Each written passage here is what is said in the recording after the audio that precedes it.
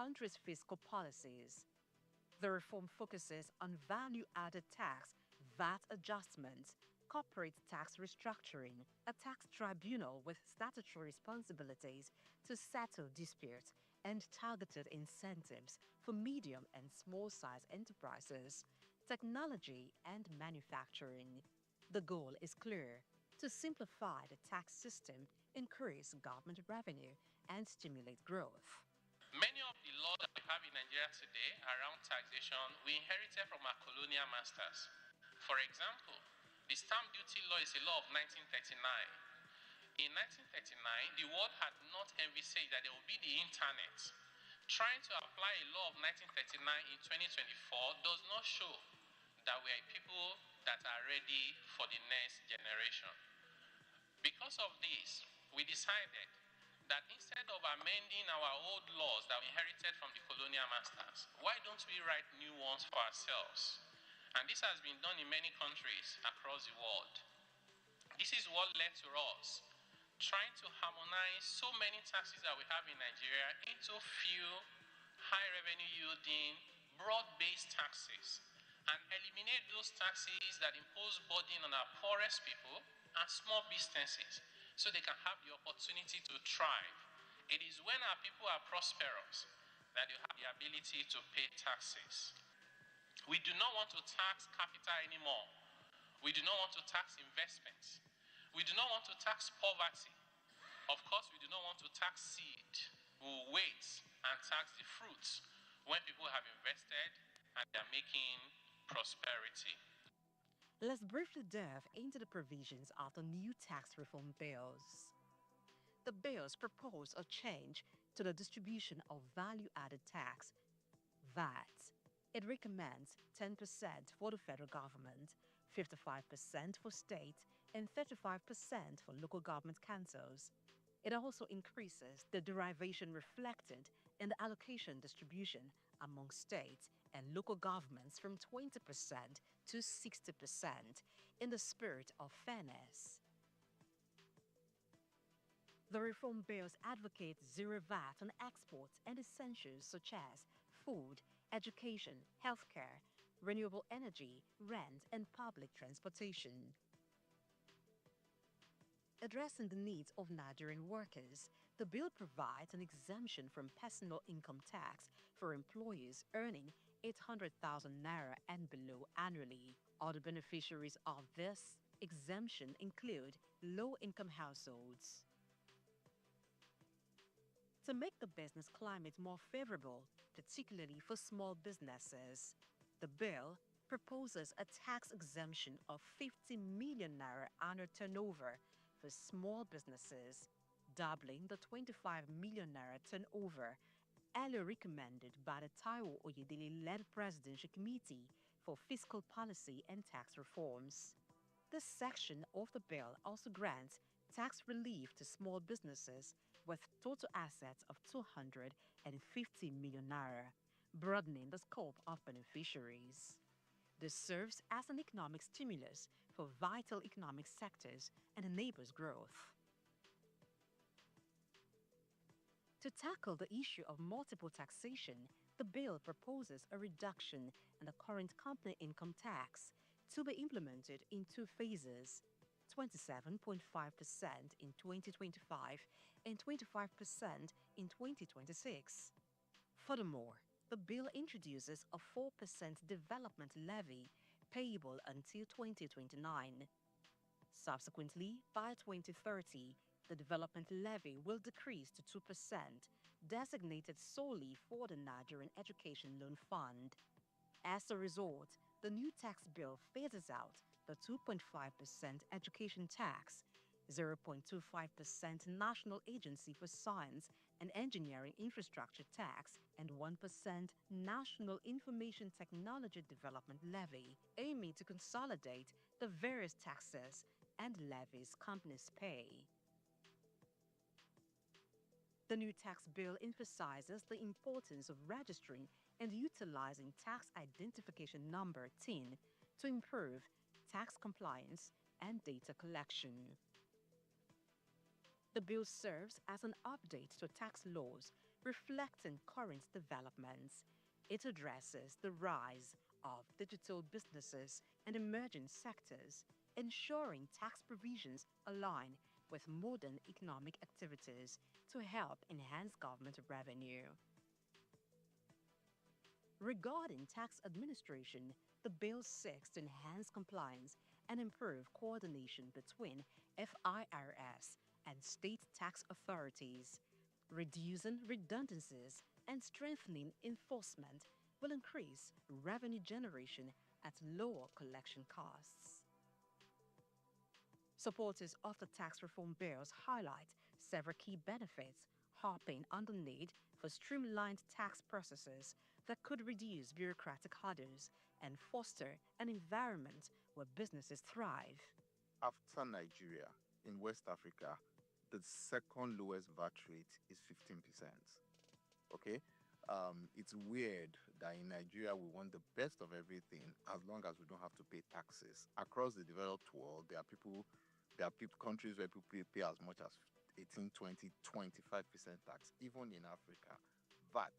So it's a welcome development. And of course, while you look at, the percentage in and of itself, I think what you should also look at is that while VAT is going up, a number, many goods have been exempted from paying VAT. So if you're buying food items from the shelves now, there's a VAT component. Going forward, the VAT component will be removed. The same thing for medicines and healthcare and a lot of other things.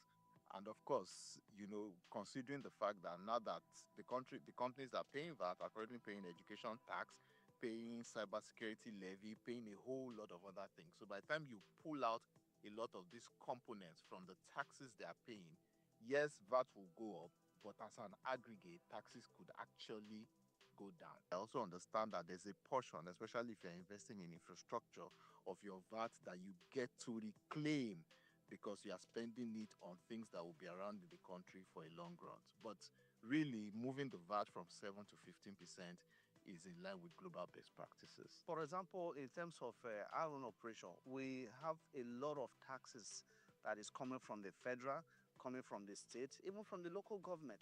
So I'm of the opinion that implementation of this tax reform will eventually streamline the whole process of bringing every tax administration into a singular format. And also imagine that you are having all different manners of taxations. People coming to our company today, they are from local government, other people are from state, then from federal. So if we have a uniform tax administration, I think it's only just natural that that seamless process we definitely address a whole lot of issues. So for me, the time of me attending to someone from local government, attending to someone from the state, someone from the federal government would have actually done the diverted into a more productive activity within my operations. Despite their potential benefits, the reforms have sparked heated debates. Some critics of the tax reform bills cite inadequate consultation with critical stakeholders as a reason for their opposition. Other challengers argued that the bills have the tendency to create fiscal crisis in some states and further impoverish Nigerians. A major contentious part of the bill is the section dealing with VAT distribution. Governors of the 19 northern states, traditional rulers, and stakeholders from the region have voiced concerns about the distribution of VAT based on derivation. But could be addressed in two ways. Okay, the first way affect everybody, and then the second way is what the leaders in the north are complaining about. The first way is on the increase in the VAT rate. Increase in the VAT rate. We have never had a situation whereby progressive increase will be brought to VAT rate in any country in the world. From my reading, I have never experienced it. So those that are attacking the bill, one, they are doing that in view of the formula they discovered, which may not be, will not augur well for them on the VAT allocation. And then secondly, they may be having the feeling that this law was just designed to favor Lagos State in the course of its own effort to become a state that has special status. Okay? It says so that will make it to be seen as if it is a country of its own, even though it's not up to the level of country, but it is higher than all other states in the country. Probably this may be the reason why they are agitating. The one that you can see clearly is on this issue of that. And then they have other suspicion. So that is another worry that I have. The issue of trust. Trust, what do some experts call trust deficit. Yes, will be promoted greatly by this bill if corrective measures are not taken. Borno State Governor Professor Babagana Zulum expressed that VAT provisions in the bill would only benefit Lagos and River states. Zulum advised the federal government to take a pause and expunge some of the clauses which it claims are inimical to the North. Responding to Northern Governor's opposition to the proposed VAT sharing formula, Chairman of the Presidential Committee on Fiscal Policy and Tax Reforms, Mr. Taiwo Oyedele, says the misconception about the proposal to increase VAT shared to states from 20% to 60% is based on the erroneous understanding that the proposed 60% would be based on the current remittance model of derivation with the headquarters effect. He clarified that the proposal is 60% based on the consumption model of derivation. There's a whole lot of politics around the position on what VAT should be. The Northern elders and leaders are well aware that this reform is good for the national interest. And I think what people really should have focused on is not to argue about the current state of things. People should be focused on going forward. How is the Northern state going to industrialize in the face of the challenge that the economy generally or globally is facing? Why is this suspicion? The suspicion is because Lagos is industrialized. Lagos is industrialized because they have created an ecosystem for businesses to prosper. And this is what should be replicated in all the states of the Federation, so there should be no fear. Now, we are not changing the revenue allocation formula for the consolidated revenue account. That's not changing. It's only VAT, which is just supplementary to the normal sharing formula. I think everybody should really be consoled. For us, it's a progressive move, and I think Nigerian need is. We've talked about, people talk about how to redefine our federation for too long. But I think these are the definite moves that actually will portray us as federation and not a unitary state. So many people have actually been clamoring for adjustments and changes in the tax system because the basis for which these existing tax structures were formed, Nigeria has actually moved beyond those levels and beyond those stages. So they are no longer favorable to the present economic situation of the country. You can imagine someone that earns a minimum salary of about 800,000 per annum is still paying about 80-something thousand, which we may say kind of minimum tax to a personal person, not even talking about company now. And even with the present tax system, a company that does not make profit is even paying tax. I totally agree with the new reform that is actually ongoing. So the fiscal policy of the government, which is based on this reform, is to, in a way, address it. Let me give you an instance. The income tax relief for low earners. So, like the existing one, if you are earning 800K as your minimum, you are paying 1% on that. But with this new reform, 800 and below, you are not paying tax. You are exempted. Is that not a relief? In the same vein, Oyedele says there is a need for urgency in the passage of the tax reform bills to provide relief for businesses and Nigerians who are experiencing multidimensional poverty, stating that the Finance Act will become null and void once the tax reform is enacted. The draft of the tax reform bill was framed by a team led by Taiwo Oyedele, chairman of the Presidential Committee on Fiscal Policy and Tax Reforms. President Tinubu inaugurated the committee in August 2023 and tasked it with improving fiscal governance, simplifying the tax system, and enhancing economic growth. According to the leader of the 10th Senate, Senator Okpeyemi Bamidele, the new tax bill reflects the present administration's commitment to equity, efficiency, and sustainable development. The tax reform bill has scaled second reading at the National Assembly and is now before the Senate Committee on Finance for more stakeholder engagement. Ultimately, it is hoped that what is right for Nigeria's fiscal future and economy prevails.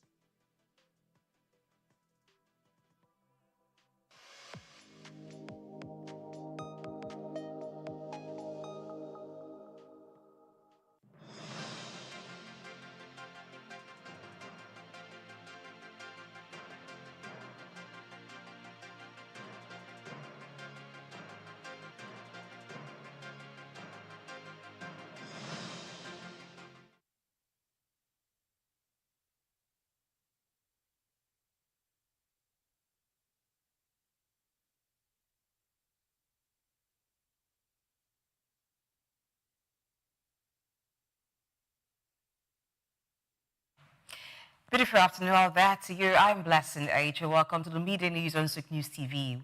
Let's get the headlines. Now, during stock market drops by 476 billion naira in 1 week.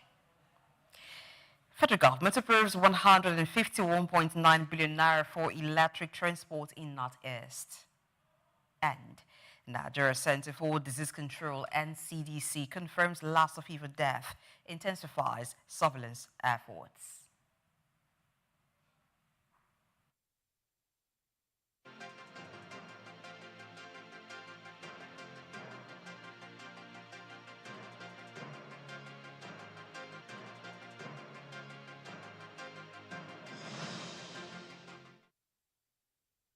Now, details of the news will begin with the stock market, where the Nigerian stock market lost 476 billion naira last week as investors traded 1,818,000,000 shares worth 47,226,000,000 naira in 64,222 deals.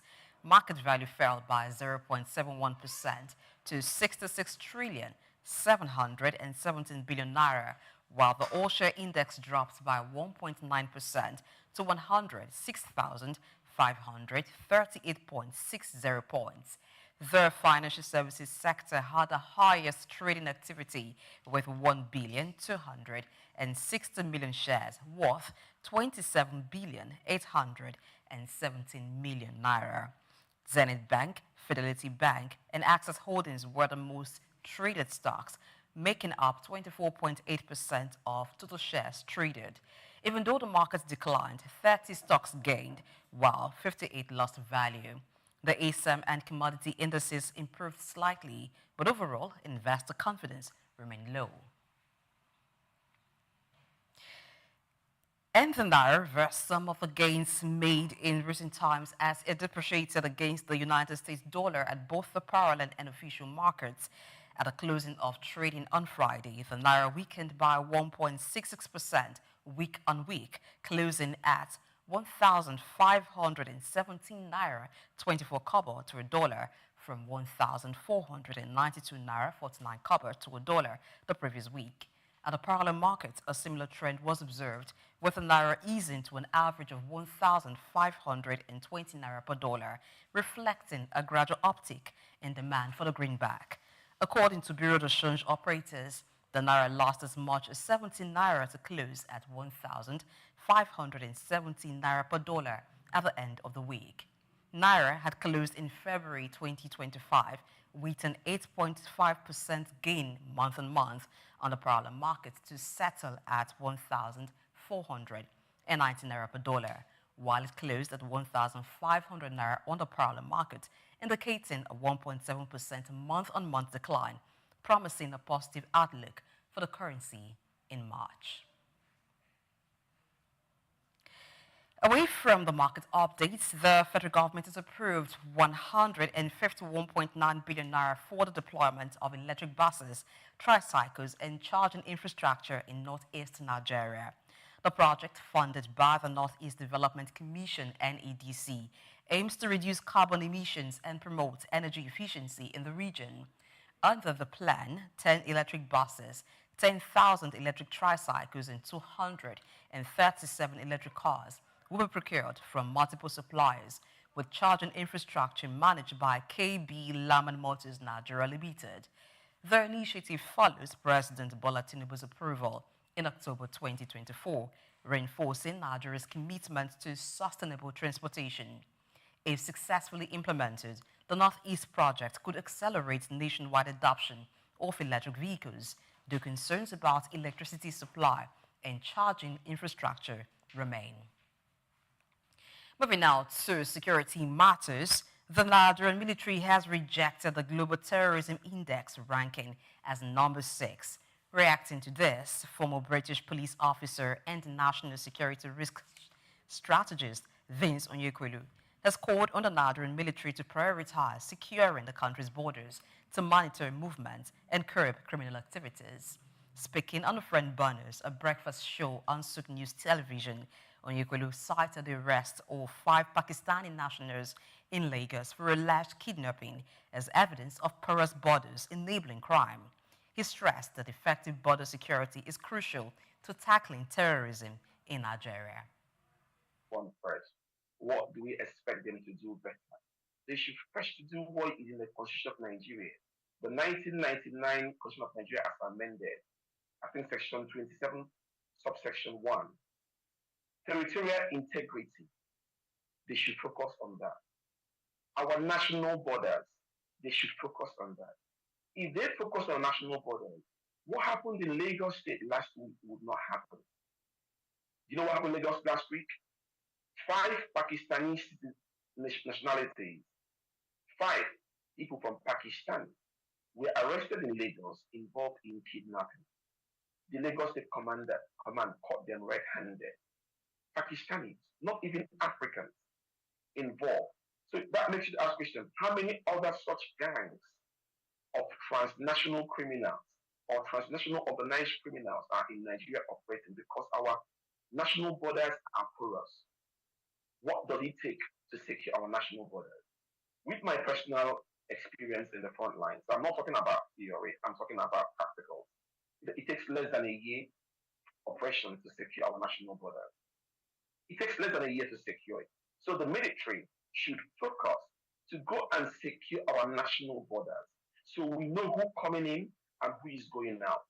We know the kind of materials, the kinds of goods that are coming in and who is going out. If they do that, then containing what happens inside Nigeria can now start from the grassroots, start from communities, start from towns, start from local government areas. Because every criminal lives in a community, lives in a yard, lives in a street. If our national borders are protected and secure, then crime in communities and in villages, in local government areas can now be managed maybe by the usage of the police or the local vigilantes that are trained by the police that can give report to the police, by the use of what they call kings, emirs, Igwe, and other kind of leadership in communities, because every criminal lives in a community. The state would have even little to do because once the state supports their communities, their towns, their local government areas, the state can reap the benefits. So it becomes a decentralized approach, not a centralized approach. So if you send the army to my community, they don't know that. Because of the fear of the community, they will not feel comfortable. And in that uncomfort, they may take some drastic actions because every little thing may make them feel threatened. As an Igbo man, we may start saying, Igbo friend, hey, hey, hey. And anybody who is not Igbo may think that that sounds like a war sound. Well, that is just a simple greeting. So I think we don't need to deploy military except the police have done their assessments and write to the Attorney General and write to the National Assembly to invite them. And when they finish, demobilize them back to the barracks. You're watching the media news on Souq News TV. Up ahead, aviation workers call on President Tinubu to redeploy customs officers involved in assaulting van director. We'll bring you details after this break. Just stay tuned.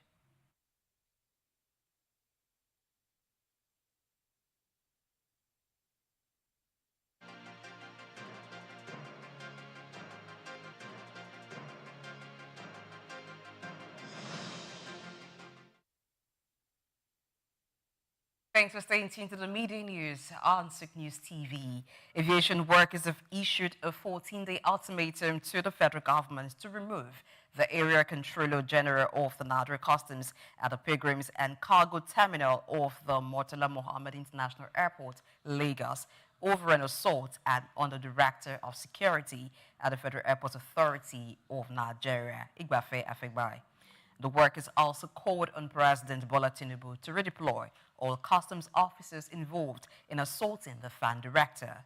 According to a joint communique issued by the workers' unions, the ultimatum started counting from March 7, 2025, and will elapse on March 21. The unions threatened rage against what they tagged as excesses and misbehaviors of the officers of the Nigeria Customs Service, as they also demanded the reduction of the officers of the Nigeria Customs Service as they demanded a reduction of customs personnel across the nation's airports, especially at the Lagos airport, in compliance with global standards and practice. The unions include the Air Transport Services Senior Staff Association of Nigeria, the National Union of Air Transport Employees, and the Association of Nigeria Aviation Professionals. Away from that, the Manufacturers Association of Nigeria strongly criticized new financial charges imposed on private companies by the Financial Reporting Council of Nigeria, FRCN. Under the amended FRCN Act, non-listed companies are now classified as public interest entities, PREs, and required to pay annual fees based on turnover with no cap on payments. MAN's Director General Shegun Ajayi Kadri described the charges as excessive and harmful to business survival, especially amid economic difficulties. He also condemned the severe penalties, including a 10% monthly fine for non-payment and potential imprisonment for defaulting CEOs. Calling for a suspension of the charges, MAN urged FRCN to align with Nigeria's tax reform efforts to ease the financial burden on manufacturers. The association warned that enforcing these fees could deter investment and hinder economic growth in the industrial sector. Data from the Foreign Trade Statistics Report of the National Bureau of Statistics have revealed that the cost of petrol imports rose by 105.3% to 15.42 trillion naira in 2024 from the 7.51 trillion naira recorded in 2023. This rise comes despite an increase in domestic refining, highlighting the country's continued reliance on imported fuel. While the data show that operating local refineries are yet to catch full production capacity to meet local demands, Nigeria's petrol import bill has increased steadily since 2020, from 2.01 trillion naira to 15.42 trillion naira in 2024. Marketers imported 2.3 billion liters of petrol between 11th September and December 2024, contrary to public announcement by some group of marketers who had initially stated the intention to halt petrol imports and focus on domestic supply.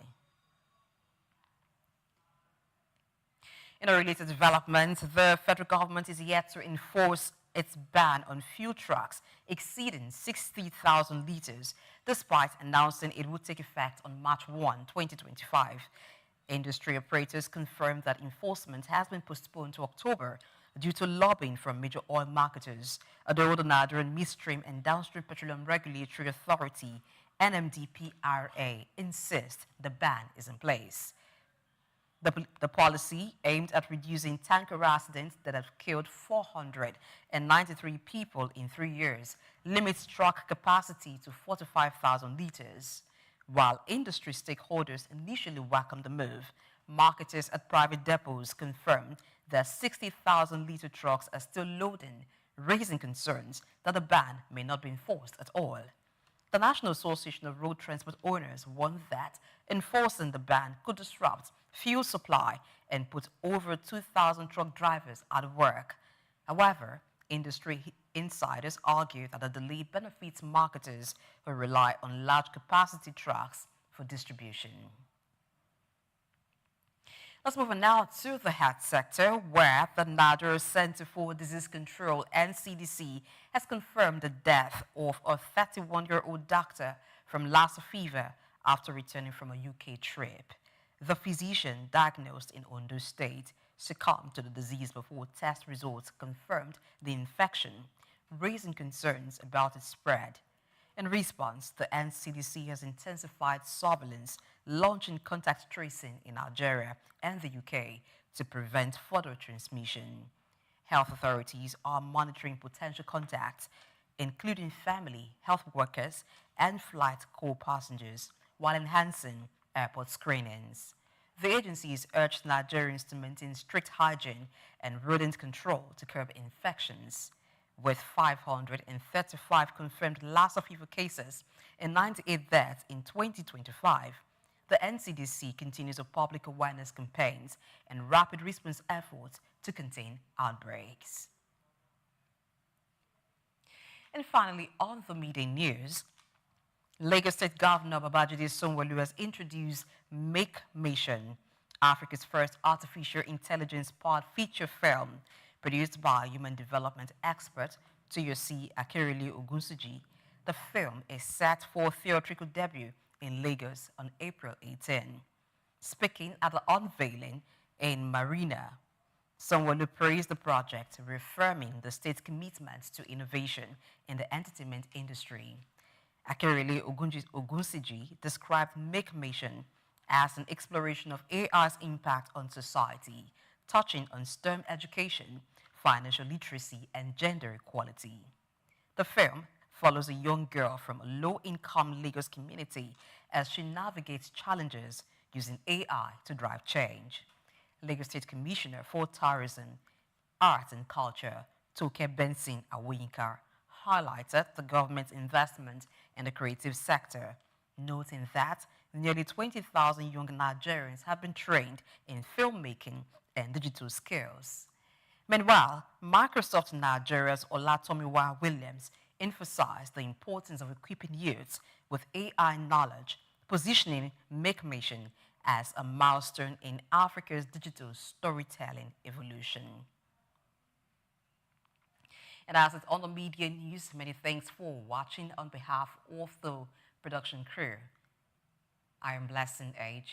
We ask that you stay for the 3 p.m. World News Bulletin and other programs on Souq News TV. Good afternoon.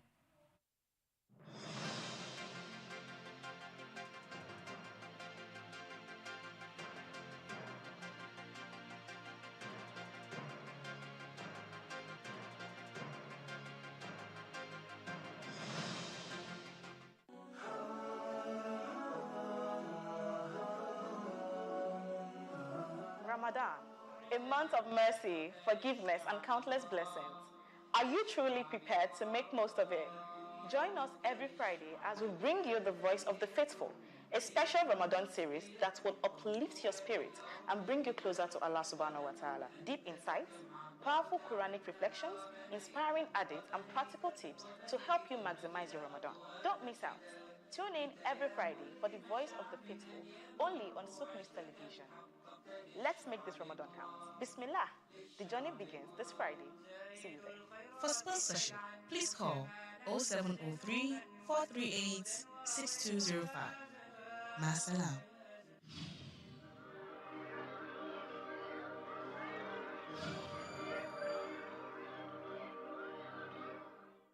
Every March, we celebrate Women's History Month.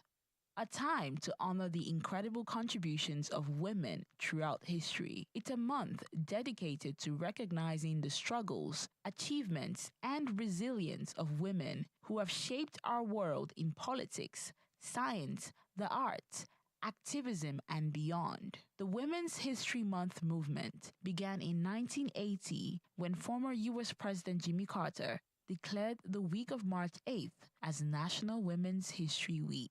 Just 7 years later, in 1987, the U.S. Congress expanded it to the full month of March, solidifying the national commitment to telling the untold stories of women's contributions. For centuries, women's achievements were often overlooked or erased from history books. Yet, they have been at the forefront of change, fighting for equal rights, breaking barriers, and revolutionizing industries. Women's History Month isn't just about the past, it's about the present and the future.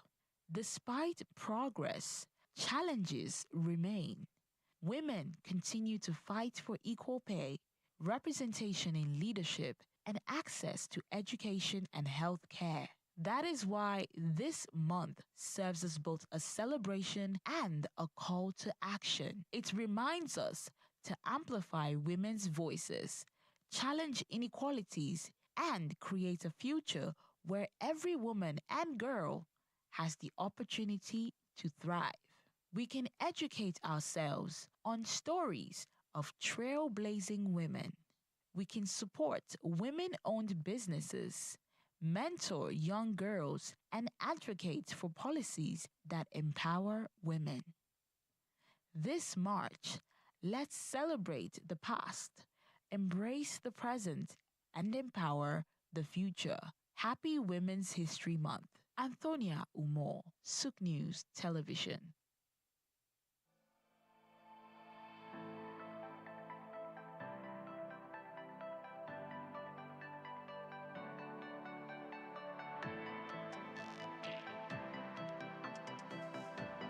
When we talk about women, we don't just see individuals. We see stories of strength, resilience, and limitless potential. Women are the backbone of families, the drivers of economies, the nurturers of dreams, and the forces behind change. From boardrooms to farmlands, from classrooms to innovation labs, they continue to shape the world in the ways both seen and unseen. As we celebrate International Women's Day, we bring you remarkable women across diverse sectors, sharing their thoughts on growth, capability, and the challenges women face, not just external barriers, but also the silent ones, like societal conditioning and the limitations often placed on their ambitions. My name is Grace Komolafe, and it is a special celebration of the International Women's Day.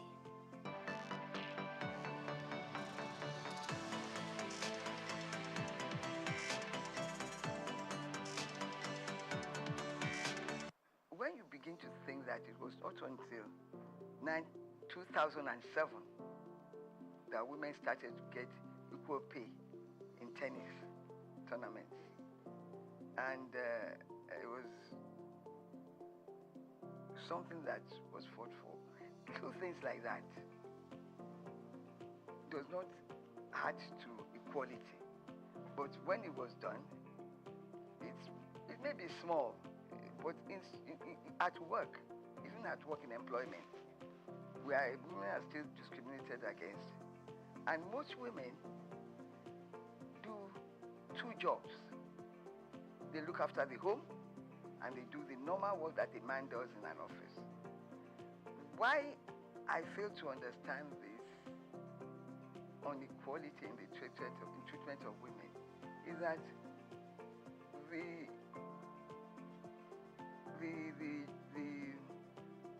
work, the responsibilities in a workplace is not reduced for women, even though we do not want to be paid the same salary as men. It's a fight that has continued, and in that area, I think we need to do more to push for more recognition Women have contributed immensely to the society. The men that are now resisting equal pay were brought up by women. So that's what I do not understand, that they can think like that. We continue to push.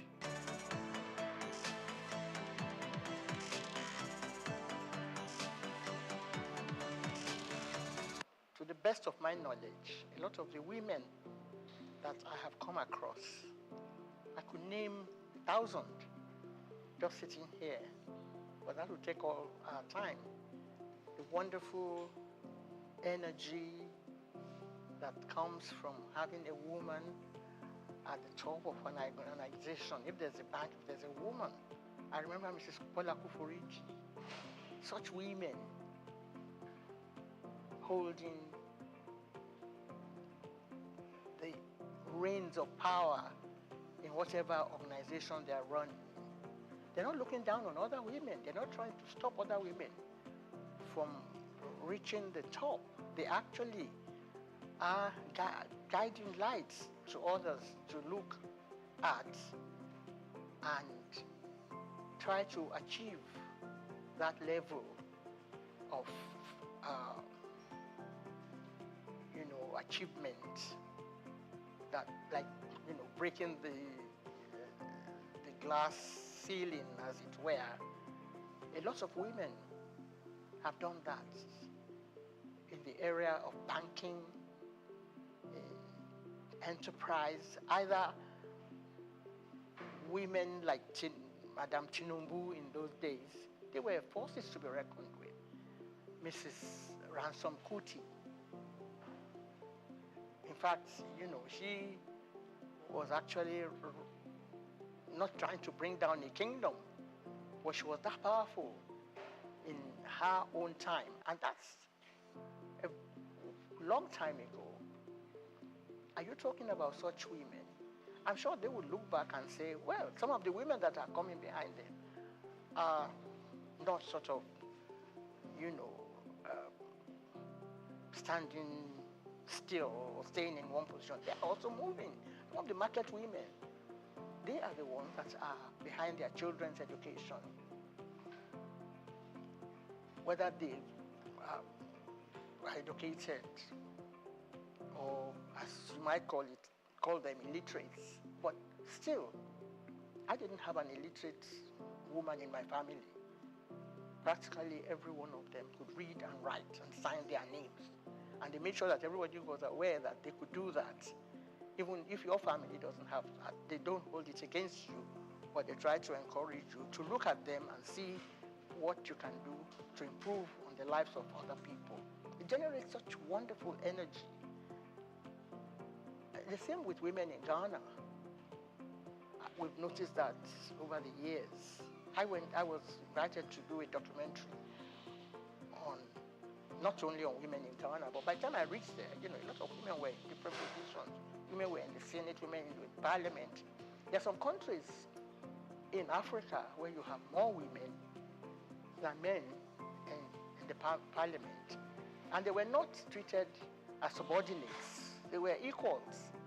And they were authorities in their own right. You had women in the universities as professors, as lecturers. I've mentioned Mrs. Ransom Kuti. We can't but help, talking about them, because they were forces of inspiration to a lot of people. And I had teachers, Mrs. Muniz, who was principal at St. Mary's Convent School. And she was in charge of all the female teachers. They didn't discriminate against the men, of course. But then, in a girls' school, you become more aware of your existence as a human being. You knew you had to be the best in your own class. You're not fighting against men, and you're not going to any, boxing tournaments with them. Because, of course, we are the feminine and gender, so you don't want to go into any physical combat with anybody. But when we went to debating societies, some of the women did perform better than the men. As a child of 13, I was in primary school and I went at the film festival to recite poetry. Children came from the Corona schools, English children, but because we were taught by English teachers, we could deliver the lines just as well and even beat the boys. I wouldn't say that, happened all the time, of course. So I grew up with this idea behind my back that, yes, I am here to play my own role as a woman, as a mother, and to other people's children as well, to do the best that you can. If you are the best in any field, you don't want to wait for someone to be playing international women music before you dance. So I've always been in this position where we could start International Women's Organization in Nigeria and call it a big name and ask other people to come and join us and see how forceful women really are. But it's a thing of joy to know that a day is actually set aside for women.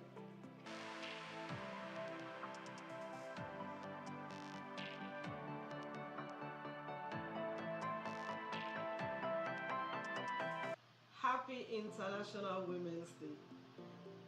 This year's celebration of the International Woman has been themed Accelerate Action. It calls for intentionality in taking steps that promotes gender equality.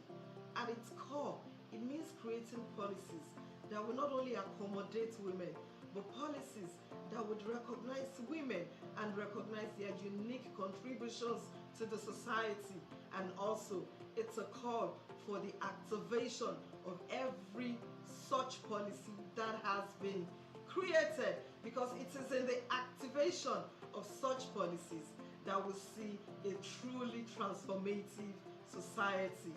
Now, this is a clarion call for the government to promote policies that recognize women as caregivers, leaders, change makers, and trailblazers. Also to recognize a woman's unique contribution to the society. It is in the recognition of these policies that a society can truly thrive. Now, this is also a call not just for the creation of the policies, but for women to be involved in the process of creating such policies. That is when we can truly ensure that all the objectives of such qualities are met and are achieved. The true progress of any society lies in dismantling barriers. The true progress of any society lies in embracing a woman's unique contributions to the society. Now, this is a call to the woman out there. The world needs your voice. The world needs your courage. Your dreams are valid. Don't give up on yourself. Don't give up on your dreams. Keep running. Keep working hard. Happy International Women's Day.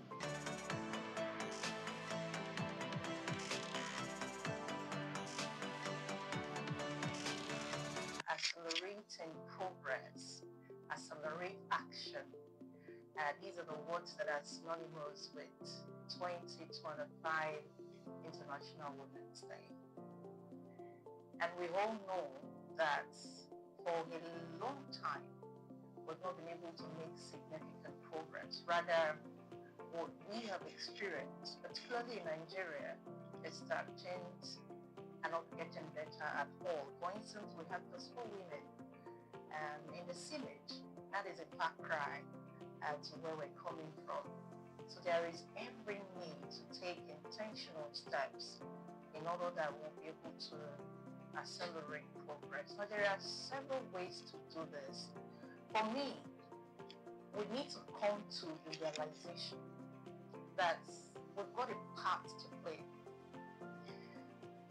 And through my investigations, I've come to discover that as women, we hold ourselves deconditioned. What do I mean by that? Over the years, through social, through cultural, through religious means, we have been conditioned in a particular way. We've been told what to do, stereotype, biases, discriminations. We've accepted all of those things, and there are norms within and outside of our environment, including our homes. And so most times, we're leaving a lot of things undone. We're in complete denial of what we should do. For us to be able to accelerate, for us to be able to make progress, we must come to that realization that we've been conditioned in such a way that we really can't make progress until we decondition ourselves. For instance, in different gatherings, I've asked people to refer to me as chairlady and not chairman. But the truth is, for a lot of our women out there, they still prefer to be called a chairman. And I think that that is part of the conditioning that we need to revamp, we need to refocus, we need to address. If we're able to address this, the next step for me is for us to advocate for effective and efficient justice system. In our courts today, if you have a case of domestic violence, if you have a case of rape, the justice system almost denies you justice. Not only that, it takes you a very long time. And we all know that justice delayed is justice denied. Again, there are no proper investigations. Our police officers treat domestic violence as a family matter rather than an offense that needed some address and justice. And so we need to advocate, we need to demand, be it through riots, be it through petitions, be it through strikes, we need to demand that effective and efficient justice system will have to come to play. And for me, finally, the third important strategy that women need to adopt to accelerate progress, action, is for us to massively train our children, particularly the boy child. Because when we talk about mentorship is not only about being on the queue for people to learn from you. Our actions, our inactions forms mentorship shadows for young people. And so we must go back to the children, right from the kindergarten years. We must come up with a structure. We must come up with a code of conduct. We must educate them in such a way that by the time they are teenagers, by the time they are young adults, they understand what it means to respect. They understand what it means to ensure that the dignity of the human person, particularly the woman and the girl child, are properly observed. We need to train them on family values. We need to take them away from the crises within our environment and our society. And all of that needs training. Training will have to be done before mentorship. I hear a lot of people talk about mentorship these days. Unfortunately, for a lot of people out there, mentorship is not what is needed. It is training, training, training, and retraining.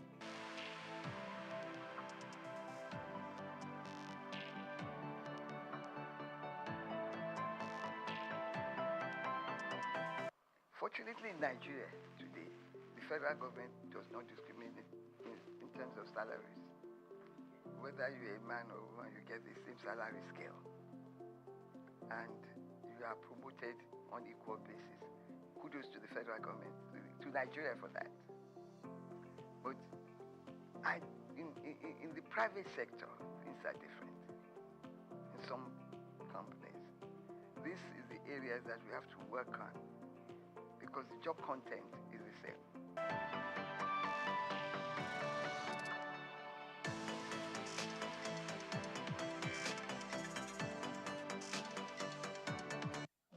equity, gender equality addresses two different things, and they are both very important. So when we talk about gender equality, we're saying that you give a level playing field for every human being to participate in. That is what gender equality means. Now, whether there are some nuances as to the physical ability of a man and a woman, that is secondary. That's not what is in question. What is in question is open up the field. Do not bring biases. Do not discriminate. Do not stereotype. Just ensure that the field is clear.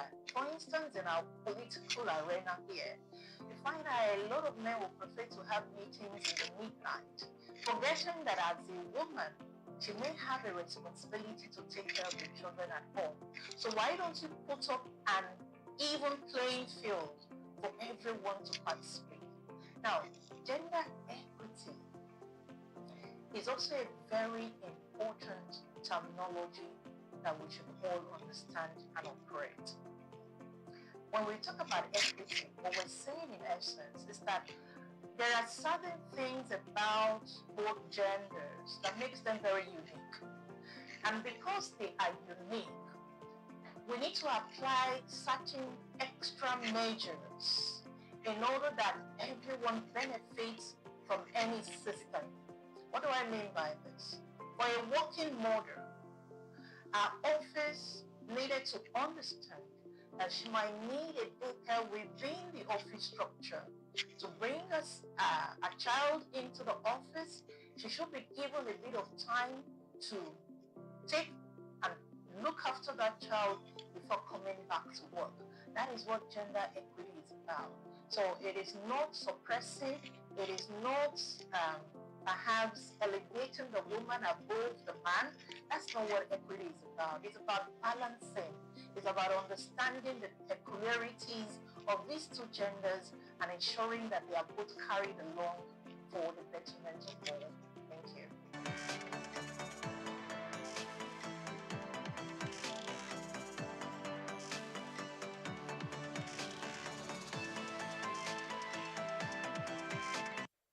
Every woman's voice matters. Every woman's dream is valid.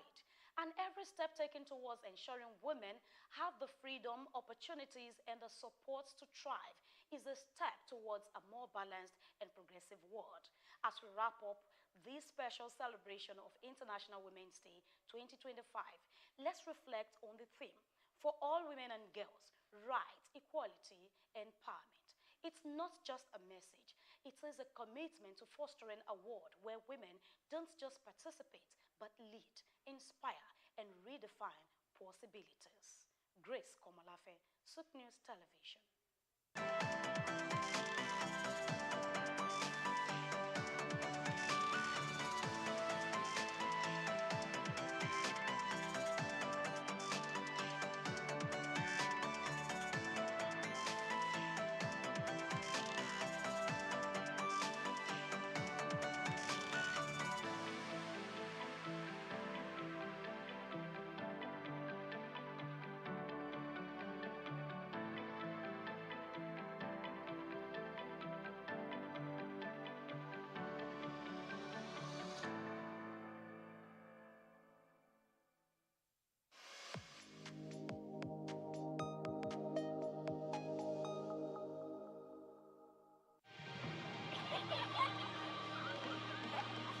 What keeps the heartbeat of a community alive?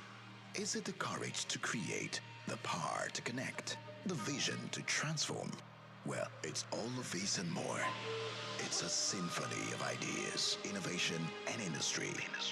But where do these stories come alive? It's right here on The Isle, 104.9 FM, the station where dreams meet action and growth finds its voice. The Isle, 104.9. Business, economy, development. Stay tuned.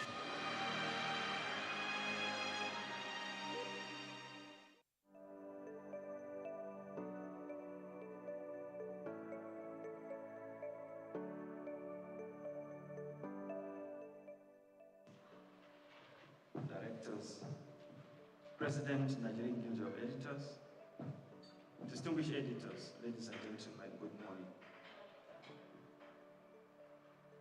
Mr.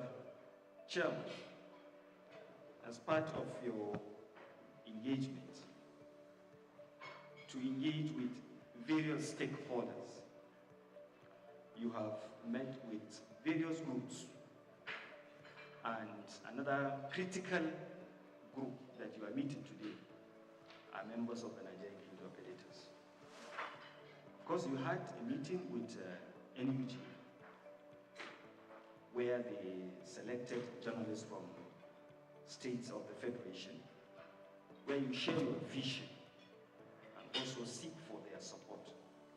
It's the same thing we are here today. Editors, before you is the chairman of the ICPC. Before becoming the chairman of ICPC, he was the Commissioner of Justice in Jigawa State. And he has a vision that he intends to unveil, or he wants you to help him so that he achieve this vision. Dr. Musa Ali San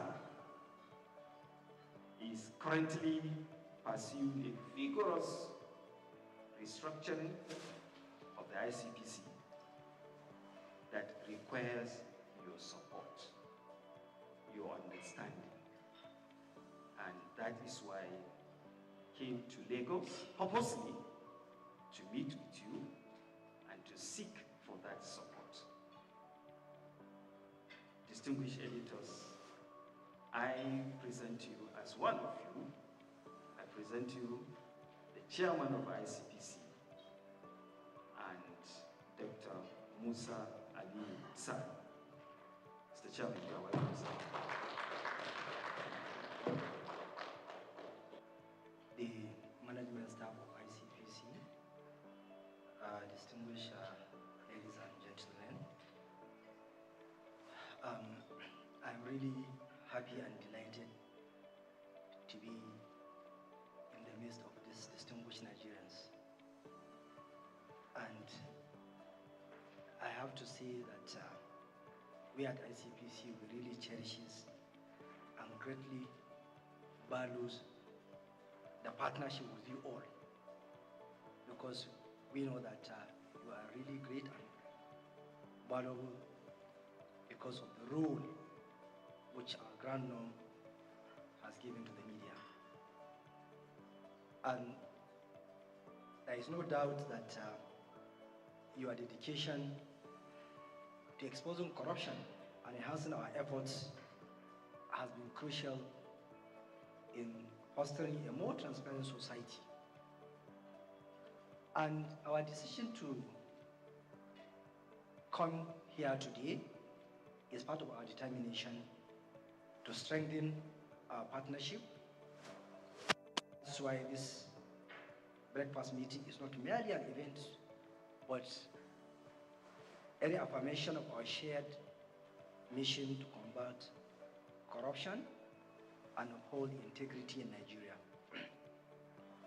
And your support for the ICPC in delivering its statutory mandate, including its robust activities and initiatives in fighting corrupt practices and other related offenses in Nigeria, is really commendable, because you have been really helpful in enlightening Nigerians about the problem of corruption. And I'm personally filled with gratitude that the media has continued to positively boost the ICPC's anti-corruption public communication efforts. Your investigative reports, analysis, and overall dedication to truth have helped in exposing corrupt practices, because there are a lot of stories that you published which help us in our investigation. And most of these stories, they have led us to discovering some massive challenges that is facing that are facing our public sector. And if I may recall, there is one whereby it has to do with our youth. A contract supposed to be executed for the benefit of our youth, but the humongous amount of money was diverted. And it was as a result of one of you we discovered the challenge. So I thank you for the contribution. As we salute your commitment to the crusade against corruption, ICPC under my leadership is really serious to ensure that sustenance and heightening of our collaboration with you. And the media is not merely an observer, you are a frontline partner in the fight. And over the years, ICPC has adopted a strategic communication approach in line with Section 36 of the 1999 Constitution as amended and Section 27, Sub 4 of the ICPC Act. And these laws ensure the protection of suspects' rights while remaining strict, diligent, and stern in our actions. And ICPC will remain resolute in propagating the rule of law and protecting human dignity. And also, ICPC under my leadership prioritizes the protection of whistleblowers and the integrity of investigations. And transparency is a cornerstone of our work, and we will continue to provide verified information through official channels, which include press releases, newsletters, and our digital platforms. May I quickly review some of our engagement last year?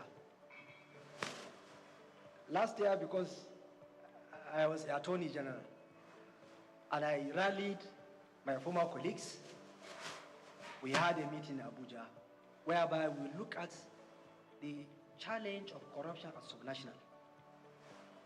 We reviewed the problems and also agree that we need to work together.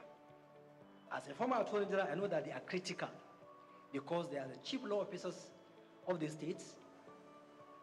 That is why I engaged them, and after the meeting we had in Abuja, we started the zonal engagement. We had one in Kano for the Northwest, where we discussed challenges around corruption within the zone.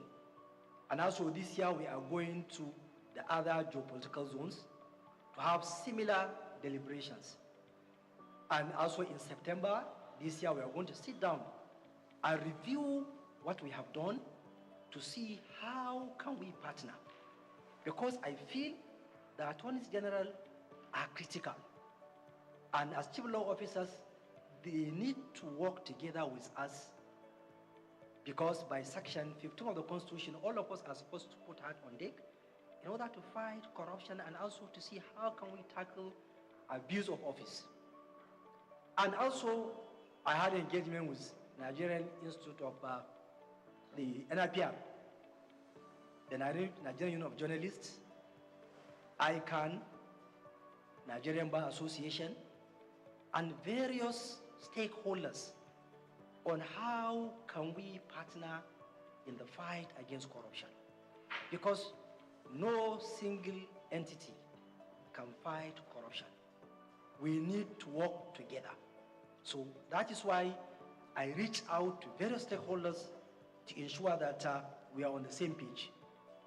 And last year, we were able to reach out fiscally 1,458,000 individuals through our 579 sensitization exercise conducted under our community engagement programs. And we issued about 188 press releases. And also the Commission experienced increased followership in our social media platforms. And also we introduced what we call ethics pods, a podcast, whereby we are sensitizing Nigerians around the issue of corruption. And also, there is no way we can succeed without having planning.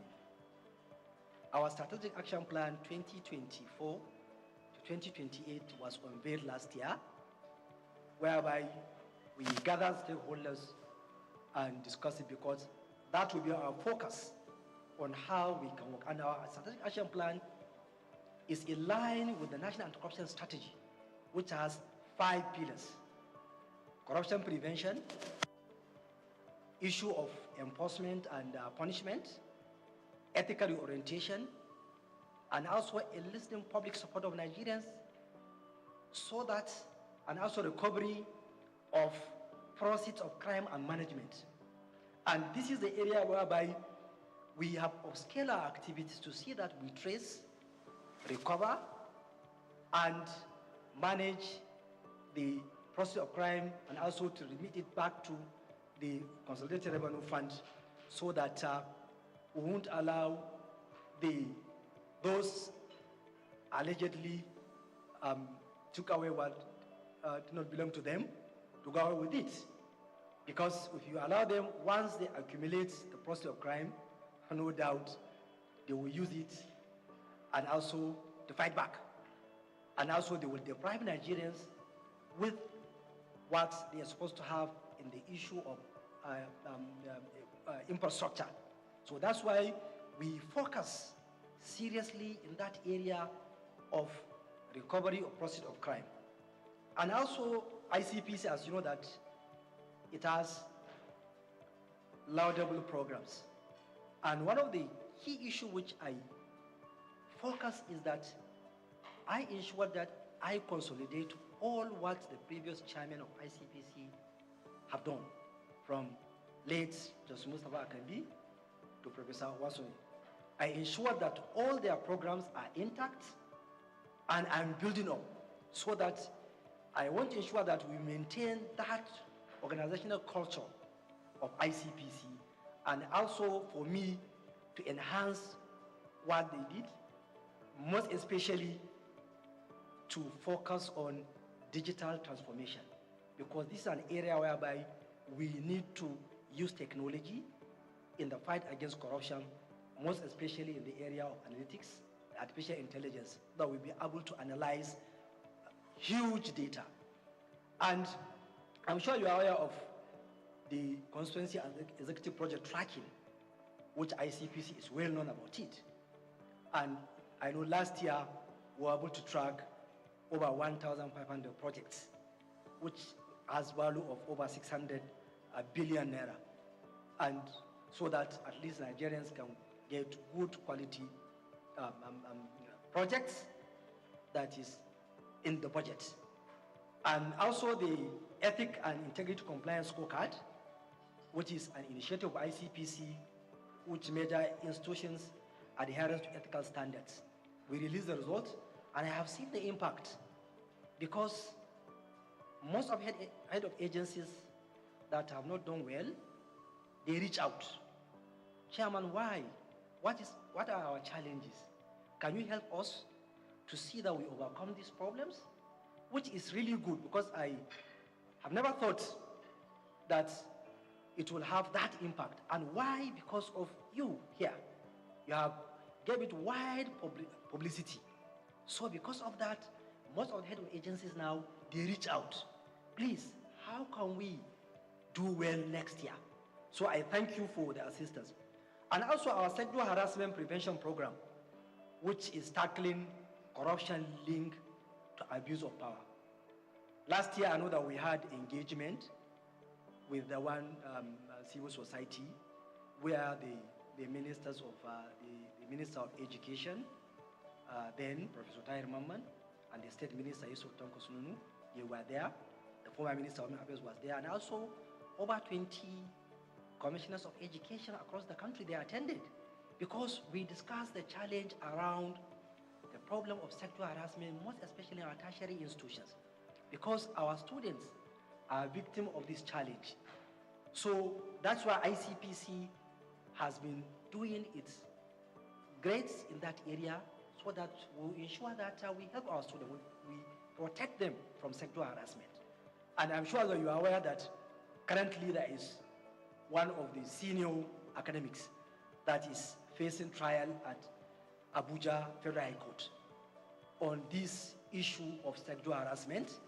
So, and we are determined to ensure that where there is credible evidence, any sexual harassment complaint tabled before us, we will make our efforts to ensure that we investigate it and also take the matter to court where there is evidence.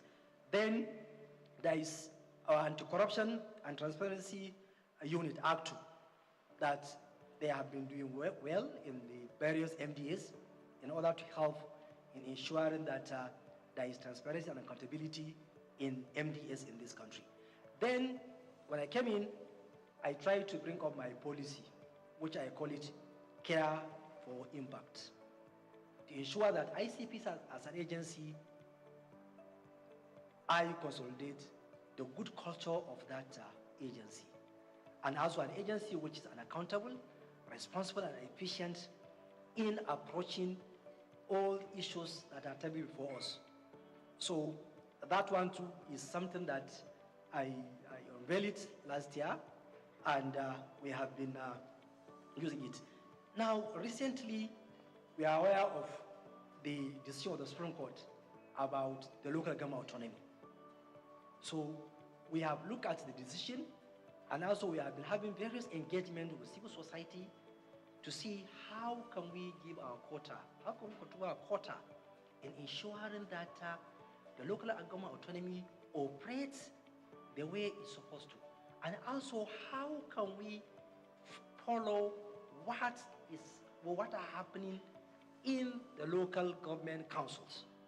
And we are trying to bring up what we call corruption prevention program for local governments, whereby we will monitor activities at all the 774 local government areas in this country.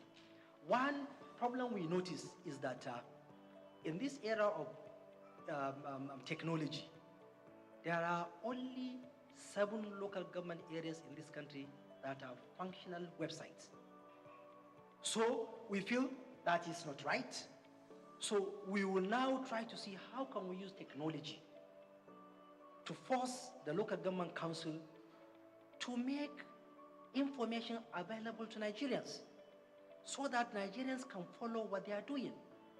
You, also the editors and other media stakeholders, can be able to follow what are they doing so that we will monitor if there are issues, questions can be asked.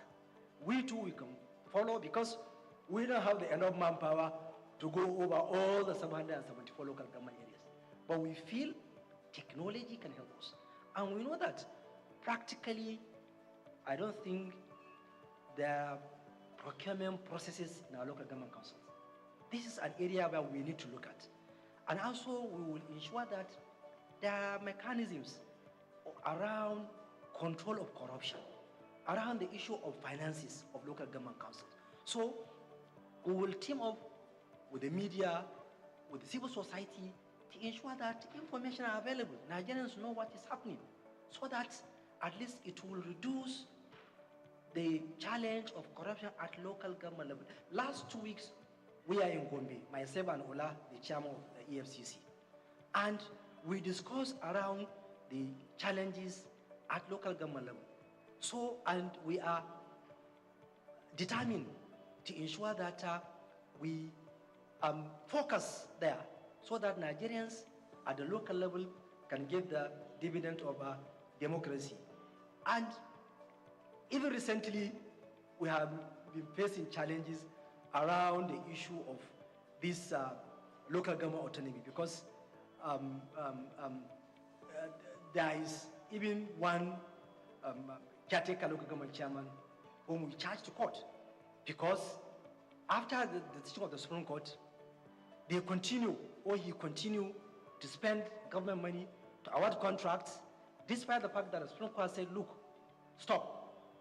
And also we know how challenging this issue of local autonomy has been since 1999.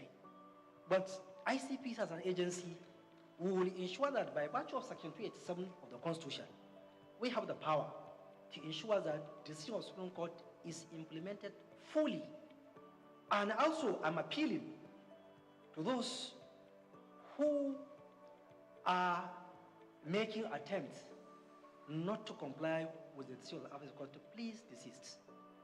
Because Supreme Court is the last court. Once it delivers a judgment, we must comply. That's what is rule of law.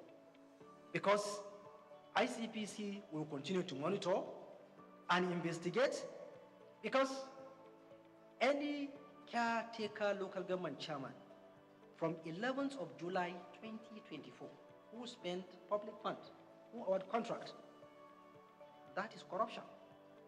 Because you don't have the mandate. And also the Apex Court has already spoken, so we must comply. Now, in my 1 year in office, there are a lot of international engagements which ICPC engage in. And in one of the engagements is that last year in September, we had an event in Beijing, China, whereby there is Global Network. Global Network is a coalition of over 200 anti-corruption agencies across the globe from 124 countries. And I had the privilege of leading ICPC delegation and Nigeria, whereby Nigeria participated in an election of steering committee member, and Nigeria was elected as one of the top steering committee member of that global network. And also, one area which I made mention that we have been focusing is the issue of asset recovery. Asset recovery is really area whereby we in Africa, we must focus on it, because we have seen how our own resources have been taken outside the continent, going to the global north. So that was why at the African Union level, if you may recall, in 2015, there is Thabo Mbeki high-level committee, whereby the heads of state of African countries agree that there is need for a forum of asset recovery practitioners in Africa. And the processes of bringing up the forum, it was last year that the forum was established in Ethiopia, Addis Ababa, and I was elected as one of the representatives of West Africa, whereby we met in Arusha, Tanzania in November, whereby I was elected as the interim chair of that forum to try to galvanize the 55 African countries and corruption agencies to ensure that we come together to see how can we help Africa to recover and repatriate stolen assets that are kept somewhere else. And we agree that, look, apart from slavery, which is our own human resources that was taken to other continents, there are a lot of stolen assets of Africa outside the shores of Africa. And we know what is happening. Whenever you want to trace and recover, the experts outside Africa will charge you huge amount of money to recover all professional fee to recover those stolen assets. So that was why we say, no, we need to come together as Africans. Let us identify our experts within the continent. If we need somebody to trace, Nigeria doesn't have the expert. It can look for Ghana, Kenya, or any other African country. Do you have the expert? Yes. So that's why we are coming together to see that we trace, recover, and repatriate the stolen assets. Also, we'll keep on raising this issue of stolen assets at various fora, because the United Nations Convention Against Corruption has already backed the issue of stolen assets that we need to recover it. So this is an area whereby that I'm chairing now, and we are trying to see how we will make efforts to see that it has seen the light of the day. And distinguished editors, we know that corruption thrives where there is silence, or in silence. But your voices are the ones that can shatter that silence. Your role in shaping public perception and holding institutions accountable cannot be overstated. The more Nigerians see what you write, what your opinion about this issue of corruption, the better for us. Because they will be enlightened, they will know what is happening, they will ask questions, and that will put us on our toes. That will minimize the challenge of corruption. Because we at ICPC, we are trying to see how can we use our mission to diminish corrupt practices through our public mobilization, our own doggedness in investigation, and also to ensure that we follow rule of law. We will be patient in investigation. No matter how long it will take, we will do it slowly but surely. We will reach our destination. And also, we at ICPC will ensure that we deepen our own relationship with you, the media. And I'm appealing to you to come to our aid. Try to understand the terrain we are working. It's not easy terrain. Whoever worked within that corruption cycle will know that it is not easy, because it is an area whereby you are fighting those who are already determined to continue to pilfer our resources. It's an area whereby those who engage in corrupt practices are really determined to peddle information that are not correct in order to try to bring controversies so that to divert the attention of the main issue.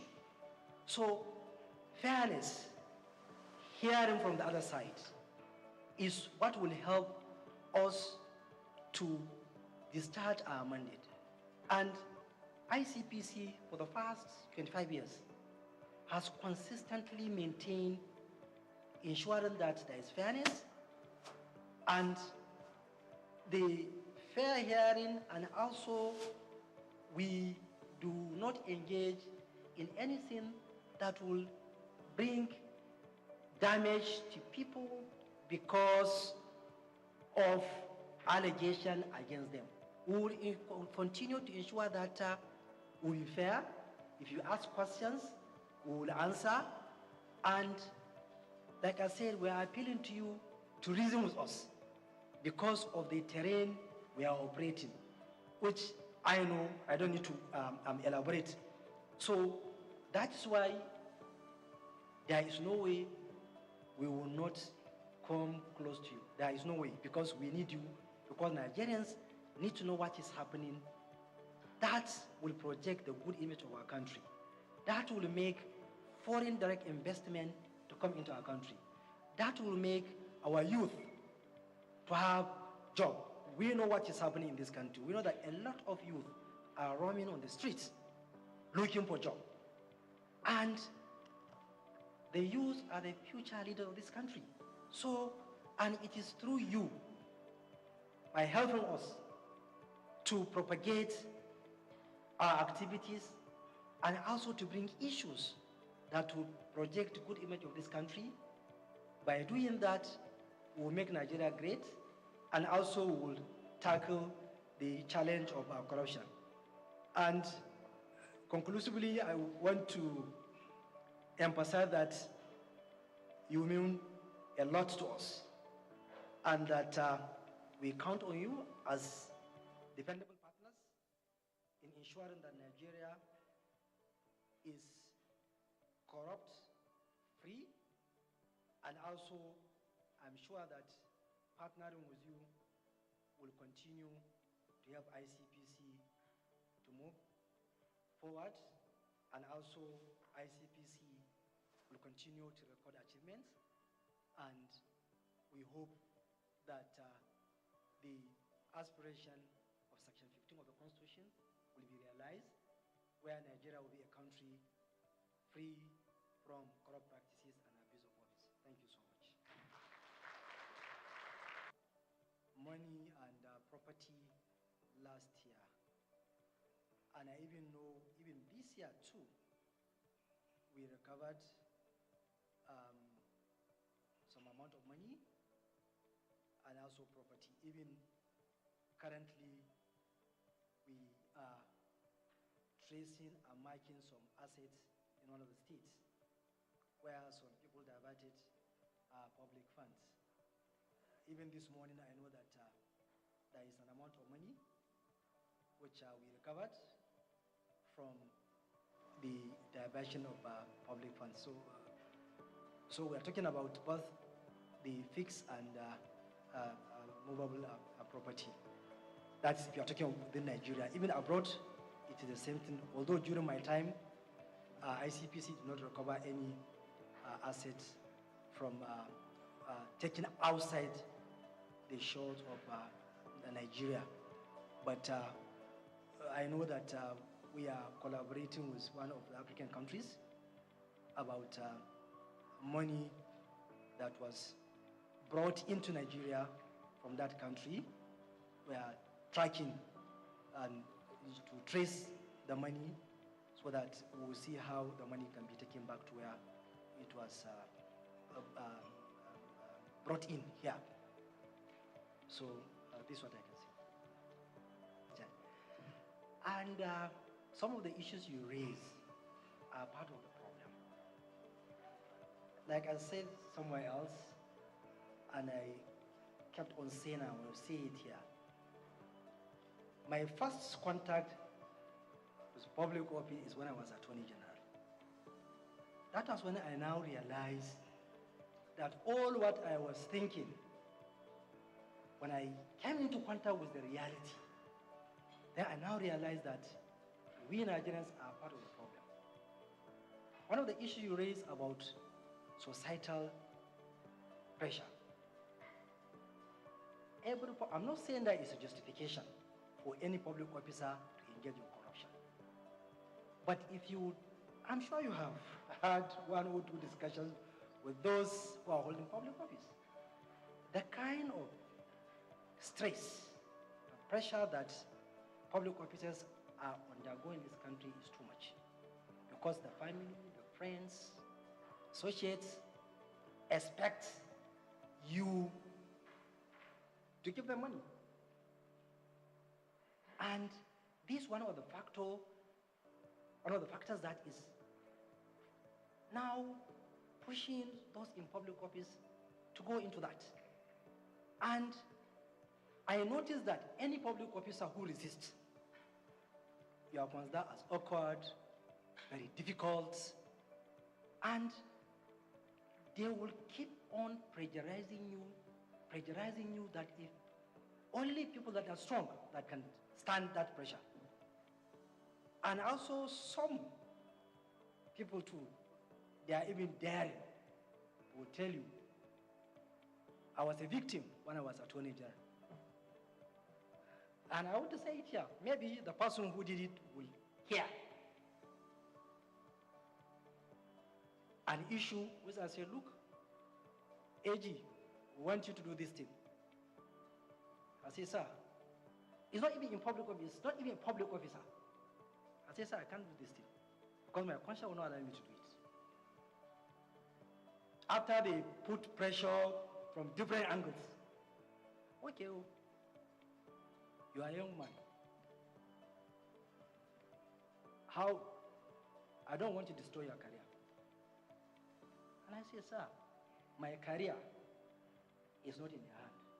It's in the hand of God, my Creator. And I left. What followed, it wasn't pleasant.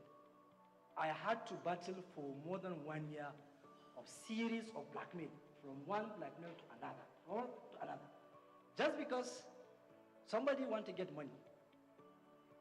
And he can only get that money through me. And I was put under intense pressure to succumb, which I did not. What followed was I was put under serious stress. Now, the second problem is there is this theory. Whenever the corruption, if you look at it, if the benefit is high, the risk is low, people will keep on to engage. if people know that if you engage in corruption, it is really highly risky, you will lose your reputation in public. People will never consider you as somebody who has reputation in the society. People will be careful. If you know that the punishment is going to be very harsh, people will be careful. But if the risk is very low, the benefit is high, so people will continue to engage. So that is why we need to look, how can we strengthen our laws to ensure that those who engage are punished seriously. And also, you, the media, you have the role to play in sensitizing Nigerians that those who are trying, please try to support them. And distinguished editors, I want to tell you that there are good people in this country. Every part of this country, there is no part of this country that I did not come across people that detest corruption, people that are serious, people that help me. I met a lot of people that are trying to see how can we help this thing, how can we fight this corruption, Chairman.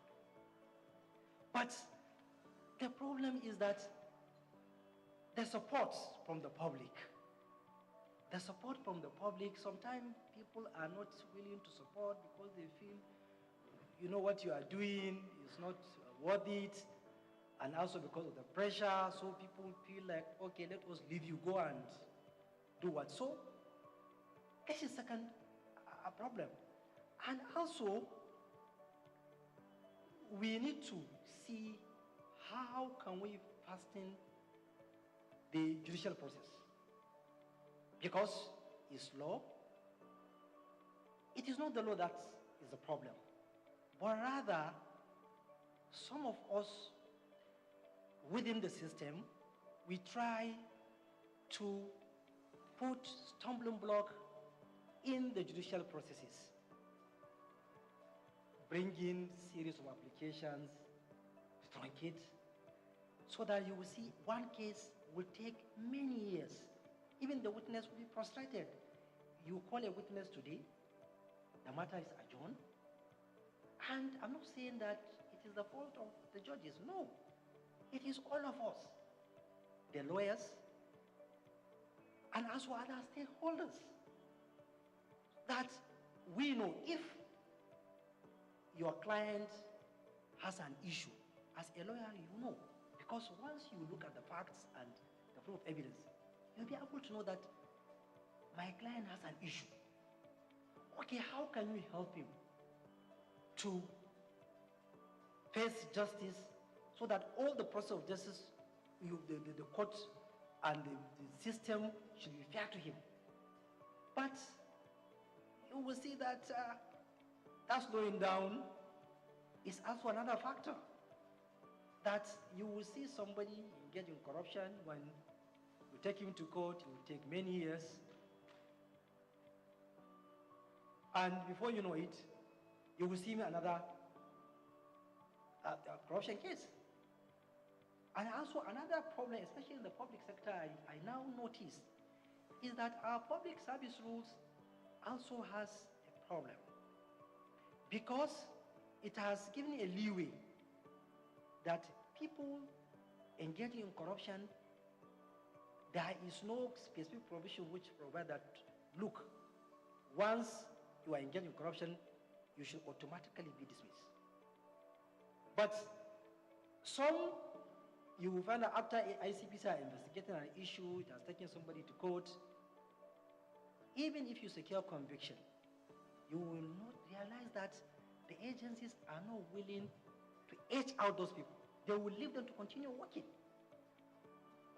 Because I feel any public officer that is convicted, he is not supposed to continue working in public agency. He should go. If the Constitution will say that conviction of embezzlement and fraud attracts disqualification for a certain period of time, I think there is need. Any convict should not be allowed to work within the public service. It should just be aged out. And that is why now, as chairman of ICPC, we are now going to exploit the Code of Conduct Bureau and Tribunal. Any public officer with secure conviction and the agency refuses to edge him out, we will send him to Code of Conduct because they have the power to edge him out. So there is another way so that we don't allow people to continue. So these and other issues are part of the problem why the problem of corruption will keep on coming and coming and coming. And also the institutions are really weak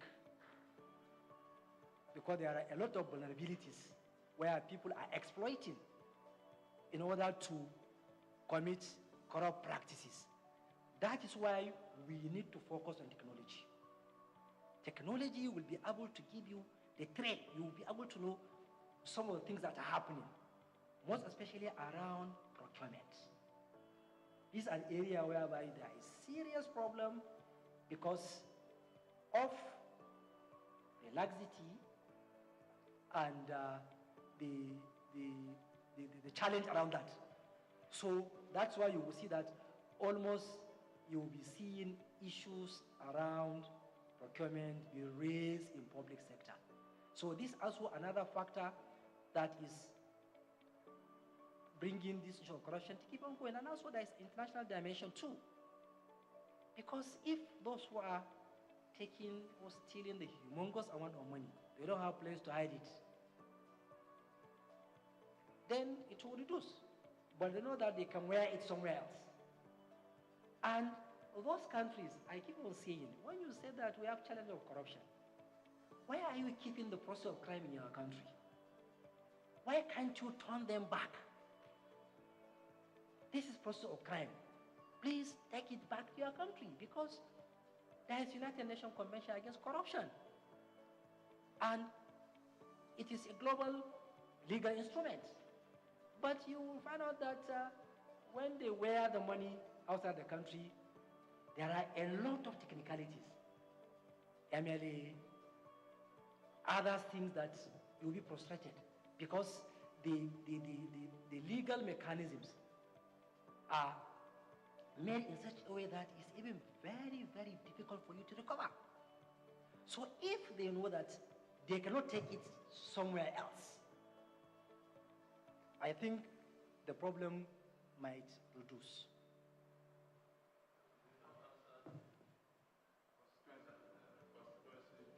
Okay, the constituency project, like I said, we have been investigating the issue because it's a challenge that has been with us for a long period of time.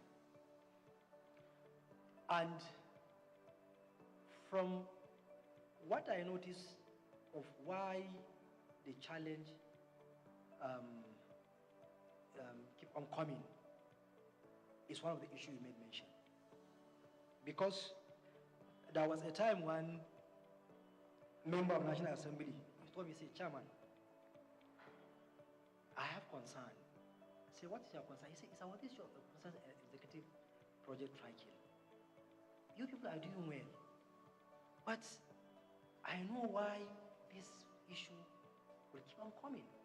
On that day, he was telling me the challenge he was facing. There was burial in his hometown. You need to contribute. He said, look, somebody had domestic accident. He called me. And so he kept on mentioning. He said, I'm not justifying, but the societal pressure on us is too much. That's why only those who are strong will resist. And I don't know whether that is part of the reason why we are having this challenge. And to be frank with you, we have noticed areas whereby some of them did not execute the projects. We have noticed whereby some of them, they did shoddy job. We have noticed whereby some of you notice that, like I keep on saying, a well is supposed to be digged in one place and somebody will just take it to his home farmland. We will see whereby street lights, instead of to be installed on the streets, somebody will put in his house.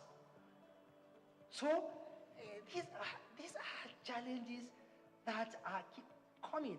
And I know that there is one of the newspapers last year, they made a front page story that ICPC has failed to tackle this challenge. And I know that we have been doing our best. And we did a lot because we have recovered a lot. And even currently, I know that there is somebody who is facing trial. A charge will file a charge against one of the former members of National Assembly. The former member is facing trial because of diversion. And also, we know that we have been going to ensure that if you do not execute the contract, you must go and do it. I know that there is a state whereby an ambulance was diverted. We ensure that it was taken to the hospital. I know where a lot of things, and that's why the strategy is good, in the sense that let us recover the proceeds of crime and put it into use. Because if you keep on filing charges and all these things, you will spend many years in court while the actual project will not be executed. And to be fair to them, if you confront them, you show them the proof. Honorable or distinguished, this is a project you're supposed to execute, you do not. Please direct the contractor to go back to site, or contractor go back to site. They go back. And recently, those who are being used, the contractors, I have been hard on them. If you allow money to be diverted through you, we are going to charge you now. You want to refund that money because you allow yourself to be used as conduit pipe. So we have been doing that and we have recovered a lot. And if I may say that the societal pressure, in my view, is one of the challenges, and also the weakness of the institutions.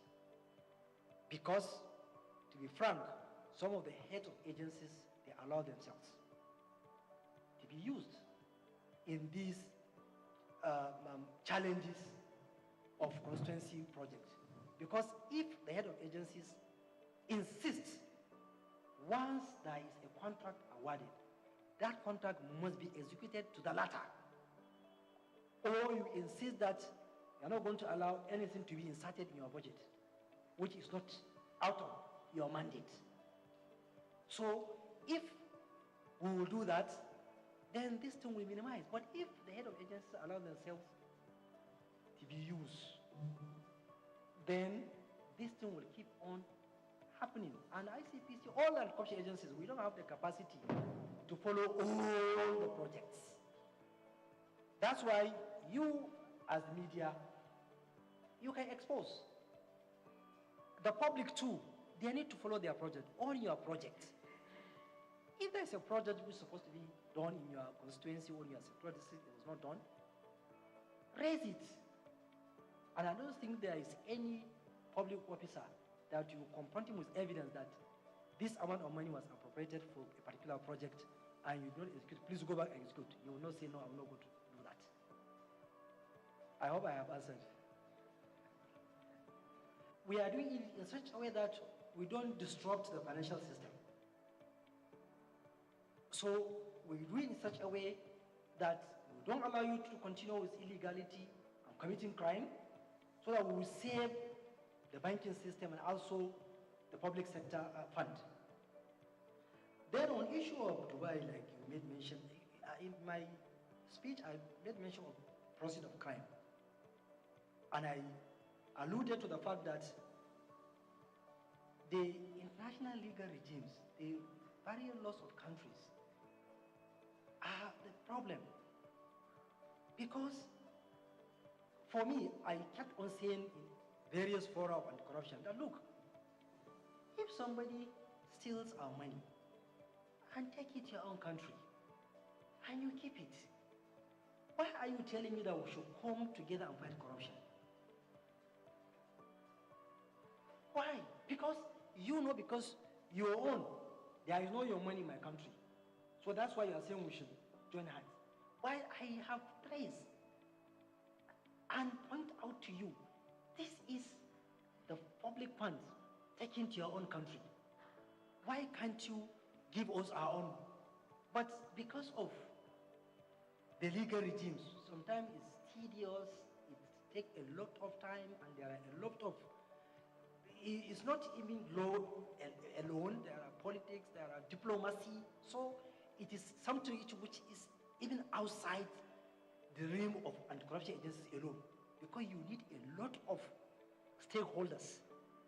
I know recently there are countries that I am the one who have been following that, look, let us sign an MOU with you, because we have noticed our funds have been taken to your own countries.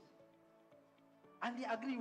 There are some 1 or 2 countries that I know that we are about to complete signing an MOU because of what we have noticed. Also here, as a media owner, here with my team, we have a radio station and also a television station. I want to commend your efforts. For you to meet with the media shows you are transparent. It shows you are accountable. I don't have any question to ask you because I'm part of the team. It is not cheap to fight corruption. It's very, very expensive. Fighting corruption is also very, very complex. It's not as easy as we used to say it.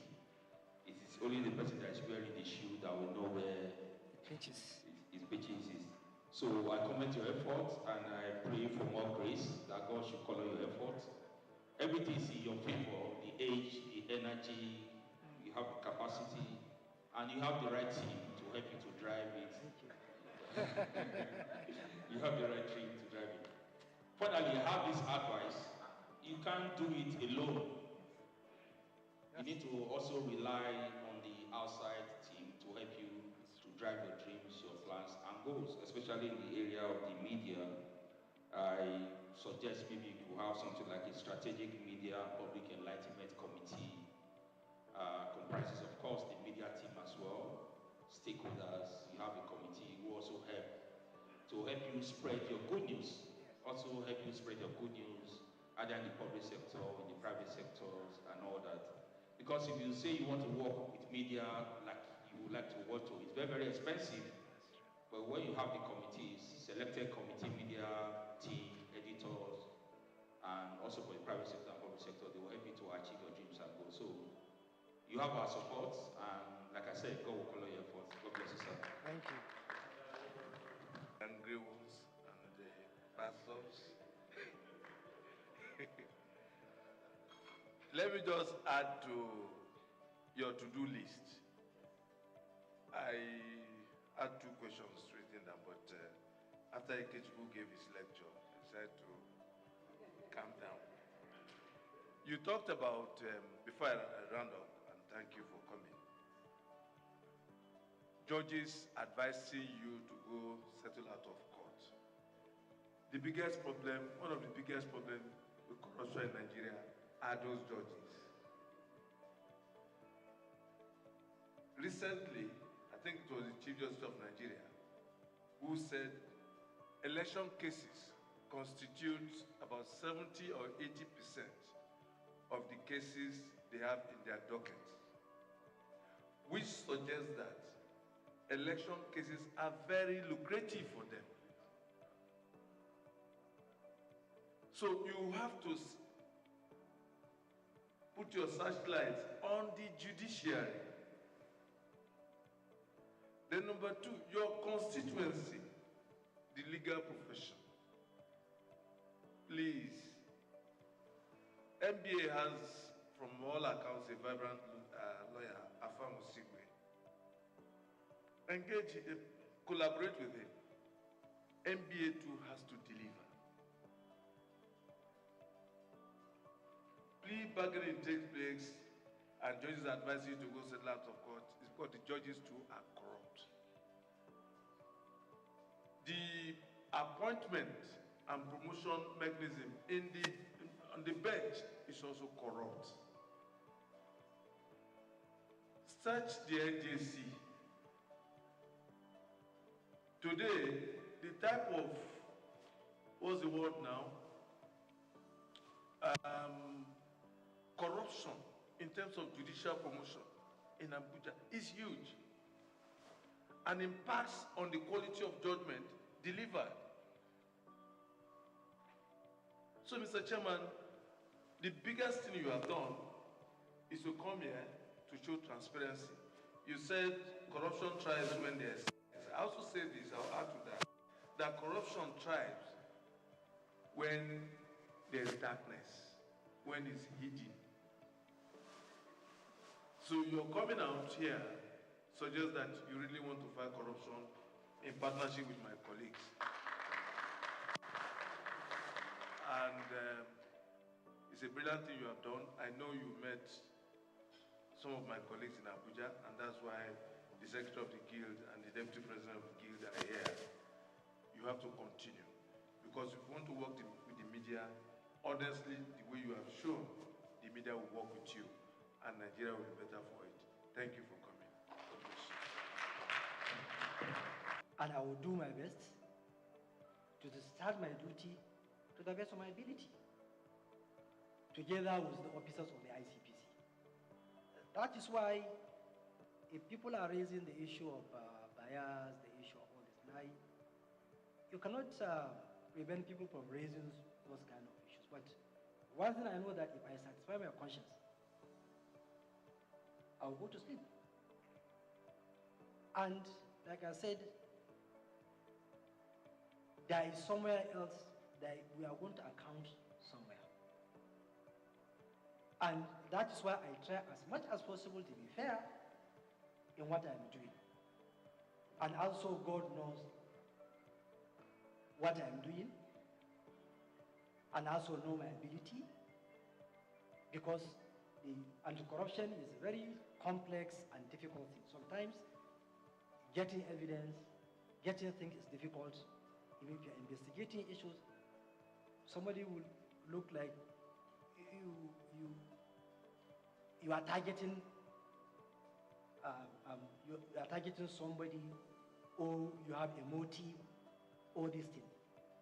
So on my own part, I will do my best, and also posterity will judge.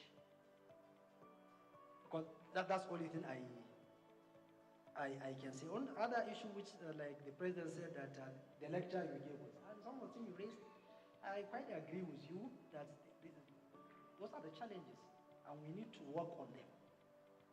And in my view, that is why the Constitution is structured in such a way that Chapter 2, it is left in such a way that is you, the leader, that you strive to ensure that Chapter 2 is realizable. You attain that aspiration: education, healthcare, good environment, all other social amenities. You as a leader, you must think outside the box to ensure that you reduce the poverty level, which I agree with you. The level of poverty is really high, and we need to tackle it, because without tackling the poverty, we will continue to face this challenge of corruption that keeps on coming. And also, we are not justifying or depending the public office holders or the politicians, like you said, that we are saying that there's societal pressure. Like you said, it's a fact. We can't deny it. Myself as CPC chairman, if I show you the number of text messages people are sending to me every day, you'll be shocked. In fact, I am even thinking that some they have even forgotten that I am the CPC chairman. Maybe they are thinking that I am chairman of one local government or a state government, because they will keep on sending. So, and also they will keep on calling, because the number of calls are such that they are unbearable. And we are part of the society. Even if we deny, there is such a thing that even if you deny, is a reality. And I agree that poverty is one of the factors. But also we have to keep on telling people that they need to consider public office holders. And also, we, the public office holders, also, we need to live a simple life. Because some of us, the way we are living very larger life, that's why people will keep on pressurizing you. But unfortunately, it is also us, the Nigerians, that are pushing people. Like that member I started the example, he told me that my constituents were telling me that, look at this man. He has finished house order, he has an old car. Up to now. So people are even looking at you, there are certain things that even if you exhibit as a public officer, people will look at you that is strange. So why? Because it is the society that are pushing people to adopt a life that will put you in trouble. And once you resist, like I said, they will say you are awkward, you are difficult. You know, all these things. And we are all human beings. And that is why we need that support from you, the media, in your own writings, articles, and opinions, and also the public too. They need to support public officers that are transparent, that try to live within their means and within the ambit of the law. But without that, you will find one or two people that because of that, they will derail. Because of that, that's why always... which is the biggest innovation network in Nigeria, innovation support network, with something like 189 hubs in 30 states in Nigeria. And these are primarily private sector driven platforms, you know, from aggregators who are major promoters of major platforms such as Lola Shonen from Ake Book Festival, Choma Ode from Afrif. We have a lot of these people who are either on our advisory board, they are co-chairs, or they are community partners, because what we're building is beyond any one person. It's about collaboration both at the top level, but through the line down to the bottom. The role of my council is, first of all, to be the primary sort of mandate is to infuse Nigerian arts and culture into everything the Nigerian government does, at state level, at federal level, and to input it into schools, education, and everywhere. So in that sense, to make arts and culture functional and front line everywhere. This will involve the foreign minister, making sure it's embedded in our foreign policy, in our embassies, in the government policy, in every sector. So we're literally going to be reaching out to collaborate to all government at all levels, all other agencies, MDAs, ministries, federal government and state government institutions, to see how we can find common ground. Because obviously we don't necessarily have a lot of money, but I feel we represent the real crude oil of Nigeria, which is the IP that the Nigerian people create. That IP they create, even if you valued it at $100 per Nigerian, that'd be something like $20 billion. And I believe each Nigerian is worth more than $100. So my own estimation, it's limitless, right? So what we have to do is we have to rethink how we imagine ourselves, rethink our own possibilities, and therefore from there, take off by pushing that agenda. But it's not an agenda for me alone. It's actually an agenda for all of Nigeria. Because when we put it front and center, it means we're putting the Nigerians front and center. And we put the Nigerians front and center, I think we win. I think historically you will find that the federal government and the governments of Nigeria have not funded heavily these sectors. They funded the heavy industries, the military-industrial complex, heavy infrastructure. But the funny thing is, whilst Africans will say, oh, this is grammar, what are you people talking about in arts and culture? What you find is that the West, right, for 500 years has dominated the world. How have they dominated the world? Through narrative.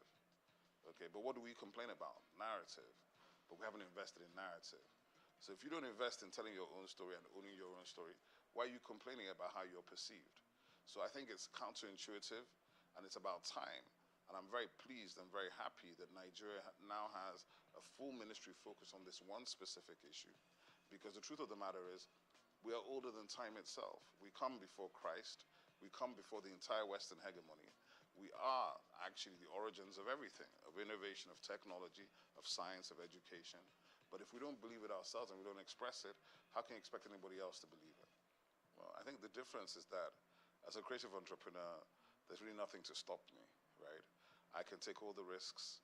I don't have to worry about anything. I can decide, win or lose, we're doing this thing. But of course, as a public official, I have rules and regulations I have to go by. I have a boss.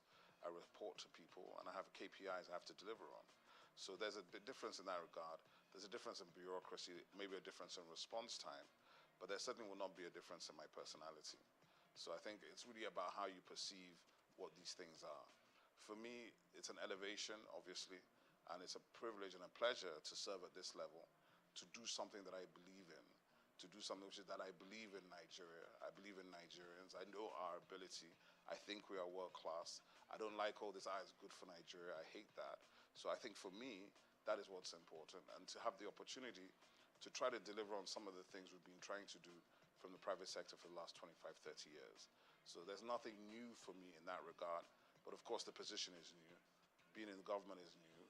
But with a lot of support from friends, family, professional colleagues, and other people in the industry, plus my co-DGs and the minister, hopefully we'll do well. We're under the Ministry of Arts, Culture, and Creative Economy. And that's very, very powerful because it means Nigeria itself has taken a decision to own the agenda. Hopefully I have a good time, have a good tenure, and I don't make any enemies. And well, for me, if you leave a place and the people that worked with you have good things to say, if they feel better about their work and about themselves, and if the brand that you're now leading is now appreciated by the people for what it does and how it brings it to the table, then I've done my job. I think Afrobeats has already established the fact that we are originally Nigerian. Or some people say arrogantly Nigerian. And it was intentional. We built this thing, and it was intentional because we're not going to ever apologize for being Nigerian. We're not going to apologize for being black. We're not going to apologize for being African. And that's front of mind. Because, you know, when you do show business, you have to validate it. So we validated the show maybe at least 10 years ago. So now we're in the business phase. So when you see the exit of Maven Records with UMG, you see Iwaju coming, Comic Republic with Universal Studios, you begin to understand where we're building to. And when you think about where we're coming from, where there was no infrastructure, no funding, no support, and I think part of what we hope to do with government at this time is, because we come from the sector, we can collaborate with everybody in the sector. We don't have to talk at them, we talk with them, we build with them. And together, I think it's limitless. You know, Nigerians like to say the sky is your limit. I think it's limitless. There's no limit to the whole situation. I mean, one of the things I talk about all the time is what's the difference between Thor and Shango? Thor is approaching $50 billion in revenue. Shango's broke somewhere outside Lagos. And that's a lack of imagination on our part. That's a lack of us delving into the richest thing we have, which is our mythology. Our mythology is endless. If you look at the Marvel universe and the DC Comics universe, the Orisha are basically the same thing as the X-Men. But the Orisha, some people are still afraid of them, whereas the X-Men are north of $100 billion in revenue. So I think we have to think, we have to understand and reimagine our mythology, our history, our stories, and how to bring them to the world in new formats. It's not just film. It could be live action, it could be gaming. There's so many different ways to action these things. And when you do them and you do them right at the right level, as Iwaju is beginning to show you, our stories have always been world-class. Our characters are world-class. What we have not had is the resolve and the confidence to finish. I think that is coming now. For me, I think it's still the fact there's more to do. My young brother, Misan Harriman, is nominated at the Oscars, the first Nigerian nominated for a director for a short film.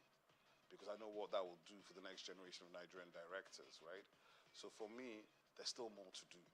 There's so much more to do. When we see our first $100 million movie in the global box office, we need to celebrate it. When you win a Grammy, you need to celebrate it because these are stages that we were locked out of. The technology and new media has allowed us to invade these spaces we were not even invited to. But now we're beginning to enter them and dominate. So even when you do that, you have to do it with grace and dignity, not with arrogance. And that's something that some of us have to learn. But the truth of the matter is, the greatness of the Nigerians is just beginning to come. And I feel strongly that this century, we're already in the African century, and the soft power that we hold here is what will define the future of the century. I think the most important thing, the first thing to think about is IP protection, because the minister is working strongly, intellectual property. The US, if you take the state of California, California is probably in the top 5 economies in the world. And 70% of the economy of California is driven by intellectual property, by two core industries, Silicon Valley, which is coming out of Stanford University, and Hollywood, which of course is the music and film industry. Now, that is for anybody that says, oh, what is this thing that they're talking about? We don't understand it, it's grammar. The grammar is the money, okay? The narrative is the money, the story is the money. So any of your children or your nieces or nephews that have talent, visual art, performing art, arts and crafts, adire, all of these things that we've been taking as vocation, they are occupations. They are extremely valuable. And with digital technology and platforms, we can scale these things and generate incredible revenue. The point being that Nigeria has so much to bring to the world in terms of these things. I think Nigerian cuisine is going to be on the level of Chinese and Indian cuisine worldwide in the next 10 years. And if you understand that, then you understand that the Indian restaurants in the UK, as far back as 2009, were generating more money than the UK automobile, shipping, and metal, steel industries combined. That's just restaurants on the high streets. So that is why we must invest and we must put our energy into this sector, because this sector will provide the jobs, provide the revenues, and provide the global dollars that everybody's looking for. Oh, I think it hasn't even started. The Maven Records deal is giving you an indication of that. The reason why that valuation of $150 to $200 million has been done is because of the upside potential of Rema, who's 23, and Arya Styles, who's 20. So they're looking at the fact that in 10 years' time, these guys could have generated $1 billion each. Do you understand? So it's a safe bet when you already have a built global talent at 23, when it normally takes years and years and a lot of money to build the talent, right? So what has happened is that we Nigerians have been able to build global talents, global following, with a percentage of the money it takes people in other places to do the same thing. So because of that, the value and the valuation is much bigger, right? So I would say the Afrobeats wave, it's not even a wave. It's been going for 15 years already. So when you encounter it is when you encounter it. If you think it's an overnight success in 2024, that means you were not around in 2008. 2006, I'd say, is a good time to think, when the sort of continental, because we took Africa first, working very closely and collaboratively with South Africans, Ghanaians, and Kenyans. Then we started going into Asia and the UK and America on the black, what I call the Nigerian chitlin circuits, moving through the Nigerian communities. And then by about 2010, begin to come into the mainstream with Oliver Twist and all these kind of records that break globally. And now you have gold records from Oliver Twist in 14 countries. And now, in a situation now where an artist like Ashake can come out of Lagos, speaking a language that is not known to most of these people, and generating, selling out arenas. To become an arena artist, let me tell you, there are only 4 or 5 arena artists from Africa, and they're all Nigerian. Don't take it for granted.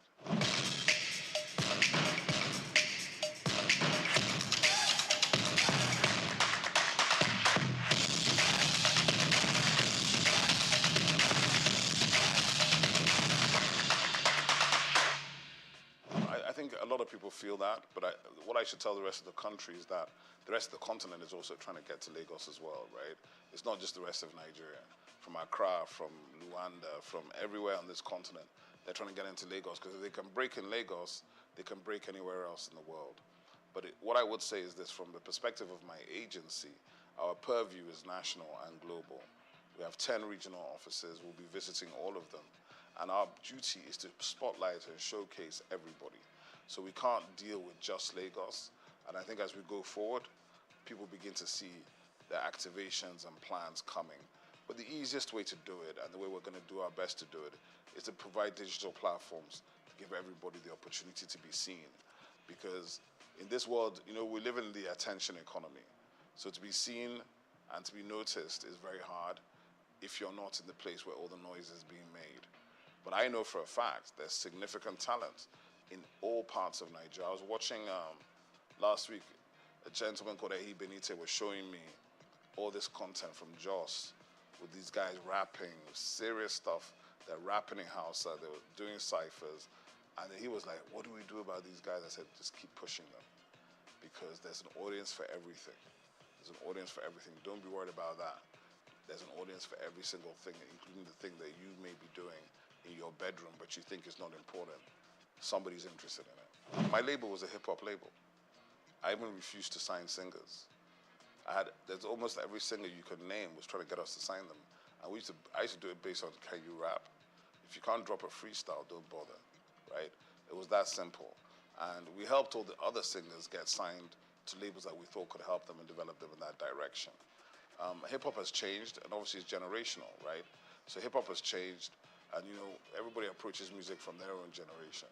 Like, oh, I like this kind of hip-hop or that kind of hip-hop. What I feel is that Afrobeats became overwhelming, and it overwhelmed every other genre here. So the hip-hop guys had to fight for relevance, but the best ones always rise to the top. That's just the simple truth. So I don't worry about that. And I've heard enough guys. I even saw there was a whole Instagram series some guy was doing about a year ago, where he was just bringing out fresh rappers every day, from Enugu, from Jos, from Kaduna, from Kano, from Benin. I love it. I think there are incredible MCs in Nigeria. A lot of times they need to focus on doing better songs, right? Not just being a freestyle rapper. If you want to get paid to rap, you got to do better songs. You can't just do the freestyles. And that's something they got to think about. You got to balance the commercial side of it with the business side of it. And what has happened is, to a large extent, the commercial side has won because you got to pay bills. But hip hop, it never dies. I think, first of all, obviously from the perspective I'm sitting in government, so I'm not in a position to tell government what to do or what not to do. But what I can say is this, is that the agency, my agency will be the home for the music industry, for performing arts, visual arts, fashion, gaming, recreation, festivals, culinary arts, film and television. We're kind of a convening agency for the ministry. So we have a lot of work to do, a lot of places to touch, but we're also going to collaborate with all the other MDAs in the ministry and heavily with the private sector and the developmental sector. Because to answer the question, I've worked in all these spaces for, it's not quite 40 years, but it's a long time. I've worked in all these spaces for a long time. In the situation, we have positive relationships to bring to the table to change the approach and to change the destination of where we hope to go. What I will say as well is that the reality of it is we're just beginning the journey. And there are no magic wands. I'm not going to wave a wand and everything's going to be fixed overnight, and neither is anybody else. But we will be bringing fresh energy, fresh ideas, a fresh engagement, and we're obviously open to collaboration. And that's really important for me to say that, because people feel there are gatekeepers, but in my agency, there are no gatekeepers, right? We're not interested in whether you have the biggest reputation or the smallest reputation. We're interested in the value you are bringing to the table. Because the truth of the matter is Nigeria is massive. There's a lot of stuff going on in Nigeria. We're going to try to aggregate those things and bring them into one platform so that even as Nigerians, we can know what we're doing. Because to be honest, if you don't know and you don't follow, there's no way you can know 90% of what is happening even in Lagos before you talk about the rest of the 36 states and the FCT. So for me, from my perspective, the journey continues. The objective remains the same. We want to see Nigeria win. But in order to do it this time, I don't think government should ever be disinterested in the nature of the industries in which it is operating. But we also don't need to be owning the space. We want to enable, partner, collaborate, and see how we can push people to do more. Because there are already people doing a lot, and maybe they haven't been recognized, they haven't been brought out, they haven't been celebrated. All these kind of things we can help to do, help to get news stories and people to bring these things to the fore. Right? Like I said today, a Nigerian who was nominated for an Oscar as a director, the first Nigerian. It's up tonight at the Oscars. It's not news in Nigeria. That's a problem. We have to be able to tell the stories that are of greatness of our people, because if you don't do that, you can't inspire anybody.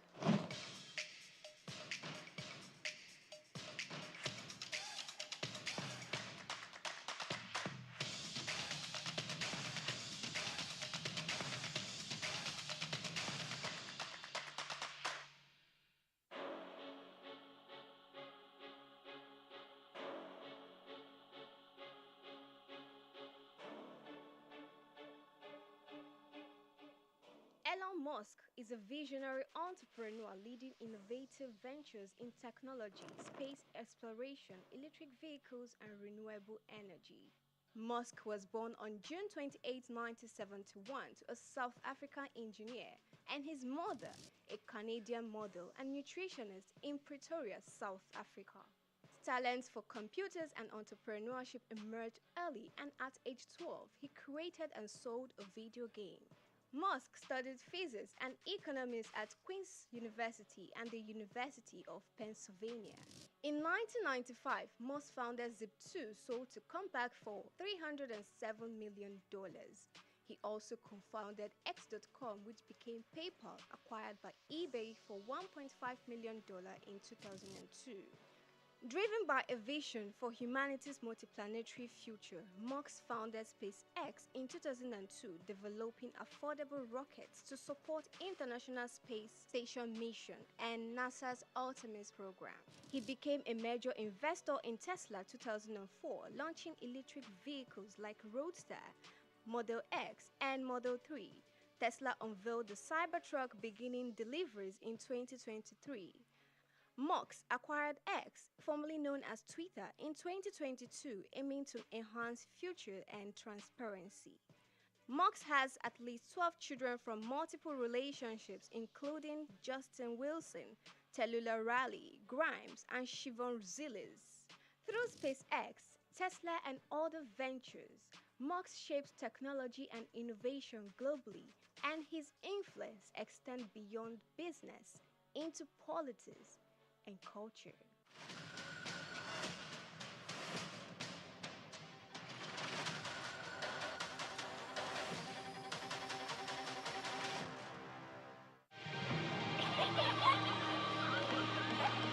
What keeps the heartbeat of a community alive? Is it the courage to create, the power to connect, the vision to transform? Well, it's all of these and more. It's a symphony of ideas, innovation, and industry. But where do these stories come alive? It's right here on The Isle, 104.9 FM, the station where dreams meet action and growth finds its voice. The Isle, 104.9. Business, economy, development. Stay tuned.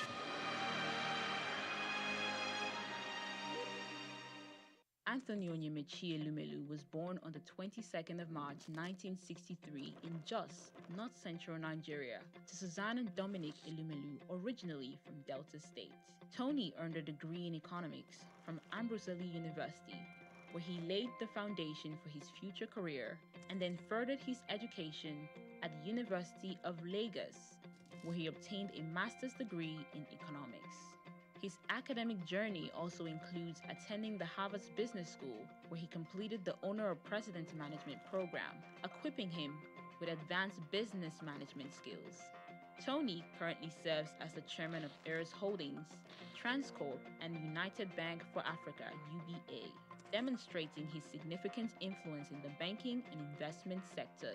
He founded the Tony Elumelu Foundation, which aims to empower African entrepreneurs through comprehensive training, mentorships, and funding opportunities.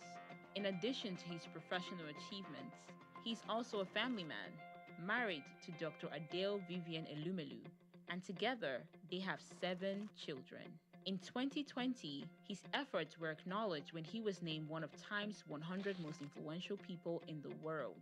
Anthony Elumelu's net worth is estimated to be around $700 million. A testament to his successful ventures and strategic investments. Elumelu continues to be a driving force in the business world, advocating for sustainable economic growth and empowering the next generation of African entrepreneurs.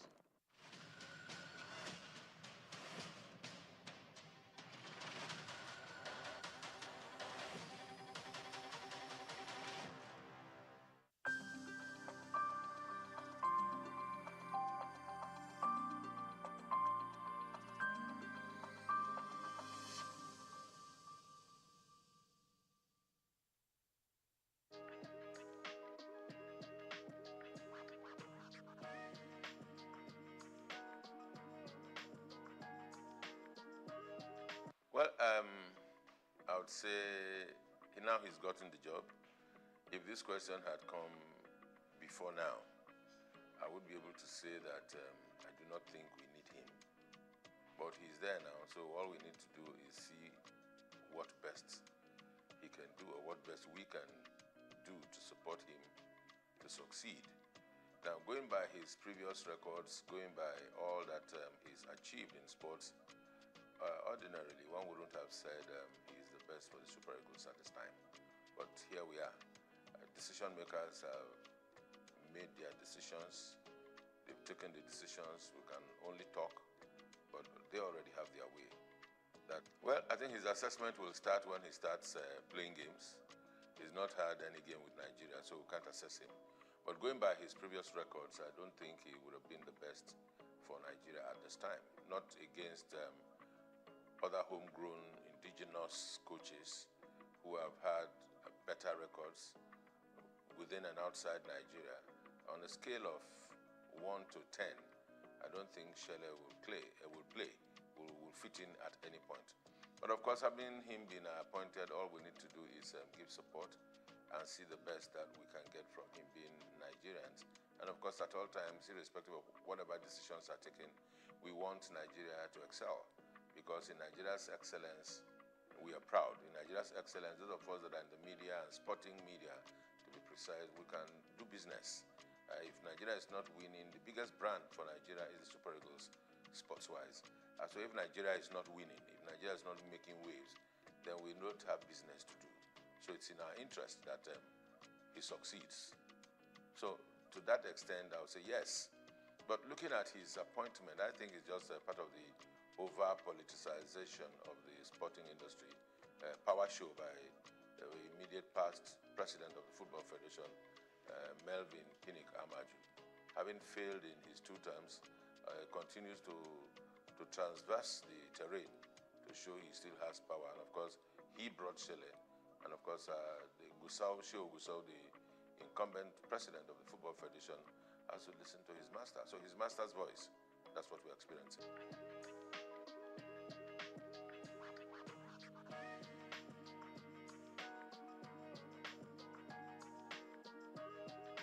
If they like, let them bring the Sadi. You see, there are things about Nigeria and Nigerian sports that should not surprise anybody. Politics are played everywhere, and balancing of acts are played everywhere. Federal character everywhere. And the federal character thing is just all very pretentious things they do. It's definitely not for the interest of Nigeria. Just to show that, okay, we've taken somebody from the south, or we've taken one from the west, or we are now taking from the north. Who will take in the north? Let's bring Ahmed Musa. He's calm. He'll be able to talk to the players. What is he going to say to the players? He's past his prime a long time ago. So it's all politics and not in the interest of the nation. I can tell you that. But for Chele going around Europe, yes, he has to. Because everywhere you go, to be the chief coach of the Nigerian national team, senior national team, can be a huge task. Because every day you have Nigerian boys showing up in big leagues, in small clubs, in championship clubs, even around the country. You find players everywhere. Nigeria, I think today, if we are not exporting oil, I think we are exporting footballers to everywhere, even those that are born abroad. I mean, you can imagine this young boy at Arsenal, 17, Ethnan Waneri, and there's an Okoli, there's Ndidi, both at Leicester City. So everywhere you go, you see Nigerian boys showing stuff. So to be the coach of a Nigerian team at the level of the Super Eagles is a huge task. One would expect that we should have a scouting department. One would expect that we have a department that should take charge of team psychology. We expect that we have the technical department or the directorate for technical at the Football Federation to be well equipped with people that are sound in mind, sound technically, and have capacity to work. And SA that have been appointed as a reward, that have been appointed because they are loyal, they have been appointed because they can talk a little bit about foreign leagues. Somebody can talk about the league, talk about the La Liga and the EPL, and that qualifies him to be SA in charge of sports in some states of the Federation. And these are the bunch of persons, or the group of persons, who are running our football around the country. So who runs the clubs, the texture of the clubs, what names the clubs are bearing, what history behind the clubs, and those are the things that tells you that the states are not doing enough, the Football Federation not doing enough, but I think largely the media, check out our sports programs. All you find are talking heads talking about who scored the best goal in the world, who scored the best goal in Europe, who scored the best goal in England and all that. That's what we find. You hardly will see shows, package shows about the best goals of the Nigerian League over the past weekend. The best goals, the best dribbles, how many passes, proper statistics, because the media is not doing enough. The sporting media, that is journalists, that are practitioners there, not doing enough because they are not tasking themselves. They just go on the internet, download one or two things, watch and everything. All you know is you take, as a content creator in sports, you need to just take a shot of the goal that, the assist that Nwaneri gave, or Merino scored a goal for Arsenal, and you superimpose yourself and you talk over it. And that's content. And you post it, and there are likes and there are followers, and that's it, what we do. But you do not have individuals going to places to take content.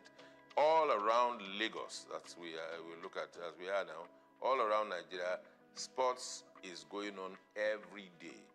As a practitioner myself, in those days when I used to be the street reporter, we covered football from everywhere.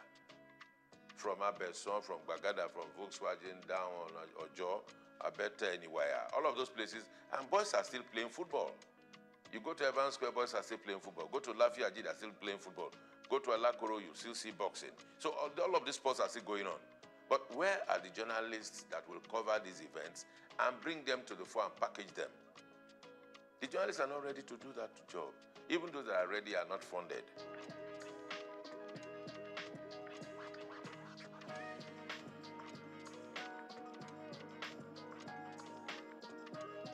Even those that work are not paid salaries. So everybody is just finding the easy way out, cutting corners and doing their best. Now for our league and our sports to grow, there has to be heavy investment in the media. Because everything you see about the EPL, the La Liga, you take the EPL and analyze it, you see a variety of shows all about the weekend games, the weekend wrap, the best goals, the best flops, the referee angle, even the advertising and marketing.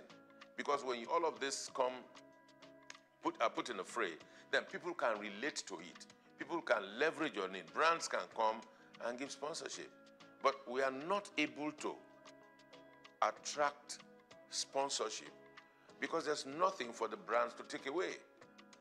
Because if you give brands value, they will attach to it. And it never used to be so.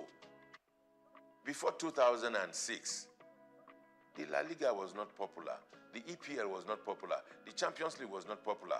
What were Nigerians watching? Because the media itself sold out.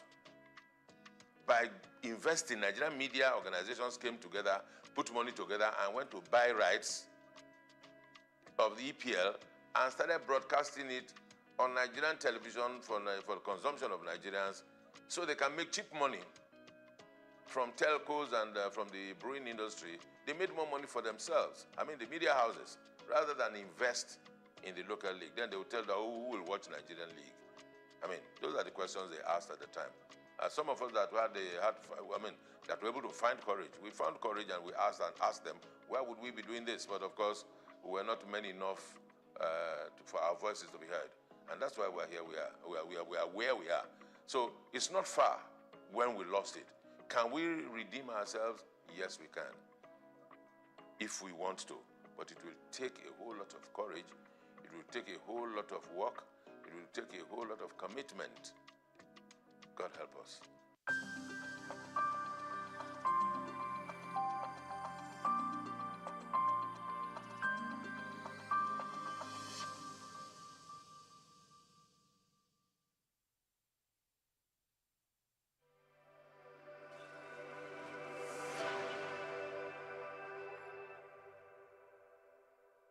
At the core of what makes us human is our ability to pay attention, be present in our experiences, and channel our thoughts and actions towards meaningful goals. However, for individuals with ADHD, which is considered a neurodevelopmental disorder, a medical condition that affects the brain, this fundamental aspect of human nature is often disrupted, leading to difficulties in maintaining focus, controlling impulses, and regulating behaviors. This hyperactivity disorder is a neurodevelopmental disorder that occurs in children and adolescents. It's a problem that has to do with brain development and the brain function. And the ADHD symptoms range from inattention, impulsivity, and hyperactivity. They may be very restless, fidgeting, and they're always on the move. And sometimes they may be climbing, jumping from here and there. That they may injure themselves in the process. Attention deficit hyperactivity disorder, ADHD, is one of the most common mental disorders diagnosed in children, though it can persist into adolescent and adulthood. The history dates back to 1798 when a Scottish doctor, Sir Alexander Crichton, observed that some individuals were easily distracted and unable to focus on their activities as others could.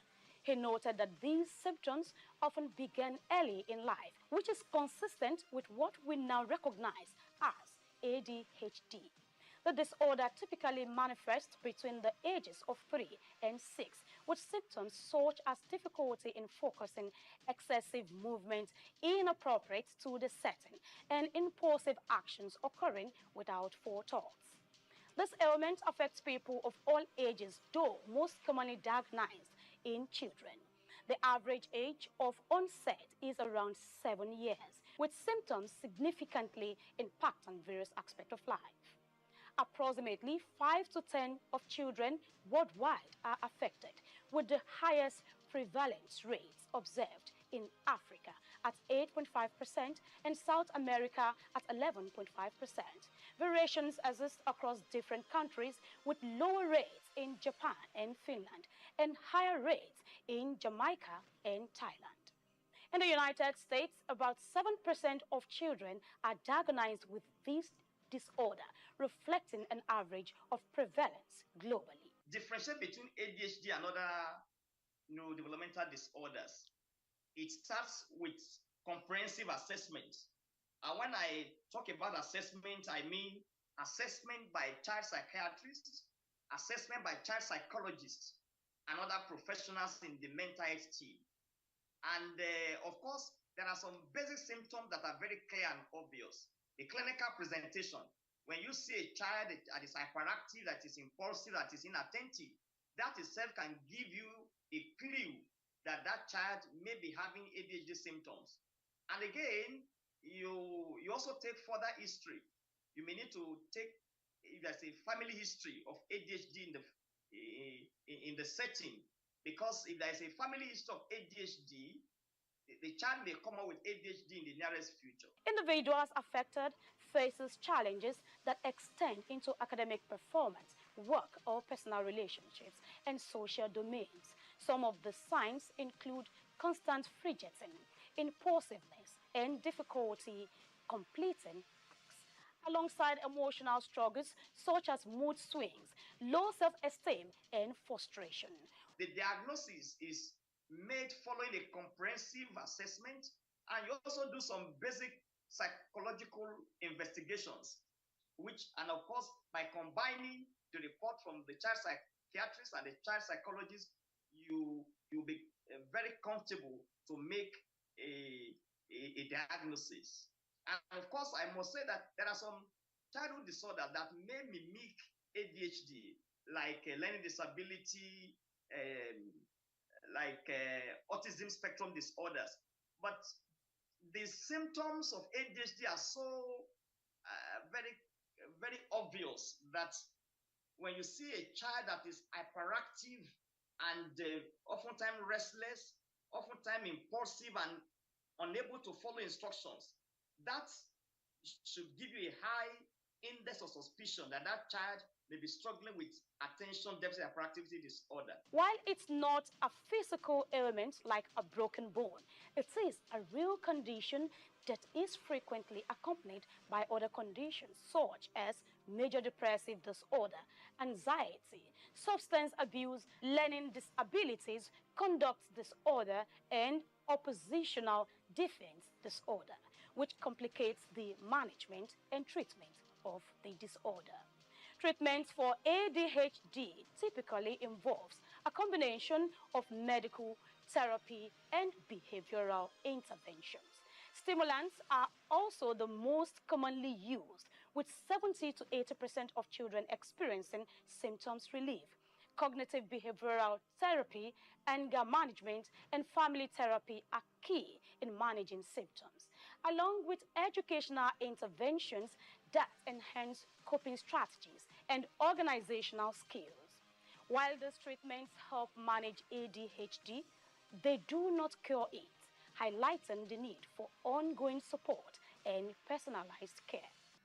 Attention deficit hyperactivity disorder, ADHD, is a complex condition with far-reaching effects on behavior, cognition, and emotional well-being. Continued research and effective treatments are vital in helping those affected lead fulfilling lives and contribute meaningfully to their society. Grace Komolafe, Souq News TV.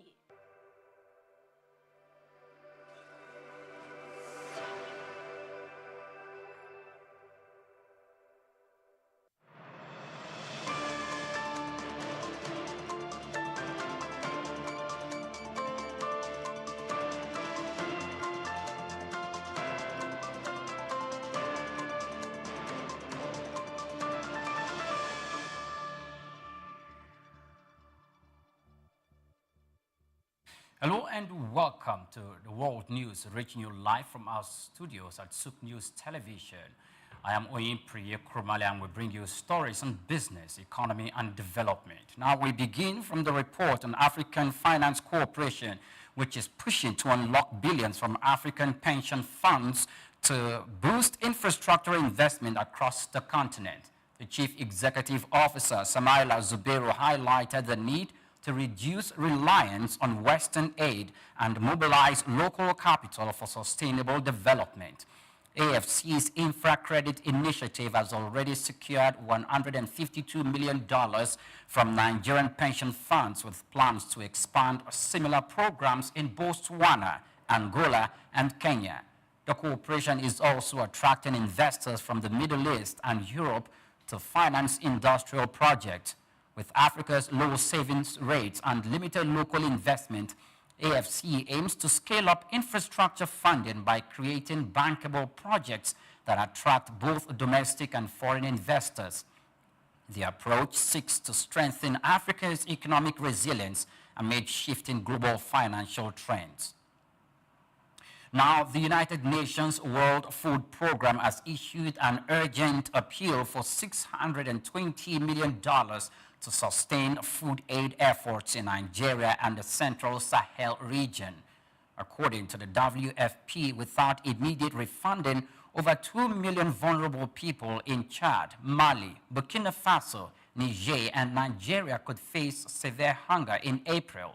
The funding shortfall comes at a critical time as the region braces up for an early lean season marked by worsening food insecurity due to the conflict, climate shocks, and the economic challenges. The World Food Programme Regional Director, Margot van der Velden, warned that millions could face emergency hunger levels if global support goes or does not increase, with foreign aid shrinking, especially from the United States, West, and Central Africa remaining chronically underfunded. The WFP continues to seek alternative fund sources to prevent a humanitarian crisis, as hunger levels in the region are projected to rise by over 20% in the mid of 2025.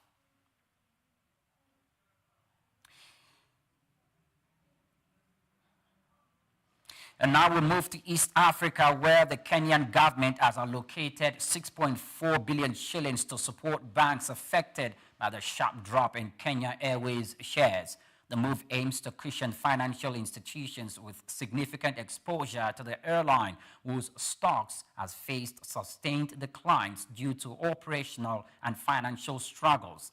Kenya Airways has been grappling with mounting debt and revenue shortfalls, leading to a drop in investor confidence. The state intervention seeks to stabilize the banking sector while exploring long-term solutions for the national carrier's financial health. The bailout comes as the government pursues broader economic measures, including early repayment of syndicated loans, according to reports.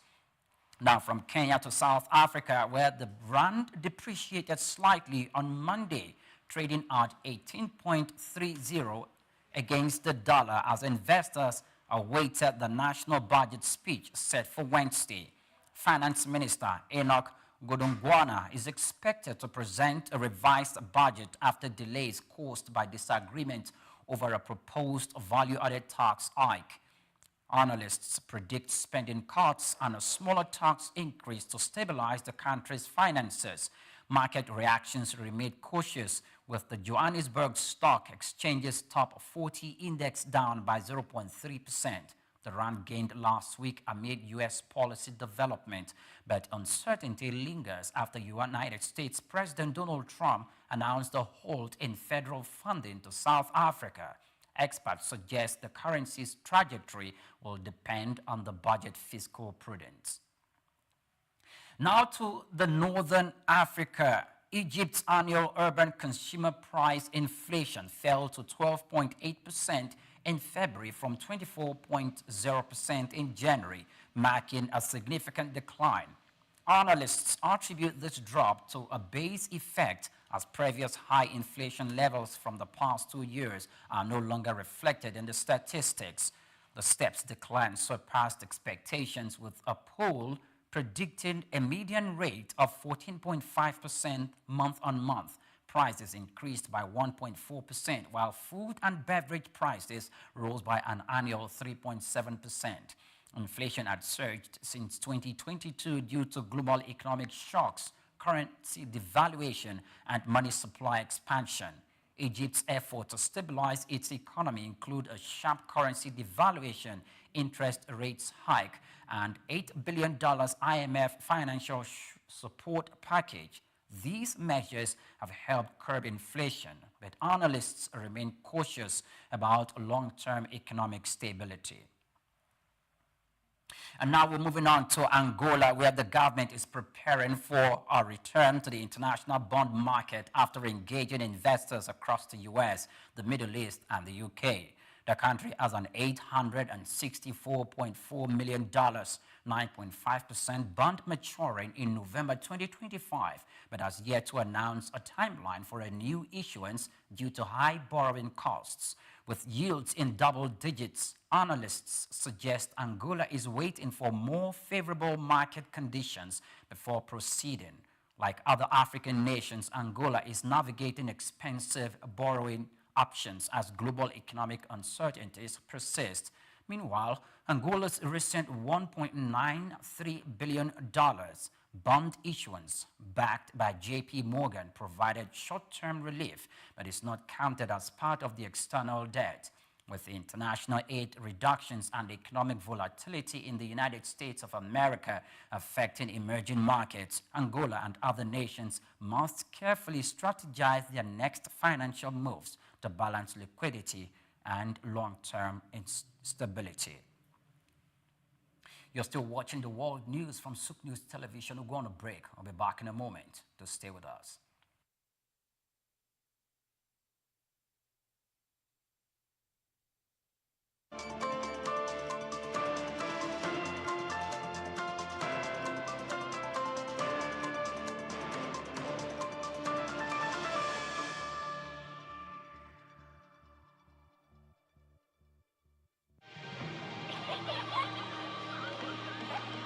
What keeps the heartbeat of a community alive?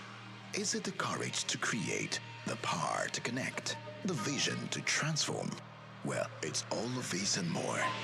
It's a symphony of ideas, innovation, and industry.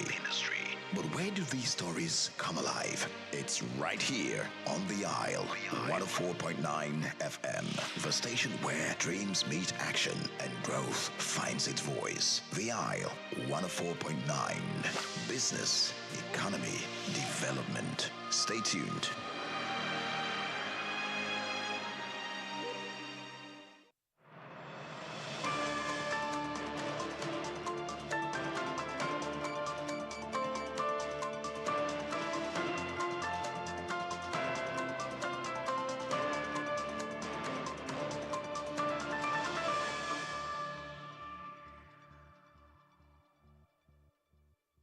Welcome back. Many thanks for joining us on the World News. Now, Mark Carney, former Bank of Canada governor, has been elected as Prime Minister, leading Canada's ruling Liberty Party, and will succeed Justin Trudeau, according to reports. 59-year-old Carney secured a decisive victory with 86% of the votes, defeating former Finance Minister Chrystia Freeland in a contest that saw participation from nearly 152,000 party members.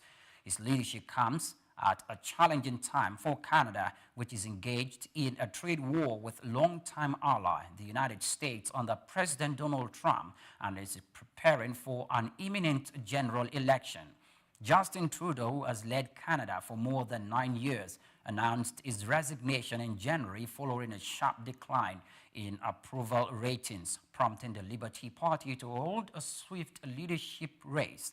Carney, despite his lack of prior political experience, positioned himself as the best candidate to rejuvenate the party and navigate trade negotiations with Trump, who has threatened additional tariffs that could severely impact Canada's export-dependent economy.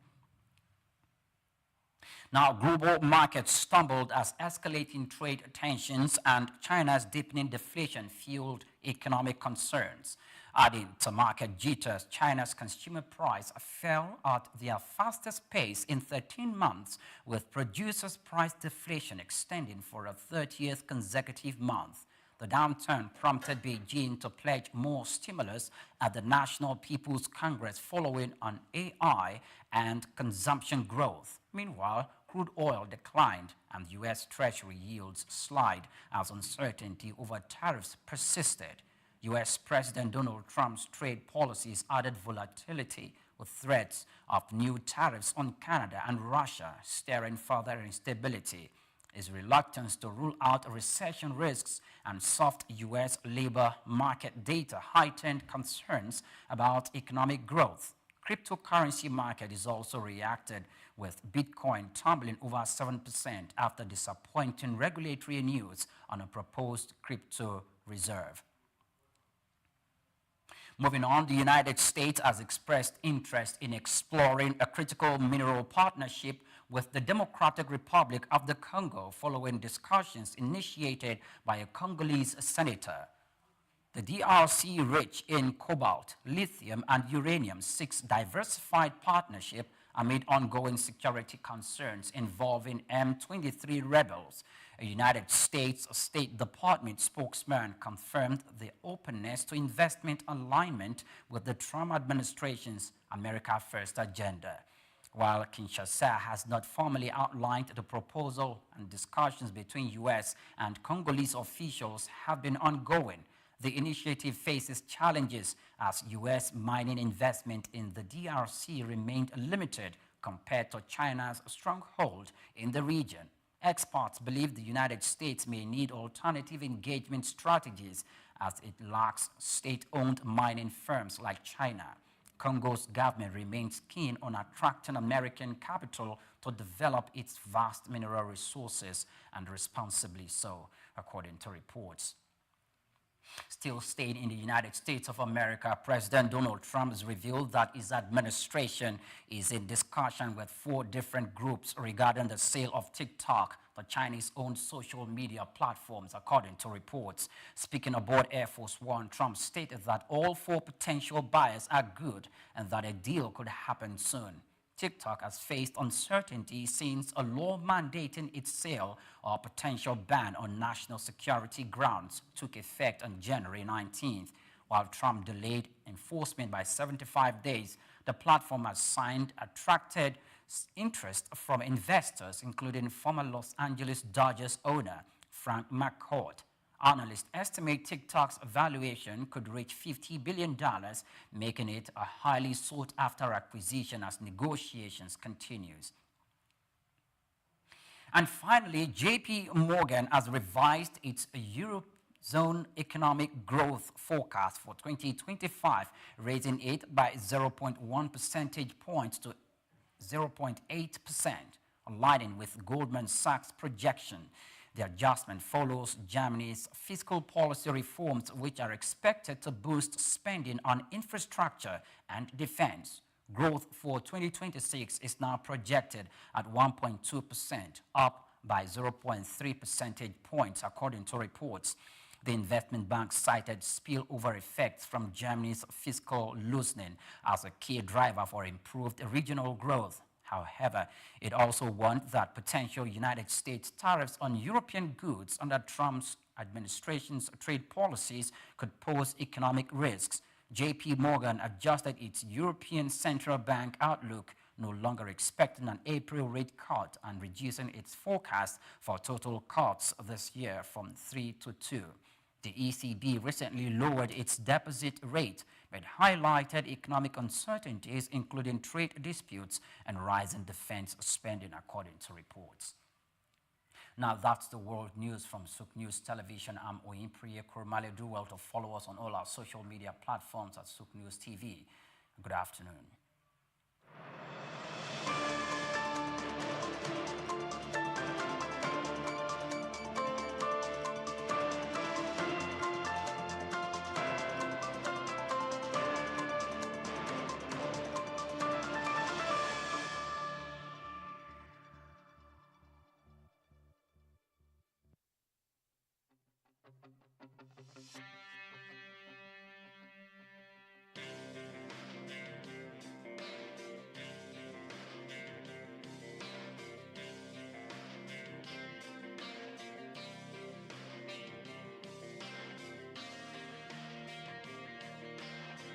When you visit Lagos for the first time and Google fun or recreational places in the city, at the top of that list will be Freedom Park. Located in Lagos Island on Broad Street, Freedom Park over the years has become home to the Nigerian arts and the culture at large. From annual big shows like the Lagos Theatre Festival, celebration at the Lagos Poetry Festival, to local festivals that celebrate literature, music, and arts. Freedom Park is one of the most visited recreational sites in Lagos, for both local and tourist people alike. A place to mingle, unwind, or simply just have fun. Freedom Park, however, hasn't always been a place of fun and games. It has a history that dates to 1861, when Lagos was made a British colony. In 1885, Freedom Park was built as a fortified prison from imported bricks. It was referred to as Her Majesty's Broad Street Prison. Some prominent political prisoners were held in the prison, people such as Herbert Macaulay, Michael Imodu, and Obafemi Awolowo. In 1979, Her Majesty's Broad Street Prison was destroyed, reduced to a dumping ground. It was later rebuilt in the 1990s, celebrated in 2010, Nigeria's 50th Independence Day. Freedom Park still holds a bit of its history within its walls. In the museum, where there are pictures and artifacts. Some of the old prison facilities have been converted into leisure facilities that people visit and enjoy today.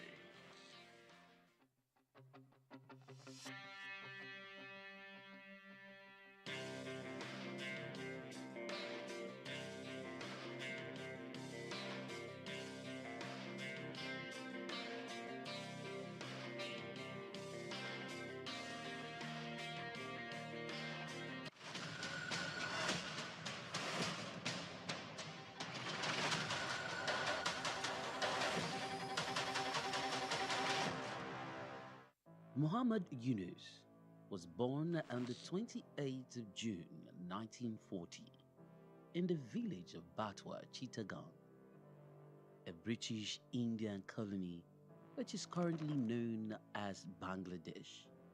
He attended Lama Bazar Primary and Secondary School in his village and passed the matriculation examination into Chittagong Collegiate School where he ranked 16th out of 39,000 students. After his graduation in 1961, Yunus joined the Bureau of Economics as a research assistant and was later appointed lecturer of economics at the Chittagong College. During that time, he also set up a profitable packaging factory on the side.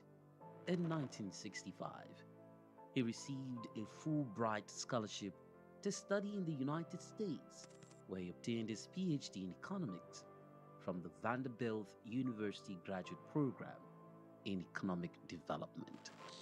Between 1969 and 1972, after his keen education excellence of apex heights and proportions in the United States, he returned home and was appointed professor of economics at the University of Chittagong.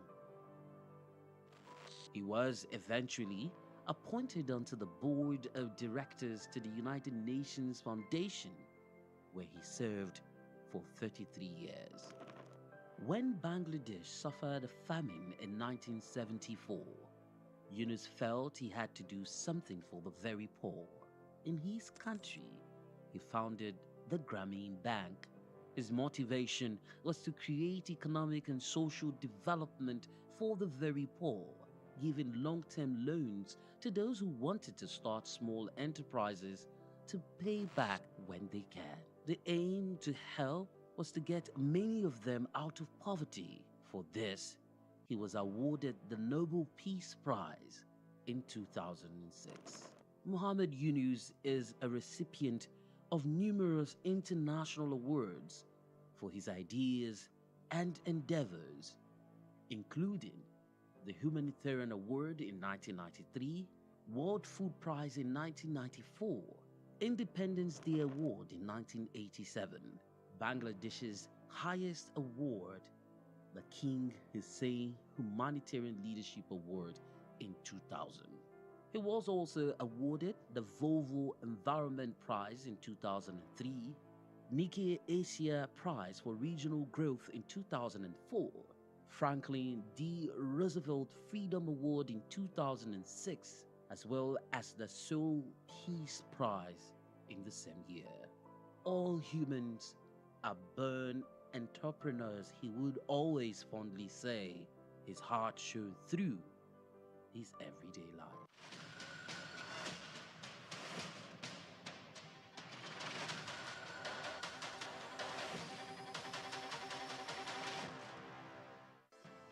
Nigeria, rich in traditional and cultural heritage, is intentional about promoting history and retaining cultural values. The country has succeeded in preserving its identities and that of the forefathers for ages through folklores, folk tales, traditional ceremonies, community-based initiatives, cuisine, and most notably, museums and cultural centers. These institutions serve as invaluable repositories of history, ensuring that future generations remain connected to their roots and appreciate the diverse cultural tapestry of the nation. In Nigeria, there are over 38 museums comprising national, state, and privately owned institutions scattered across the country. Each of these museums plays a crucial role in safeguarding Nigeria's vast historical wealth, with collections that reflect the uniqueness of different ethnic groups, traditional practices, and historical transitions over time. In Lagos, the National Museum, located at the center of the city in Onikon, claims a notable collection of Nigerian art, including pieces of statuary, carvings, archaeological, and ethnographical exhibits, among others. Of particular significance is the terracotta human head, known as Jema head, dated between 900 and 200 BC, which is part of the renowned Nok culture. The piece is named after Jema, the village where it was discovered. The museum is administered by the National Commission for Museums and Monuments and remain a key educational and historical attractions for visitors. Another prominent artifact housed within the museum is the famous Benin bronze head, an evidence to the artistic excellence of the Benin Kingdom. The museum has a lot of functions, some of which are to educate, to entertain, research, interpretation, conservation and preservation of our cultural heritage. And the museum was established, Lagos Museum particularly, was established in 1957. It was formerly referred to as Department of Antiquities. So, well, the journey so far has been interesting because, we are here, to showcase our cultural heritage, not just to the country, but to the world. And we've had, we have series of, events that we do, that involve the community. And because of that, we create that awareness that this is where you can come and, see and feel your cultural heritage, your traditions, your history. Because it is said that a people without a history is a people without identity. So the museum portrays this to the people. And over the years, that is what we've been doing. Through education, community participation, we have galleries, that we display some of our objects, our antiquities, that showcase our patrimony and all there is to know about our cultural inheritance. And so the museum, has been doing that over the years, and, we still keep doing more. The Lagos National Museum was founded in July 1957 by English archaeologist Kenneth Murray, following the submission of architectural sketch in 1948 at a conference on museum policy in Nigeria. Kenneth Murray collected several traditional masks from Cross River State to display in the museum's early years, according to historical records. The primary purpose of structuring the museum was to preserve Nigeria's historical artifacts and cultural heritage. Fortunately, that vision has remained alive to this day. The museum serves as a significant tourist attraction for Lagos residents and international visitors alike, offering an immersive glimpse into the nation's past. Some of the remarkable artifacts currently on display at the museum include the bullet-ridden car in which former Nigerian head of state, General Murtala Mohammed, was assassinated, pictures of previous rulers and presidents of Nigeria from different eras, a diverse collection of cultural drums, stools, and ceremonial staffs from various ethnic groups, historical crowns and caps of revered traditional rulers symbolizing their power and authority. Photographs of Queen Elizabeth II and her entourage during her visit to Nigeria, reflecting moments of colonial history. It's so immense. Museum is a reminder of what the society is all about, because a number of us are missing the link. We don't even know the role, the significance of the society we find ourselves because of foreign influence. But when you come to museum, it will bring your mind back to the original habitat, the way of life of people, how things should be seen in the society, and how we should react to phenomenal changes in our environment. Basically, we'll be doing this work of educating the general public, not only Nigerians, over 20-something years here, and the impact has been so tremendous, to the point that what we do at the museum is in consonance with the curriculum of our institutions, from primary, nursery, primary, secondary, even tertiary, even people in their corporate organization. They deem me free to come to National Museum anytime they feel like we are missing the link, we have missed a lot of things concerning the way of life of our forefathers. Even here, Apart from that, we do have what is called seminar. We organize seminar for expatriates, for individuals. They come around on Wednesdays to come and listen and learn on cultural-based subjects. I think it was great. I mean, I particularly like the circle of life that are presented in here, right? From birth to reincarnation to external influences. I think it gave a good history of Nigeria. I learned a lot about that. There seems to be some real big connection between Nigeria and Benin in terms of the history that I wasn't totally aware of. I was able to see the different artifacts and stuff that were presented. So it was quite interesting. They did, I think, a pretty good job doing a comprehensive tour or comprehensive history of Nigeria and its culture and its surrounding areas. A visit to the Lagos National Museum offers an enriching experience, transporting visitors back in time and allowing them to connect with Nigeria's rich and diverse history. The museum provides an opportunity to explore stories of resilience, artistry, and governance that have shaped the nation. Whether you are a history enthusiast, a student, or simply a curious traveler, stepping into this museum promises a nostalgic journey through Nigeria's past, fostering a deeper appreciation for its cultural legacy. Nigeria continues to reflect the stories that shapes its people, steadfast in its commitment to promoting history and preserving its cultural values for generations to come. Grace Komalafe, Souq Perspective.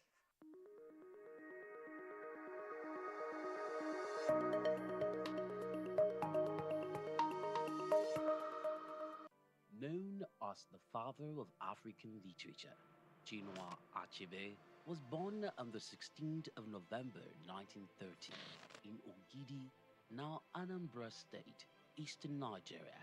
He was born to Isaiah Okafor Achebe, a teacher and an evangelist, and Janet Anenichi Ilegunam, a vegetable farmer.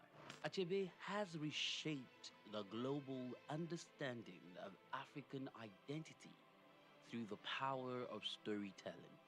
Raised during the twilight of colonial rule, Achebe's education was steeped in both Igbo tradition and the Western values of post-colonial Christianity. As a student at the University of Ibadan, he became fiercely critical of how Africa was portrayed in Western literature. Achebe believed that Western literature often painted Africa as a dark and primitive continent, but he sought to tell the African people's lens. In 1958, Achebe's groundbreaking novel Things Fall Apart shattered colonial narratives through the tragic story of Okonkwo, an Igbo warrior. Achebe illuminated the complexities of African culture and the devastating effects of European colonization. Things Fall Apart became more than just a novel. It became a symbol of African resistance against the oppressive narratives of colonialism. Achebe was not just a writer. He was a passionate advocate for African self-determination, and his political activism made him a critical voice in the post-colonial era. Even after a life marked by personal and political struggles, including a car accident that left him partially paralyzed, Achebe continued to inspire. He taught at Bard College and later Brown University, where his influence reached new generations of writers and thinkers.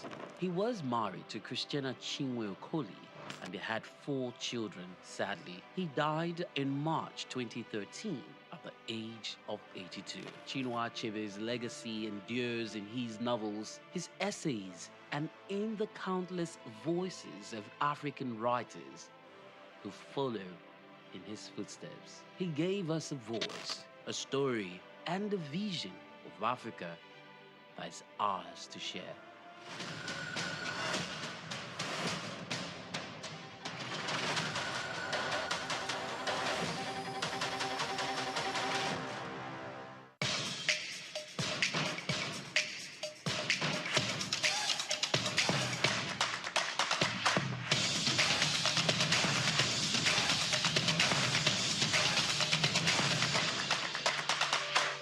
I want to unleash that creativity. I want to unleash, those things that we see every day that we find amazing now. That's what's driven me personally. That's what driven me at Trace.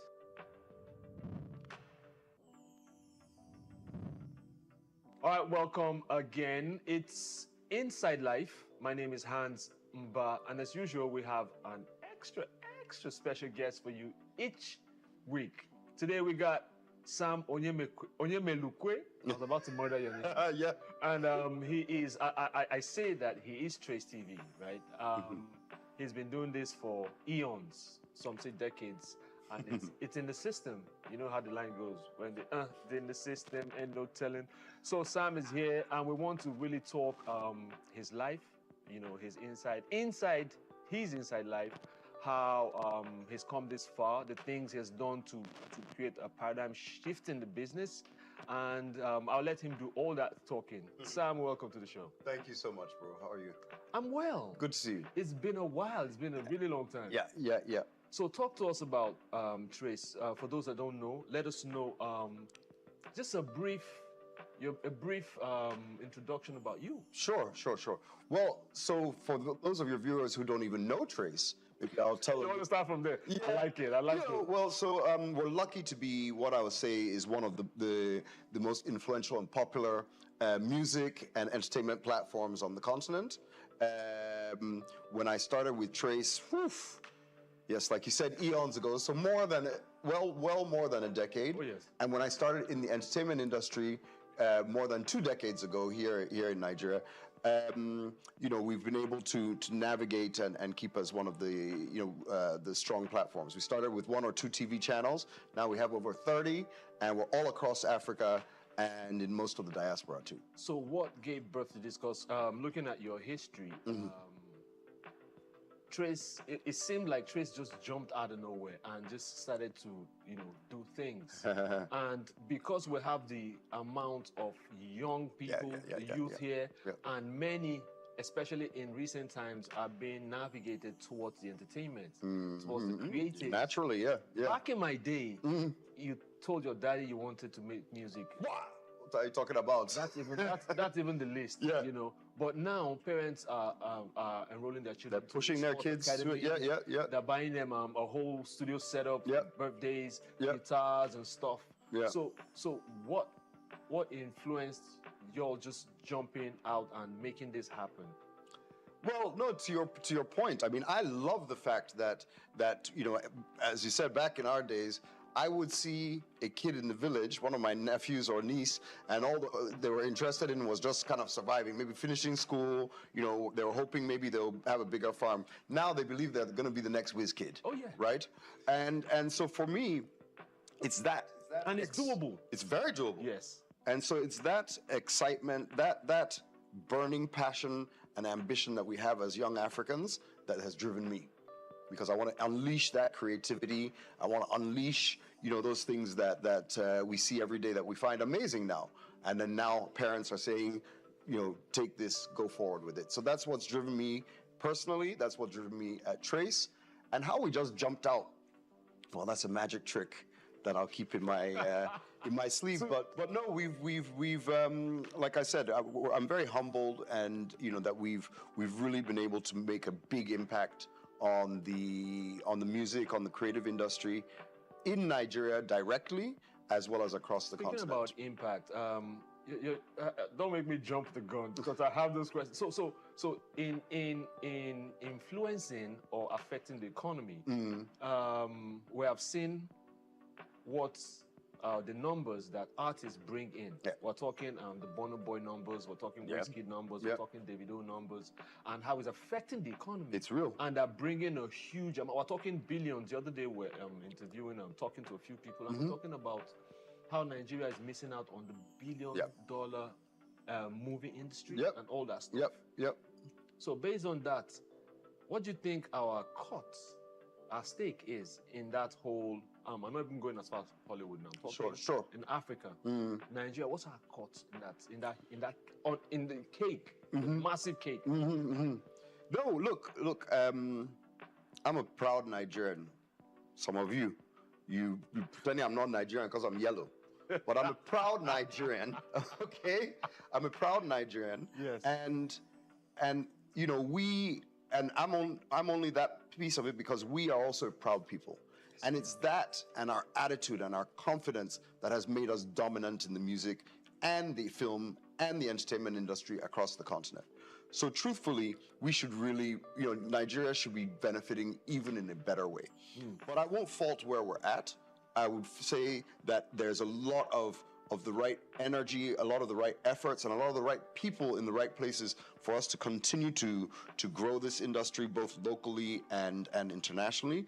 In government, we're very excited to see the lineup of those getting involved, from the Honorable Minister himself, you know, across to Minister. I'm talking of Information Technology, down to the Minister of Creative Industries, Obi Asika, Tola Akerele, you know, who's DG of Tourism, Culture, Tourism, and then Tola Akerele at the National Theatre. So many great players are getting involved who know this industry, who can help us make this a sustainable thing, right? One of the things that you think we're affecting the economy for the music part? Do you think we're affecting it positively, having listed these names? And what they're doing or what they should be doing? No, absolutely. And what I would go back to say is that, you know, first of all, for me, and I think for a lot of them, one of the biggest focuses, I think one of the biggest focuses should be and is the local aspect of it. It's very exciting for us all to say that we have a Grammy-nominated or Grammy-winning superstar like a Burna, and we've had many of them over the years, right? Nominees for eons. For eons. So it's not just, you know, guys get excited like this is the first time. Even back in the 70s, right? Much less across Africa, Angelique Kidjo, and we know. So I'm very proud of what the guys are doing now, and I love that fact. But from an industry perspective and for our economy, we need to look at the local economy, right? We need to look at the local support and the local generation of wealth around this industry. Yes. For our movies, you know, we don't have enough cinemas. You know, what are people doing in community cinemas? What are they doing, you know, to ensure that the people who love this content in the northernmost reaches, maybe Yola or wherever, can enjoy this content at a price and in a way that's not going to, you know, to break the bank, right? That's going to make it worthwhile so that our economy can continue to grow. And on the music industry, sure, you talked about all the big guys, music and content. Yes. You talked about all the big guys, but I also love the bottom of the pyramid. I do. Right? I love this, you know, the fact that there are thousands of creators. I just watched your show, and you had the young man who's a busker. Yes. What's his name again? Komi Flames. Komi Flames. Yes. Come on. You have a busker on the streets of Lagos. You have thousands of guys making content. And, you know, and this also represents a huge shift and to the dynamic of what's happening in the economy, as well as the economics of it. So you have Burna Boy and whoever at the top generating literally hundreds of millions of dollars in activity. Yes. But likewise, those hundreds of thousands at the bottom are also doing the same thing. So it's a paradigm shift for our industry, for our economy. And we're loving it. You said something about we're not benefiting enough. Mm-hmm. Shed more light on that. Yeah, no, definitely. Look, one of the basic things is the protection of intellectual property. Yes. Right? On a very show like this, you know, in the mall, you know, I hate to say it because our economy's tight right now, so we all don't want to spend money. But even in a wedding, we're supposed to actually pay for the music we use. True. That DJ is supposed to pay music rights. I agree. The mall or the shop that you go to is supposed to pay music rights. The radio station, the TV channel, we're supposed to pay music rights. But those protections and that regulation is not in place enough to generate that out of this. So our economy is being shortchanged. The creators are being shortchanged, and those of us who are behind the scenes, our businesses are getting shortchanged. But, you know, we're on the right path. I'm confident. So what can you tell us 1, 2, 3 things that you feel we can do to mitigate this? Because I say this, I also have a weekly show where we talk to hip hop artists and from down there. Right. I'm like, we're talking I don't want to name names now. We're talking 0.0001% going to the artist. And still, many people don't feel led to, despite all the subscription and stuff, many people don't feel led to subscribe because there's a feeling that the artists are being robbed. Like you're saying now. So how do we, is it just we talk about it to shed light to it? Because they said you talk about it frequently or often enough, something gets done. But beyond that, who does the something? We're talking about. So, to your point, there's multiple players in the ecosystem. There's stakeholders. Yes. And each stakeholder needs to play its part. But why I'm confident is because the money is so compelling. There's a floodgate waiting to be opened, and nothing moves mountains like money, right? So we're all motivated in the right way because we can point to, and as you said, as we continue to talk as an industry about, let me go back to performance rights, right? Performance rights, for the artists, maybe not even a big name. Let's talk of an unknown artist or only, not so well-known artist who has a hit song. That song should be generating money across multiple revenue streams. Yes. It's not right now, right? But when the record label is looking at that and saying there's 5 billion naira that should be coming out of this song every month, that's not from radio stations, etc. That is the type of impetus that changes it. Government needs to do its part, both on the regulatory side and the organization. COSON and MCSN have been fighting too long. P-Man, Just I'm focus, begging you just guys. focus on the art, focus on the Focus business. on the art. Sort this stuff. Get out of the fighting. The money is there. You're holding it back. We need that unleashed, right? Likewise, industry players need to play their part. Radio stations, TV stations, hotels, bars. We need to fess up and say this music is worth something. Yes, it's not free. It's It wasn't not even made free. It wasn't made free, and it's the way. Me as a TV station, it's the way we make money, right? The reason that people watch my channel is because I play these music videos. So I can't take this for granted. So we pay almost 25% of our revenues at Trace to music rights.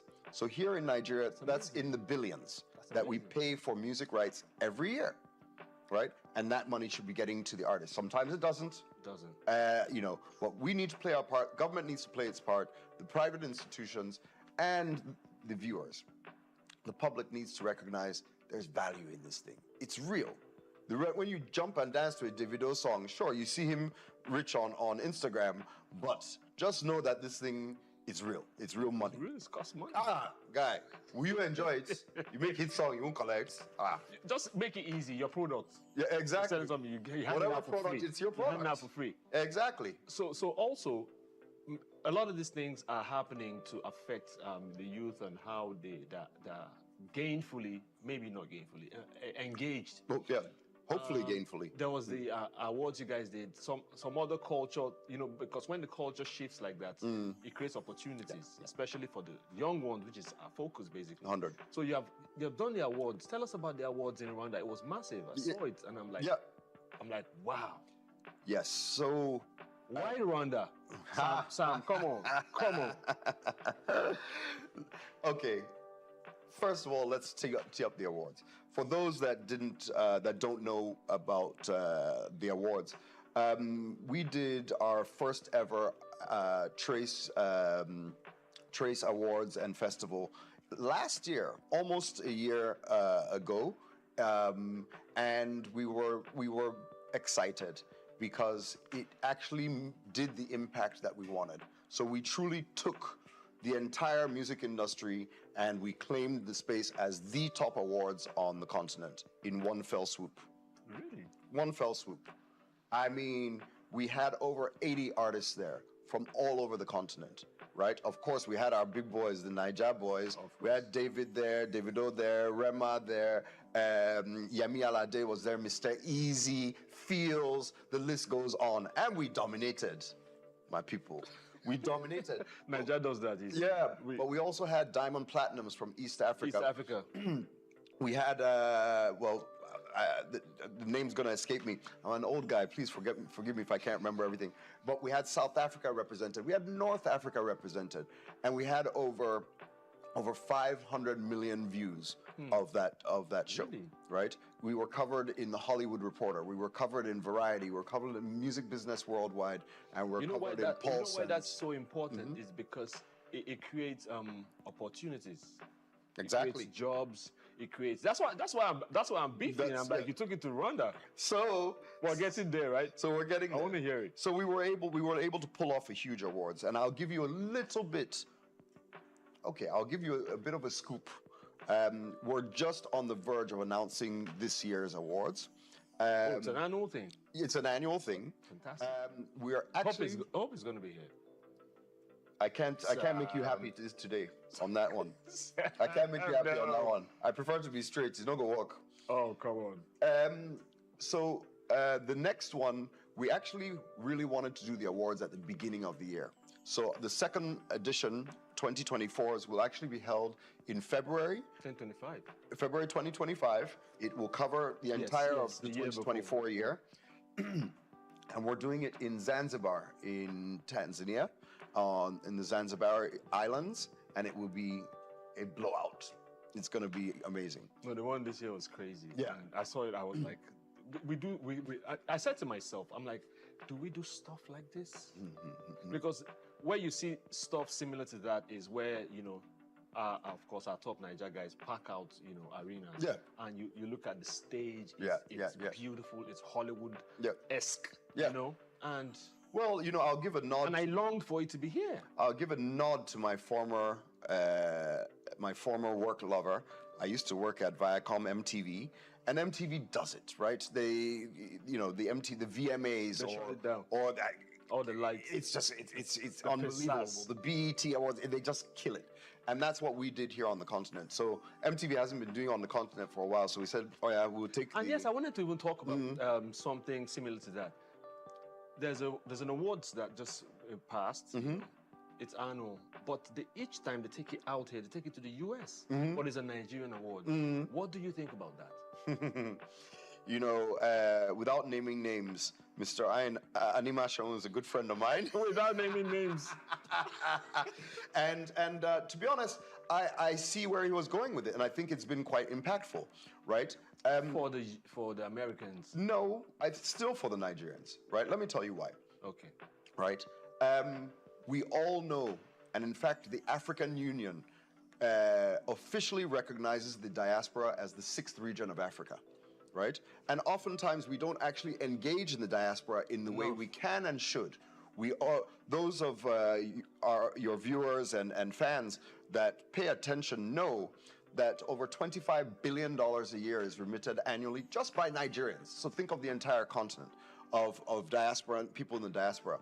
So being in the diaspora made sure that the audience there knew that they're not just a separate thing, right? That they're part of us. Whether they're separated by an ocean or as close as a video call, that we wanted them to feel and experience that. And that's what IO did. Right, he's bringing it back. He's bringing it back nowadays. Yeah, because there was a lot of flack about it. But there was also a lot of great stories about it, right? So I reject that it was a one-way thing. And Ayo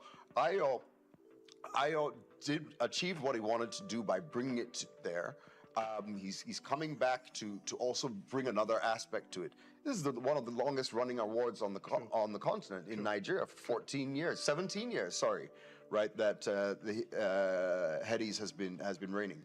So all respect. So the great thing is, for me, it's the impact on the economy that's does crucial. It for me, especially for the young ones, because it's seemingly not easy, and there seems to be no way out.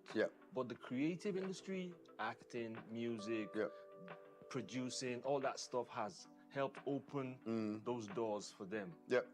No, look, so for the Trace Awards, right? And to be honest, I would really love to do it here in Nigeria, right? We've been starting some discussions with Lagos State, the national government, because you need government support, especially for the big scale creative industry on the continent. Government must be a part of it.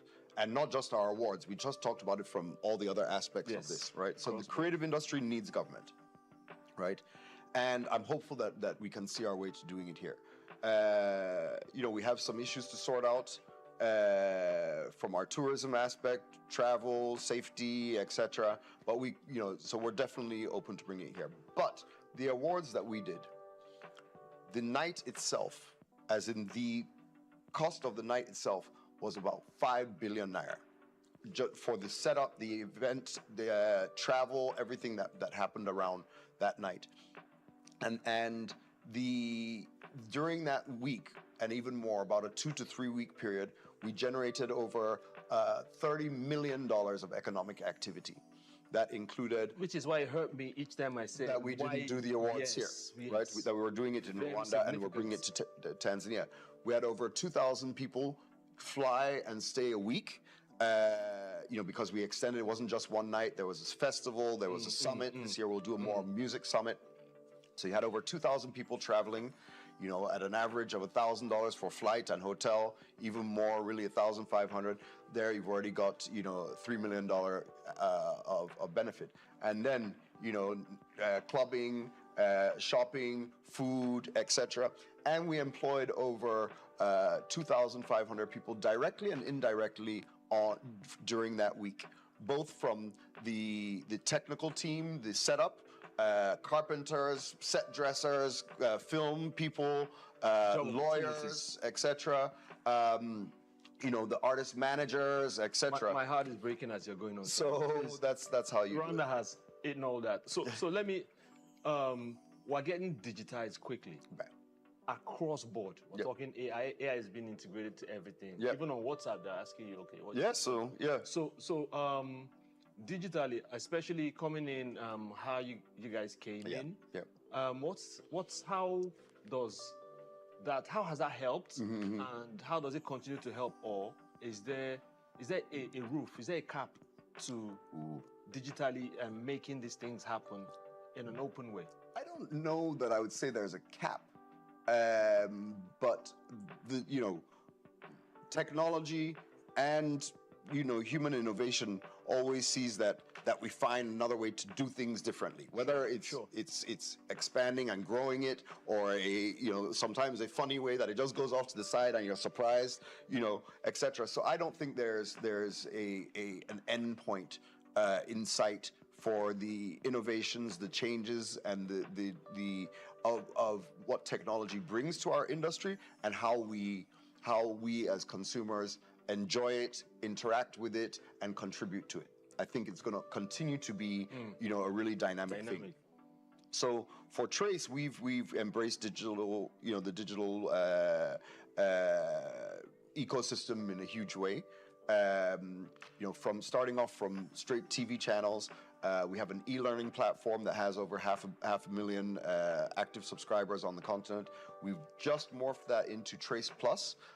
Trace Plus is our streaming app that's really going to be focused on delivering the content in the way people want it. We're still on TV channels. We're still on TV screens as we are doing today. But we're all watching. We're all watching here. True. More as much as anything. So, we're of course embracing that. But furthermore, as an organization, let me give a small shout out again to, I love to encourage our government people, to the Honorable Minister of Information and Technology, His Excellency Bosun Tijani, for his foresight and ambitions around AI. Sometimes, especially when I was younger, I'll look at AI, or that time I wanted to launch satellites. I'd be like, Naija, what's wrong with us? We can't buy tomato yet. We're talking about AI. But the truth is, he's got it. And I was listening to him last week at Moonshot, and he was saying, if we don't invest now, we have the minds for it. Don't worry about that. If we don't invest now, we don't get involved, we'll be so far behind, we'll never catch up. Right? So yes, maybe it's not the biggest priority, and we have much more pain and give it time. But we must pay attention to it. We can't even afford 5 years to be completely uninvolved. And let's give it to ourselves. We have the minds, we have the innovation, we have the guys who may do something amazing in the coming years with AI, and all of us will be sitting here like, yeah, now wow. And so let's let that happen. Sam, thank you so much. We could go on. Yeah. Clearly, we can just enough. Thank you for coming through. Absolutely. I will call on you again. 100%. Anytime. I love being here. All right, thank you so much for tuning in. It's Inside Life, and we speak to the people that matter in the various industries, so they bring insights from the inside of their life. It's Handsome Bar. See you next time.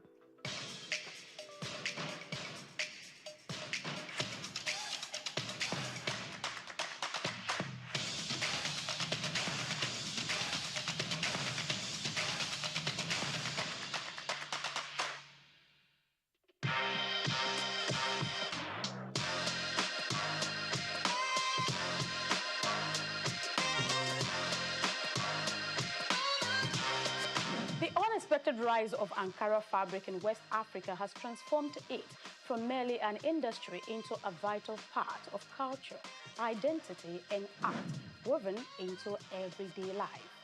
This evolution has encouraged many to enter into the business side of Ankara. Today, the fabric is not only worn, but also used in interior decorations and artworks, making it a significant item in our changing world. Despite this, the industry stands at a crossroad, balancing tradition, modern challenges, and global market demands. My name is Grace Komolafe, and I invite you to join me on this second episode of Ankara as we explore the current state of production, the hurdles it faces, particularly in Nigeria, and the abundant opportunities that exist within this vibrant sector. Ankara's journey from West African markets to the global stage highlights its enduring appeal and the resilience of its producers. However, to fully harness its export potential, addressing quality, policy, and logistical challenges is essential. Ankara has become a global fashion statement with its bold patterns and rich colors now staples on international runways, reflecting a growing appreciation for African aesthetics. Nigeria and Ghana have long anchored Ankara production, keeping alive an industry with deep cultural significance. In Nigeria, there is a specialized market where you can find all kinds of Ankara fabric to suit your needs, whether for business parties or home use. Are you aware that Oshodi Market in Lagos is the major Ankara market in the country? People travel from every part of Nigeria to this market to make purchases for different reasons, either for Ashwebi, different occasions, or for business. In this market, you would find importers, you would find wholesalers, and again, you would find retailers. Are you thinking of going into Ankara business? In this report, we have more information to share with you. No, this one is a different company.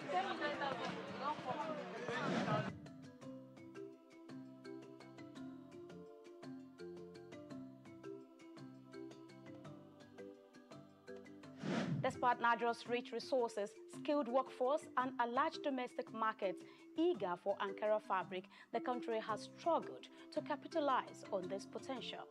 In the face of rising imports and global competition, the Ankara industry is looking inward towards alternatives that preserve cultural heritage while empowering local economies.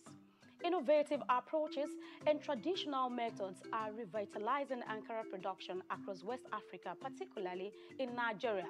While the future is bright, it is not without challenges. The high reliance on cheaper imports has led to an overwhelming dependence on foreign textiles, which now dominates over 80% of Nigeria's fabric market.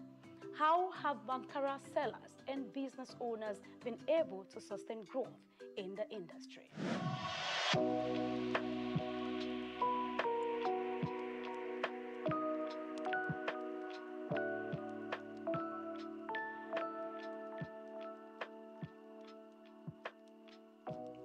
What kind of Ankara do you sell? Big or small?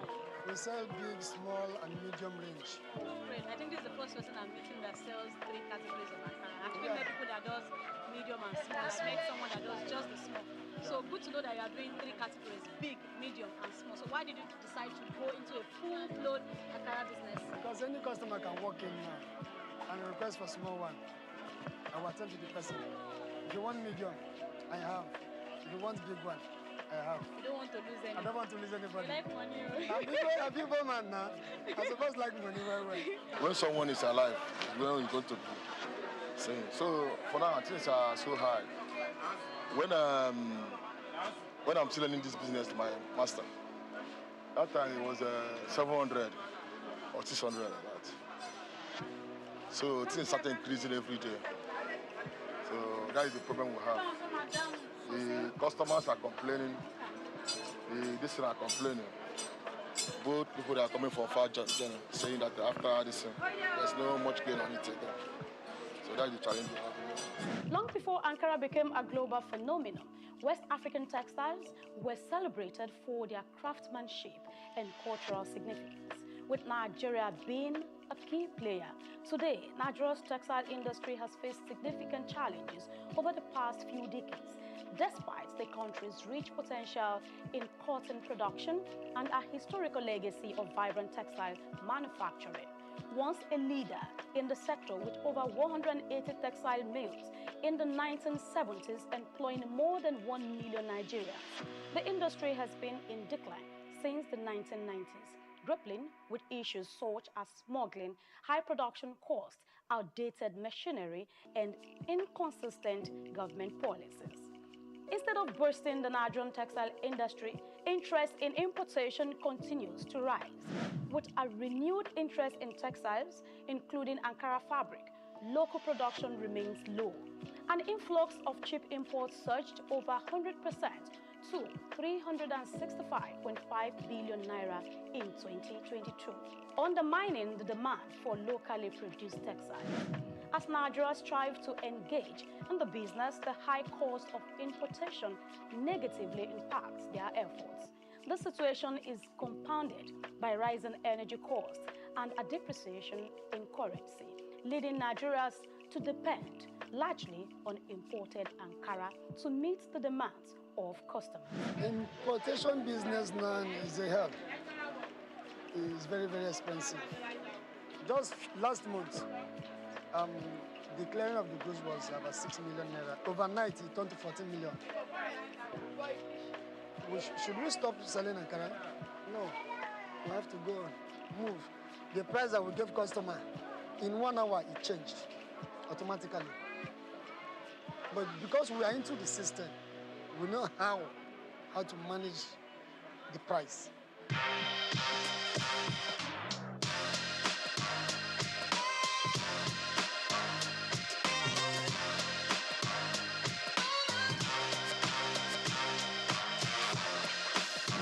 As customers become more conscious of their environmental and social impact, the demand for sustainable and ethically produced textiles is on the rise.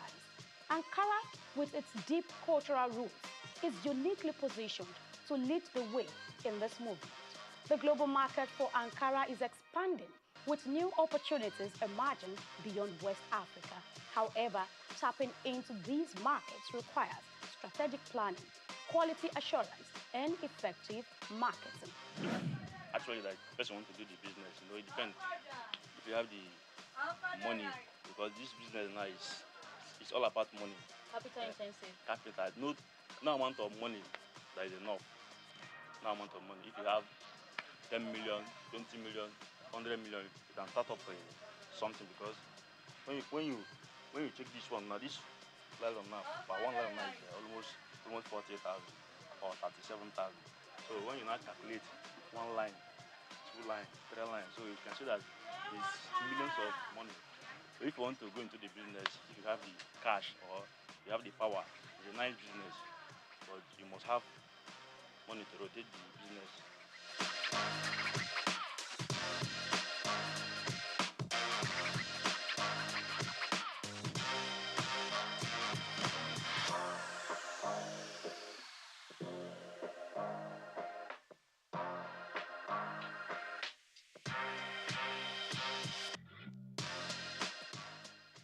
Ankara business is not a child's play, I want to say, with what I've heard today.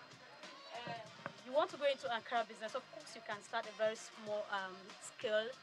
Do not say no to small beginning, do not despise little beginning. But I must say, if you want to do a big time Ankara business, it's not a child's play, you must be ready for it, I tell you. So for instance, you have this line, like I mentioned earlier, you'll be having this pack goes for about 40 something thousand, and you're having a couple of them. So you see 1, 2, 3, 4, 5, 6, 7, 8, 9, 10, 11. I mean, the number you keep counting. Did you see? Same colors, and we're having different designs. It's not a child's play. Millions of naira goes into this business, and you can see this is Oshodi, where Ankara business takes place, the real business. This is where it happens. Yes, from all over the states in Nigeria, they come all the way to Oshodi to do their biddings in Ankara business. The Ankara industry, a cornerstone of West African culture and economy, is deeply influenced by government policies. Yet, the implementation of these policies is not without its challenges. Bureaucratic delays, corruption, and inconsistent enforcement often undermine their effectiveness. The success of the Ankara industry is intertwined with the government's actions. Thoughtful policies and effective implementation can drive growth. Moreover, regional and international trade agreements such as the African Continental Free Trade Area AFCFTA offer new opportunities for expansion and collaboration. The future of Ankara lies in the hands of the next generation. Young innovators are reimagining what Ankara can be, blending tradition with modernity and driving the industry forward.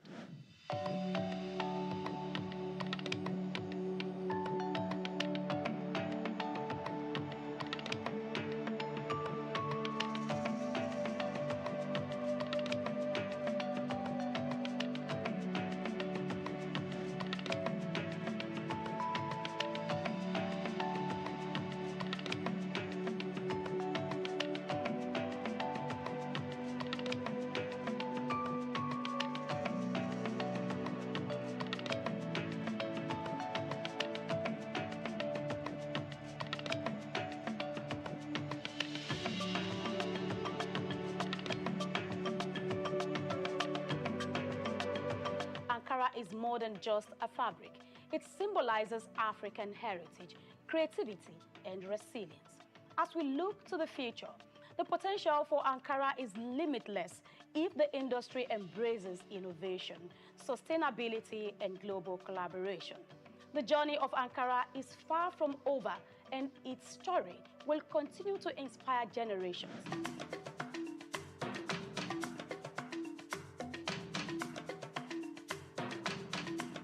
As we conclude our journey through the vibrant world of Ankara, we turn our attention to the future.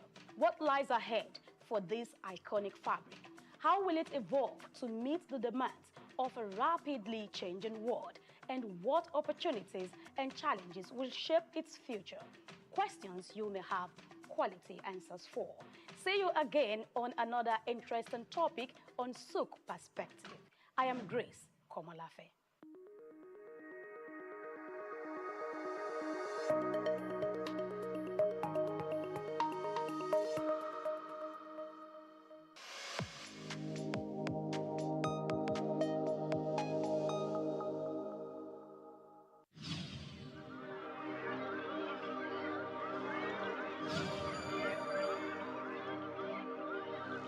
الله أكبر الله أكبر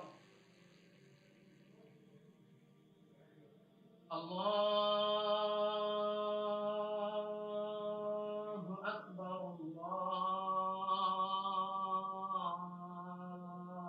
الله أكبر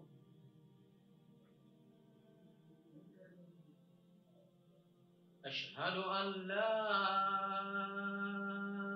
إله إلا الله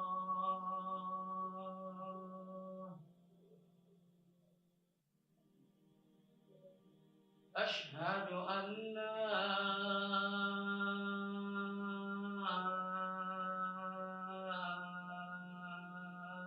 إله إلا الله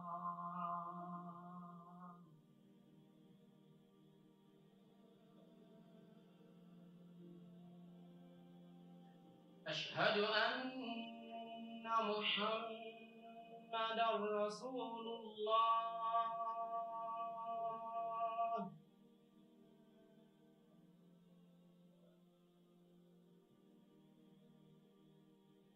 أشهد أن محمدا رسول الله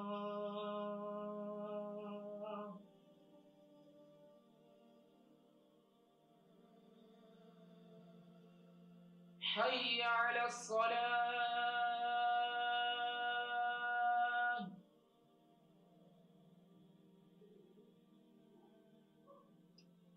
حي على الصلاة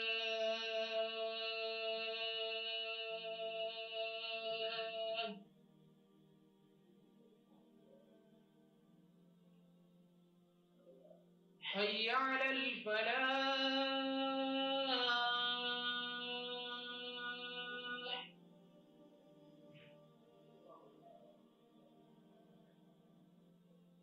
حي على الفلاح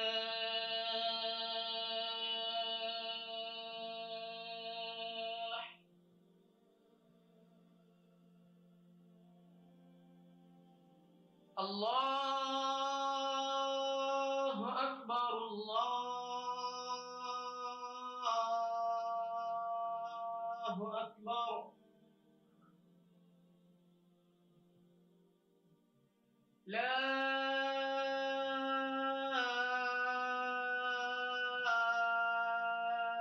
إله إلا الله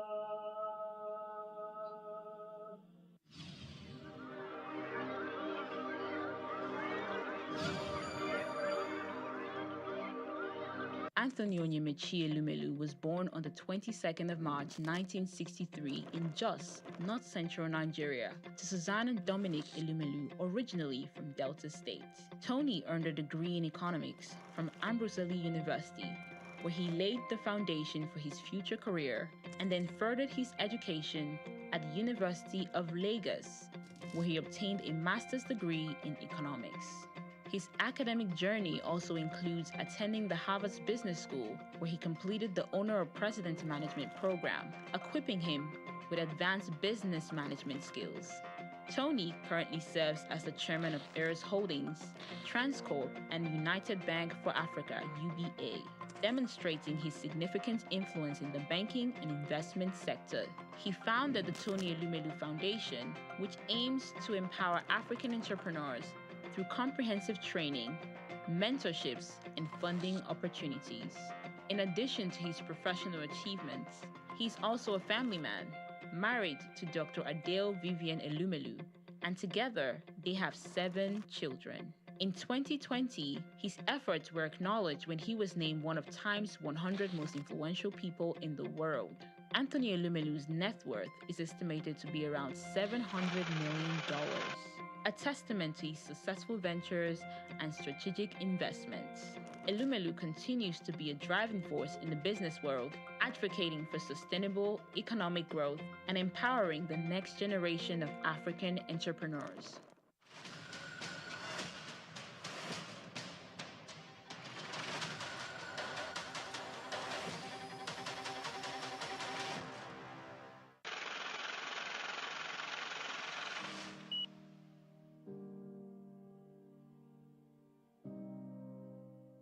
Wole Soyinka, born Akiwande Oluwole Babatunde Soyinka on July 13, 1934, in Abeokuta, Ogun State, southwest Nigeria, stands as one of Africa's most celebrated literary figures and a global icon of resistance against oppression.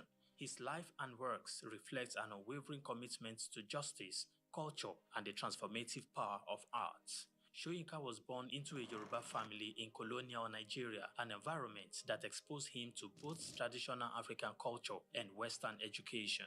His father, Samuel Ayodele Soyinka, was a school headmaster, while his mother, Grace Eniola Soyinka, was a devoted Anglican. This blend of indigenous and colonial influences deeply shaped Soyinka's world. Soyinka attended Government College Ibadan and later proceeded to the University College Ibadan, where he studied English and literature. Soyinka completed his education at the University of Leeds in England, earning a degree in English and later a doctorate degree. In the late 1950s, Soyinka began working as a dramaturgist at the Royal Court Theatre in London. However, his passion for storytelling and cultural preservation drew him back to Nigeria, where he founded two theatre groups known as the 1960 Masque and the Orisun Theatre Company. Soyinka's works, often a fusion of Western dramatic techniques and African themes, address universal issues of justice, freedom, and human dignity. His early play, titled A Dance of the Forest, which was introduced in 1960, written to celebrate Nigeria's independence, critically examined the nation's socio-political trajectory, setting the tone for his career as both artist and activist. Soyinka's activism became more visible during Nigeria's post-independence years. In 1967, during the Nigerian Civil War, he called for a ceasefire between federal forces and Biafran separatists. This led to his arrest by the military government, and he spent 22 months in prison, where he wrote a short drama titled The Man Died, Prison Notes, a harrowing account of his imprisonment and a profound critique of authoritarianism. Soyinka has authored more than 20 works, including plays, novels, poetry, and essays. In 1986, Soyinka became the first African to win the Nobel Prize of Literature, an achievement that brought global recognition to African literature. Soyinka remained an outspoken critic of oppressive regimes, often at great personal risk. His activism extended beyond Nigeria, addressing global issues of injustice and human rights. During periods of military rule in Nigeria, he went into exile, continuing to write and speak against tyranny. Today, Soyinka is celebrated not only as a literary giant, but also as a symbol of resilience and moral courage.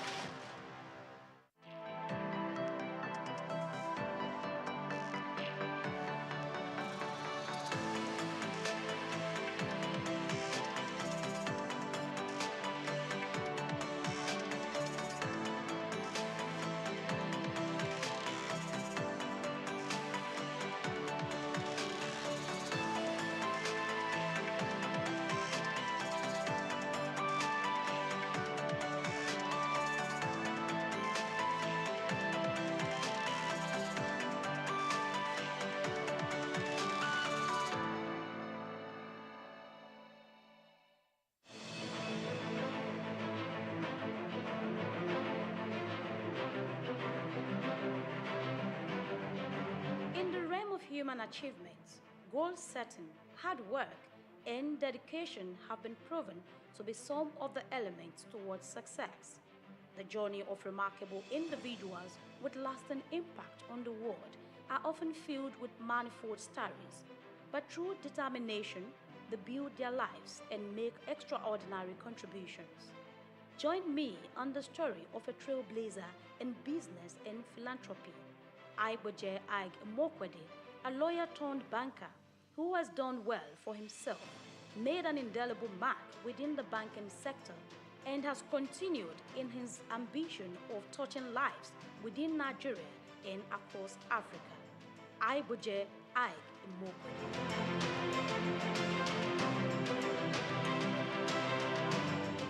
Within the Nigerian business space and philanthropy, few names resonate and are respected profoundly. Such is Aiboje Ag Mokwede.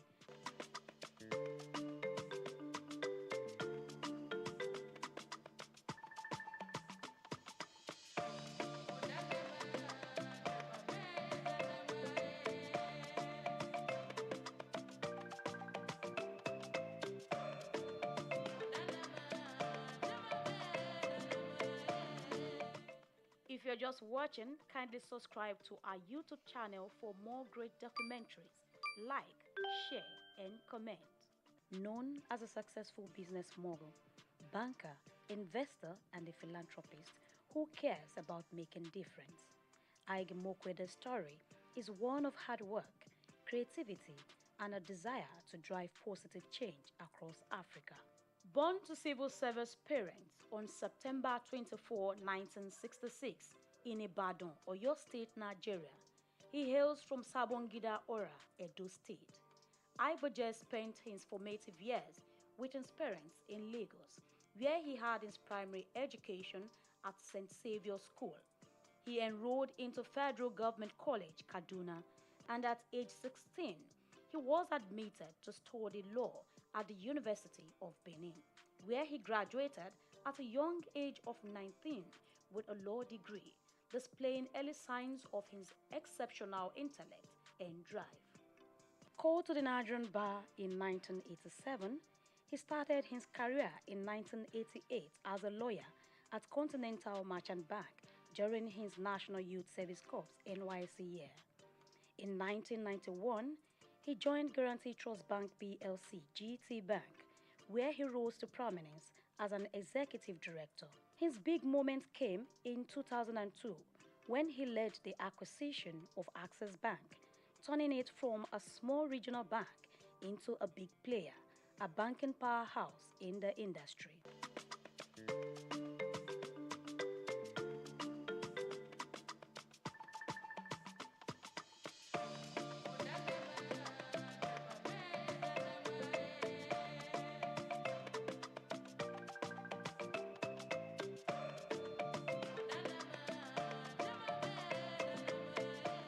Throughout his career, Ike Mokwede has taken on different leadership roles, including Group Managing Director and Chief Executive Officer of Access Bank until December 2013. He later became President of the Nigerian Stock Exchange and retired in 2017, but remains on the National Council.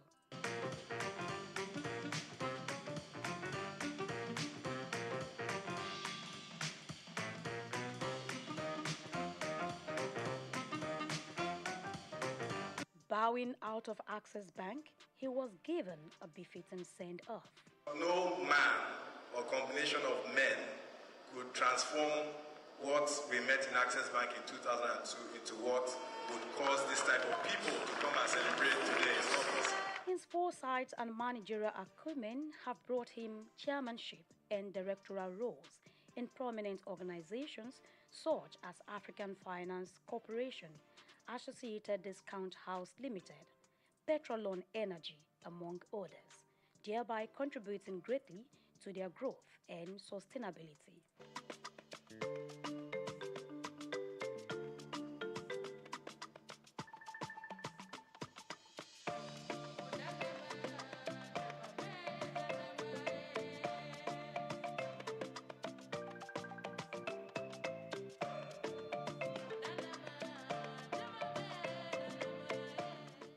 Hard work, they say, pays. Igboje Agemokwede's hard work earned him many awards and honors. He received the National Productivity Order of Merit Award in 2009, conferred with Commander of the Order of the Niger CON in 2011 by the then President of Federal Republic of Nigeria, Goodluck Jonathan, during his administration for contributing to banking and finance.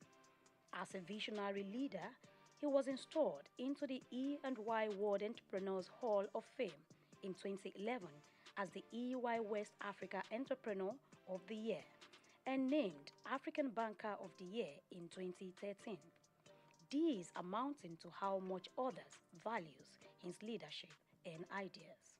He got honored by Chartered Institute of Stockbrokers of Nigeria. Beside his work, Ige Mokwede also gives back to society. This philanthropist is involved in efforts to improve governance and healthcare across Africa through his Ige Mokwede Foundation, making a positive impact on people's life. He initiated the Adopt a Healthcare Facility program in 2019, and he is the chairman of ABC Health and director of the Private Sector Health Alliance of Nigeria. He is the founder of Chairman of Coronation Capital Limited since 2015 and has contributed to the growth of the Coronation ecosystem. Coronation Capital Limited, with other aims of its businesses, also bettered Coronation Art Gallery in Lagos on the 13th of May 2022, a platform for showcasing exceptional works of art that embodied the essence of cultural significance and artistic expression. Aigboje Ike Mokwede founded Coronation Art Gallery with the vision of democratizing art, foster appreciation and understanding for the artistic world, and making it accessible to a wider audience. Bumi Augusto is, I knew Bumi when she was born. I know her parents, and I know all her siblings. She's a beautiful, wonderful, gifted Nigerian artist, and just like many of the others here. The piece behind me is a triptych, long throats, all up to longer throats. I actually thought that I was going to caption this collection. You know, this is really a microcosm of my entire collection, but I was going to capture it longer throats because this represents a lot of this collecting I did during COVID. Many of these pieces actually were not in Nigeria. I brought them home. I'll tell you something. I'm known for collecting masters, you know, the Enwonwus and the Yusuf Grillos and so on. I still do, okay? And I kind of stuck to that genre of classic. Those are the people who, when I was growing up, as I told you, those are the people who were my parents, either just older than them or contemporaries. So I grew up knowing these artists as my uncles, okay? So my first collecting was, you know, from works, you know, done by masters like that. After a while, you know, these works are really priced in. But Bumi Augusto, you know, her works, you know, which may appear even a bit pricey now, in 10 years' time, you know. So this is also hosted by Coronation, which are companies that are all about wealth creation. So there's also the investment angle. I don't collect for investments, but you know, with all that these great Nigerian and African artists, the young ones, have been doing, and the way their prices have been rising, you know, I've got to focus on investments now.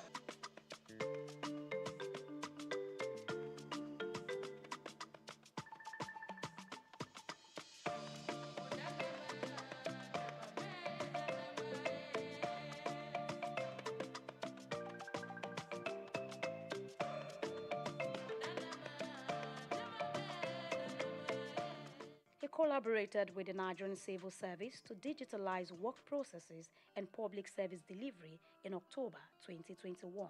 Recognizing 43 public servants at the 2022 Civil Service Award ceremony on behalf of the Ige Mokwede Foundation with an encouragement of cash prize worth 500,000 naira for each awardees. It is my understanding that annually 43 public servants will be recognized in this fashion, and so with effect from the 2022 Civil Service Awards ceremony, on behalf of the Ige Mokwede Foundation, we will be putting an endowment with effect from this award session, whereby each awardee receives a cash prize of 500,000 naira.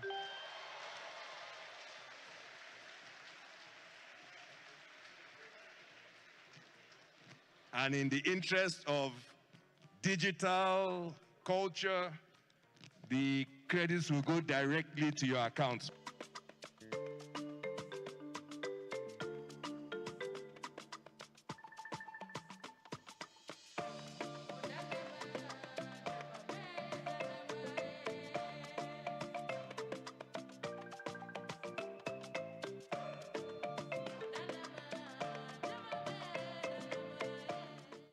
Among his many certifications, affiliations, and fellowships, Ige Mokwede holds Triumph MBA from the London School of Economics, New York University, and HEC Paris.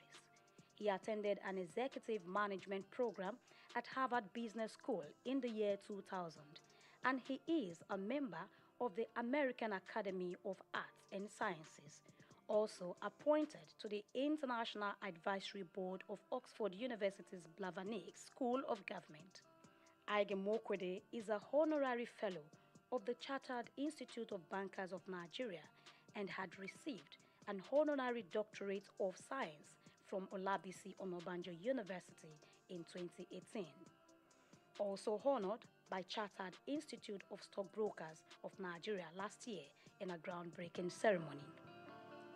If the operators of our markets, of a nation's capital markets, are properly resourced in terms of skill, capacity, and conduct, nothing can stop that nation and its citizens from leaving the tarmac and moving from third world to first world. Nothing can stop it. The correlation between the advancement of financial markets and the advancement of national economies is perfect. It's not almost, it is perfect.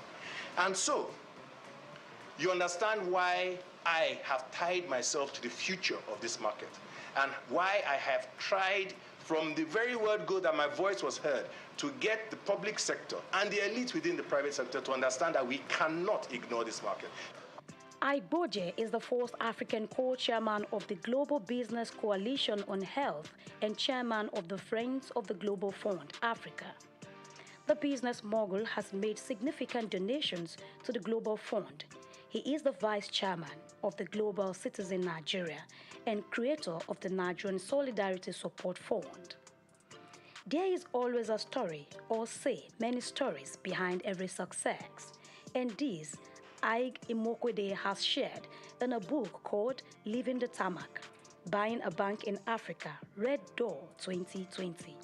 In it, he talked about how he and others turned Access Bank into a major success, showing his determination and vision. On a personal note, I think the first thing is that I left Access Bank. I retired as CEO in 2013, and I knew that I needed time off just to recharge my battery, so to speak. I didn't think I would have more than a year and a half before my perpetual motion character, kind of took over once again. And so I wanted to use that period as productively as possible. So I had a year and a half, and what better to do in a year and a half, than write a book. And for me, it was an opportunity, for posterity to tell the story to my children in a structured sense, because before then, I just hadn't had the opportunity to sit down with my kids and say, this is what I did today, or this is what I did yesterday, and these are the highs and the lows of this journey. Herbert and I went through a hell of an experience between 2002 and 2013, and for him that experience has continued. We learned so much, we were exposed to so many things. We had really, really great mountains that we climbed, we scaled some pretty high heights and so on. And in a sense, it would be very selfish of us to, lock this up in a box and not share it with others, because I think our experience, can be used by any other person who has an ambition to go out there and do, whatever it is they seek, whatever it is they dream about. And so the notion of writing for posterity and recording this period in my life, and probably more important, the notion of preparing a way for others, those are the things that drove me to write the book. Ig Imokwede, former managing director of Access Bank Group, returns to lead Access Holdings, replacing Abubakar Jimo. His return after a decade aims to realize the shared vision of the late co-founder, Herbert Wigwe. Access Holdings PLC, trading under the Access Corp ticker on the Nigerian exchange, began to feel Aiboje's progressive impact as its stock value increased by 1.52% following his appointment as chairman. Aiboje Ig Imokwede is back again. Ig Imokwede is married to Ofovwe Ig Imokwede and has 4 children, namely Ohiozoje, Aima, Morenike, and Renown. He has been able to balance his family life with his professional achievements, setting an example as a leader and role model to many. He is an ordained minister of the Promised Land Ministry. In the annals of Nigerian business history, his story stands out, showcasing the power of vision, perseverance, and giving back to the community. From his humble beginnings to global recognition, he inspires others to dream big and make a difference. His legacy remains as he continues to make strides in business and philanthropy.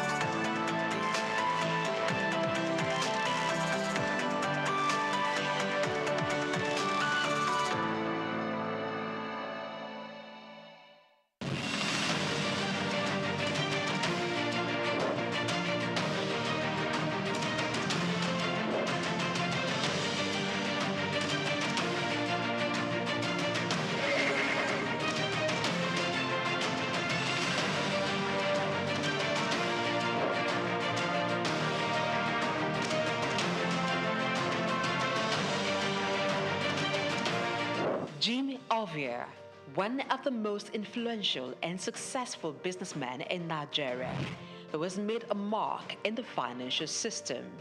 He is the founder and chairman of Zenith Bank, one of Africa's largest and most profitable banks. He has been described by Forbes Africa as the godfather of banking in Nigeria. My name is Jim Ovia. I'm chairman of Zenith Bank, and I thank you all for listening to me. This illustrious son of Africa was one of the financial leaders who revolutionized the banking sector in Nigeria. Let's take a close look into the life, background, career, and achievements of this enigma, Jim Ovia.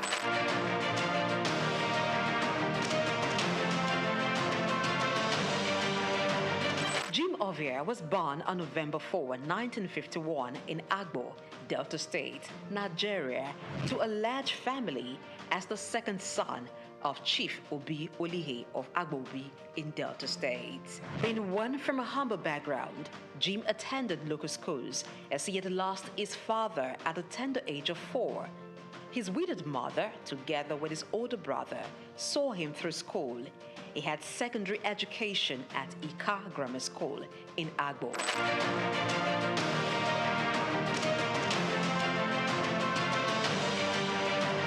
Due to his interest in business and technology, he proceeded to the United States to study business administration at Southern University, Baton Rouge, Louisiana, USA, where he obtained a bachelor's degree in 1977. He furthered to University of Louisiana, Monroe, Louisiana, and bagged a master's degree in business administration in 1979. Jim Ovia is also an alumnus of the prestigious Harvard Business School.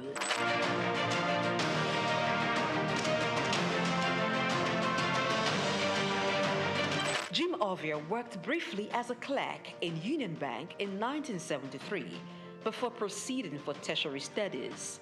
Upon acquiring immense business knowledge from international institutions, he returned to Nigeria, his home country, and began a career in banking.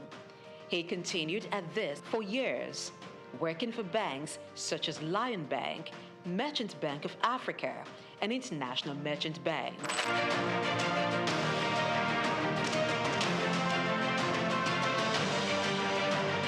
After many years in the banking industry, in 1990, Jim came together with some colleagues to found one of Africa's largest and most profitable bank, Zenith Bank. The bank was established with a vision to provide excellent customer service, innovative and technology-driven banking. Zenith Bank flourished as it drew customers who sought excellence in financial services. What started with an asset of $4 million and about 50 staff has grown into over $24 billion in assets and shareholders' funds of more than $3 billion as of June 2022. Zenith Bank is listed on the Nigerian Stock Exchange and London Stock Exchange.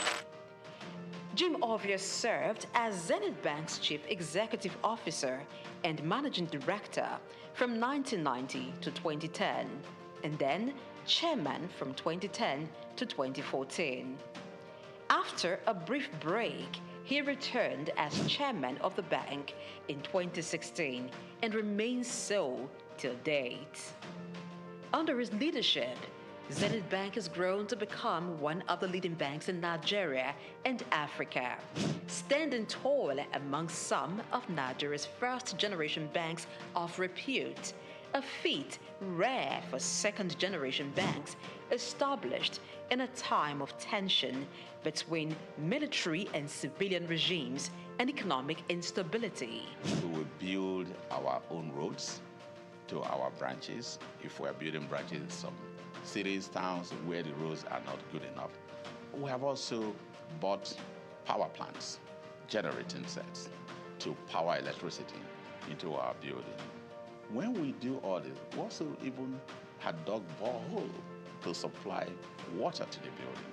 When we do all this, what I personally call it is BYOI, bring your own infrastructure or build your own infrastructure. Jim Ovia served as Zenith Bank's Chief Executive Officer and Managing Director from 1990 to 2010, and then Chairman from 2010 to 2014.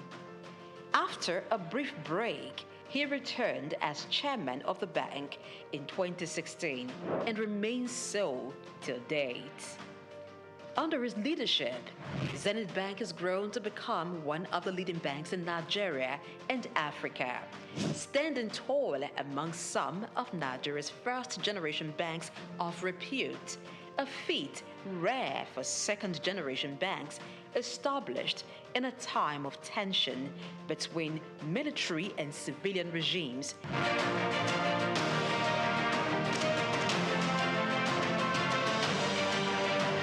Zenith Bank has diversified its services to include insurance, pensions, stockbroking, and investment banking. The bank has won awards and recognition for its performance, governance, innovation, and social responsibility, inspired by its chairman's belief in giving back to community. Really, it's my special pleasure, my honor indeed, for this opportunity offered by AAI to be awarded in the category of Business Leadership Award for 2017.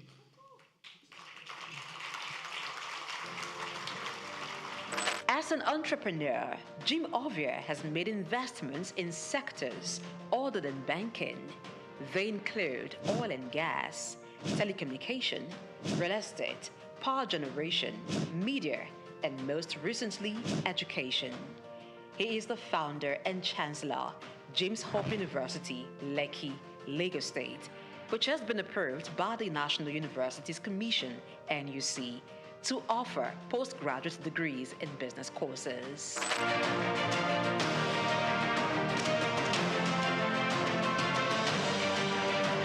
Jim Ovia is a man who believes in giving back to society. He has engaged in philanthropic works through his foundations, Mankind United to support total education, MUSTE, and Youth Empowerment, ICT Foundation. These foundations award scholarships to indigenous students and promote information and communication technology in Nigeria through various initiatives. Ovia has made donations towards courses and institutions. They include Nigerian Investment Promotion Commission, NIPC, Nigerian Internet Group, NIG, Lagos State University, and National Information Technology Advisory Council, just to mention a few.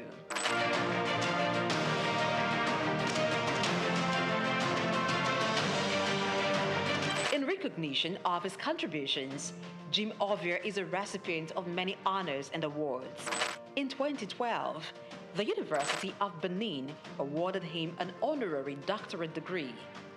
Former President Muhammadu Buhari in 2022 conferred him with the national honor of the Commander of the Order of the Federal Republic, CFR. Also in 2022, Jim Ovia was conferred with the National Productivity Order of Merit, NPOM award by the federal government of Nigeria.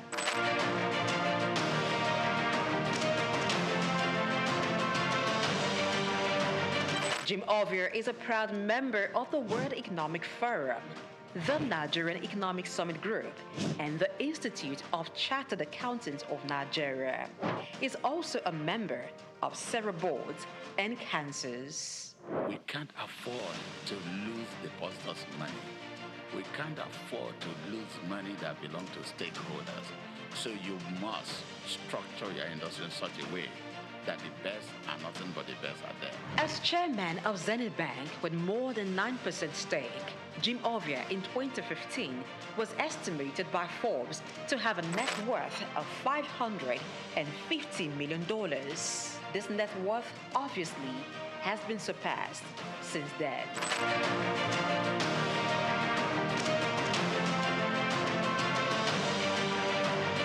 Jim Ovia, as a business person, founded 5 companies.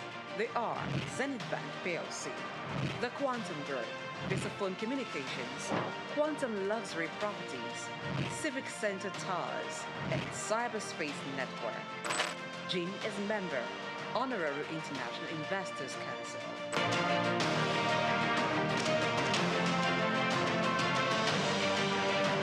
Kay Ovia is CEO, Quantum Markets Limited, a firm that offers stock brokerage services. She sits on the board of several organizations and is chairman, board of directors of Cyberspace Limited, a leading software engineering company. Cyberspace Limited is one of the pioneers in provision of internet services in Nigeria, providing network and software services. Kay, being at the head of a tech giant in Nigeria, teamed up with her husband, Jim, to strategically deploy robust IT infrastructure at Zenith Bank, which resulted in the development of digital products and technology-driven banking in Nigeria. Kay is an alumnus of Enugu State University of Technology, Souq, where she holds an MBA in management. She is much given to philanthropy, with several initiatives to transform lives, particularly those of the underprivileged. One of her projects targeted at children and youths, Star Rising Talent Hunt, aims at discovering and projecting hidden talents.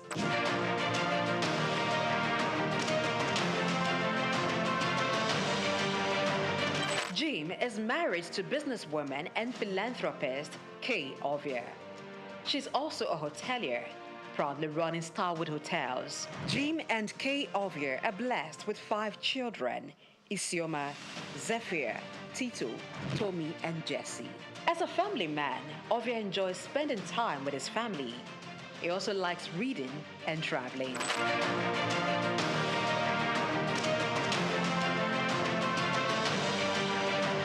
In order to pass on his vast wealth of knowledge on business and finance to African entrepreneurs, Jim Ovia authored a book titled Africa, Rise and Shine.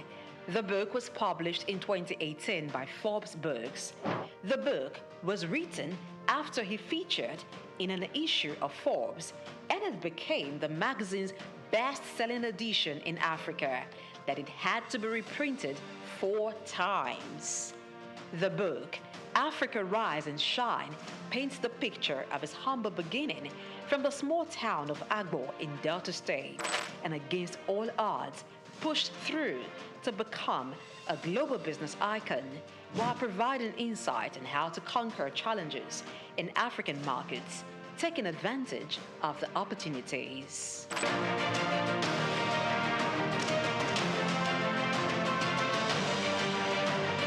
The man, Jim Ovia, is a firm believer of Africa being a continent abundant with natural and human resources. He has constantly pitched the continent as a land filled with investment opportunities in international business forums such as the Harvard Business School Annual Africa Business Conference, Bloomberg Global Business Forum, Commonwealth Business Forum, and the World Economic Forum, where he has been invited to participate and even deliver keynote address. Jim Ovia remains one of the pride of Africa and a great contributor to Nigeria's economy and the financial landscape in Africa.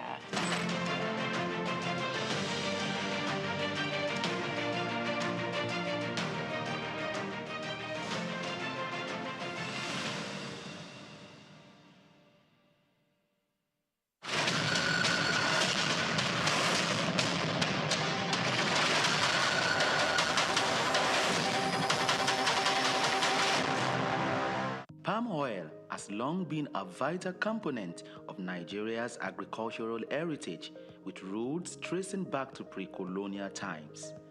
Originally serving local needs, its importance has grown exponentially, propelling Nigeria into a prominent global producer. Spread across regions like Edo, Delta, Cross River, and Ondo states, the country boasts extensive plantations and advanced processing capabilities. It takes about 4 years for oil palms to produce fruit, suitable for harvest.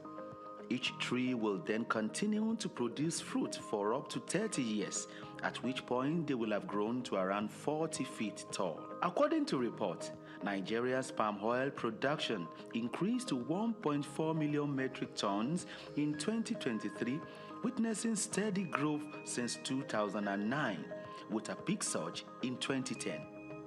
Despite a surge in domestic consumption, reaching 1.8 million metric tons in the 2021-2022 crop year, Nigeria still imports 350,000 metric tons, primarily from China and Malaysia. Similarly, some of the challenges plaguing the sector include declined production, outdated equipment, and insufficient financing, resulting in a notable production deficit.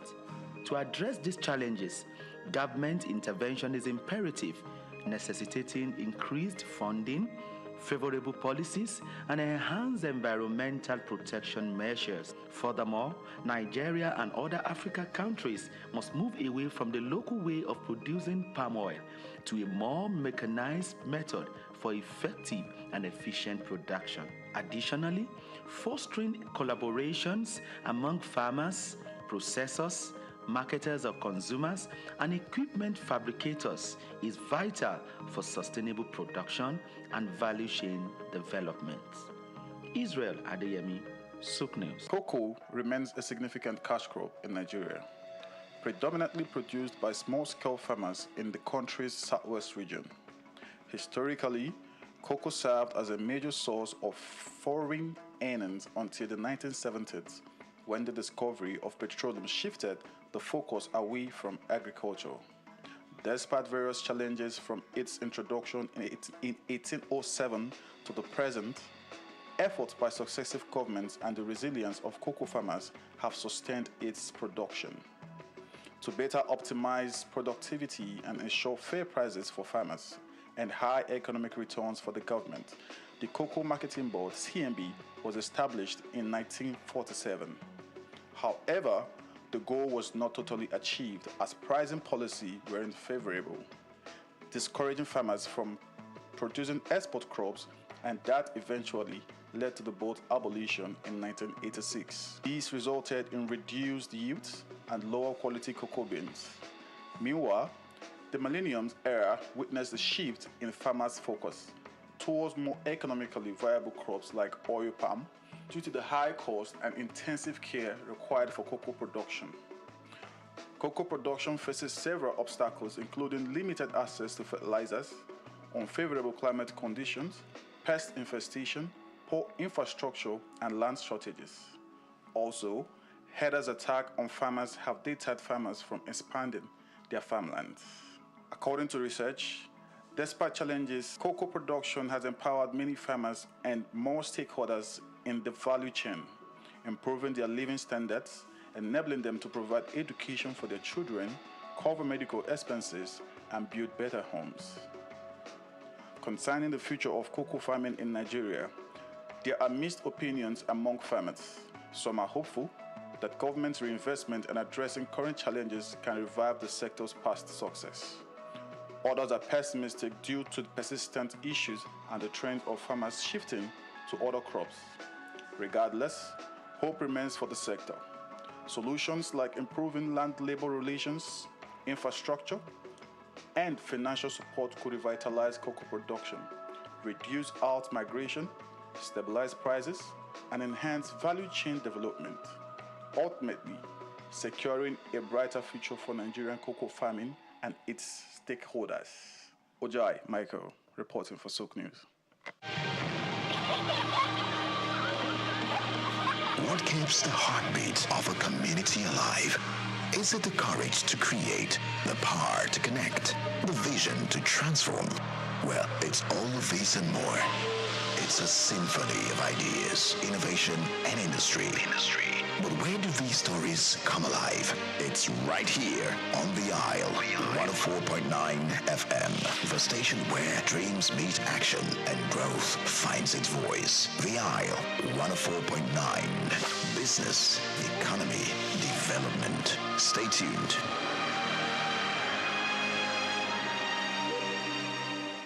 We've got just what you need right here at Venue Wash Media. Call it the Midas Touch, and you wouldn't be wrong.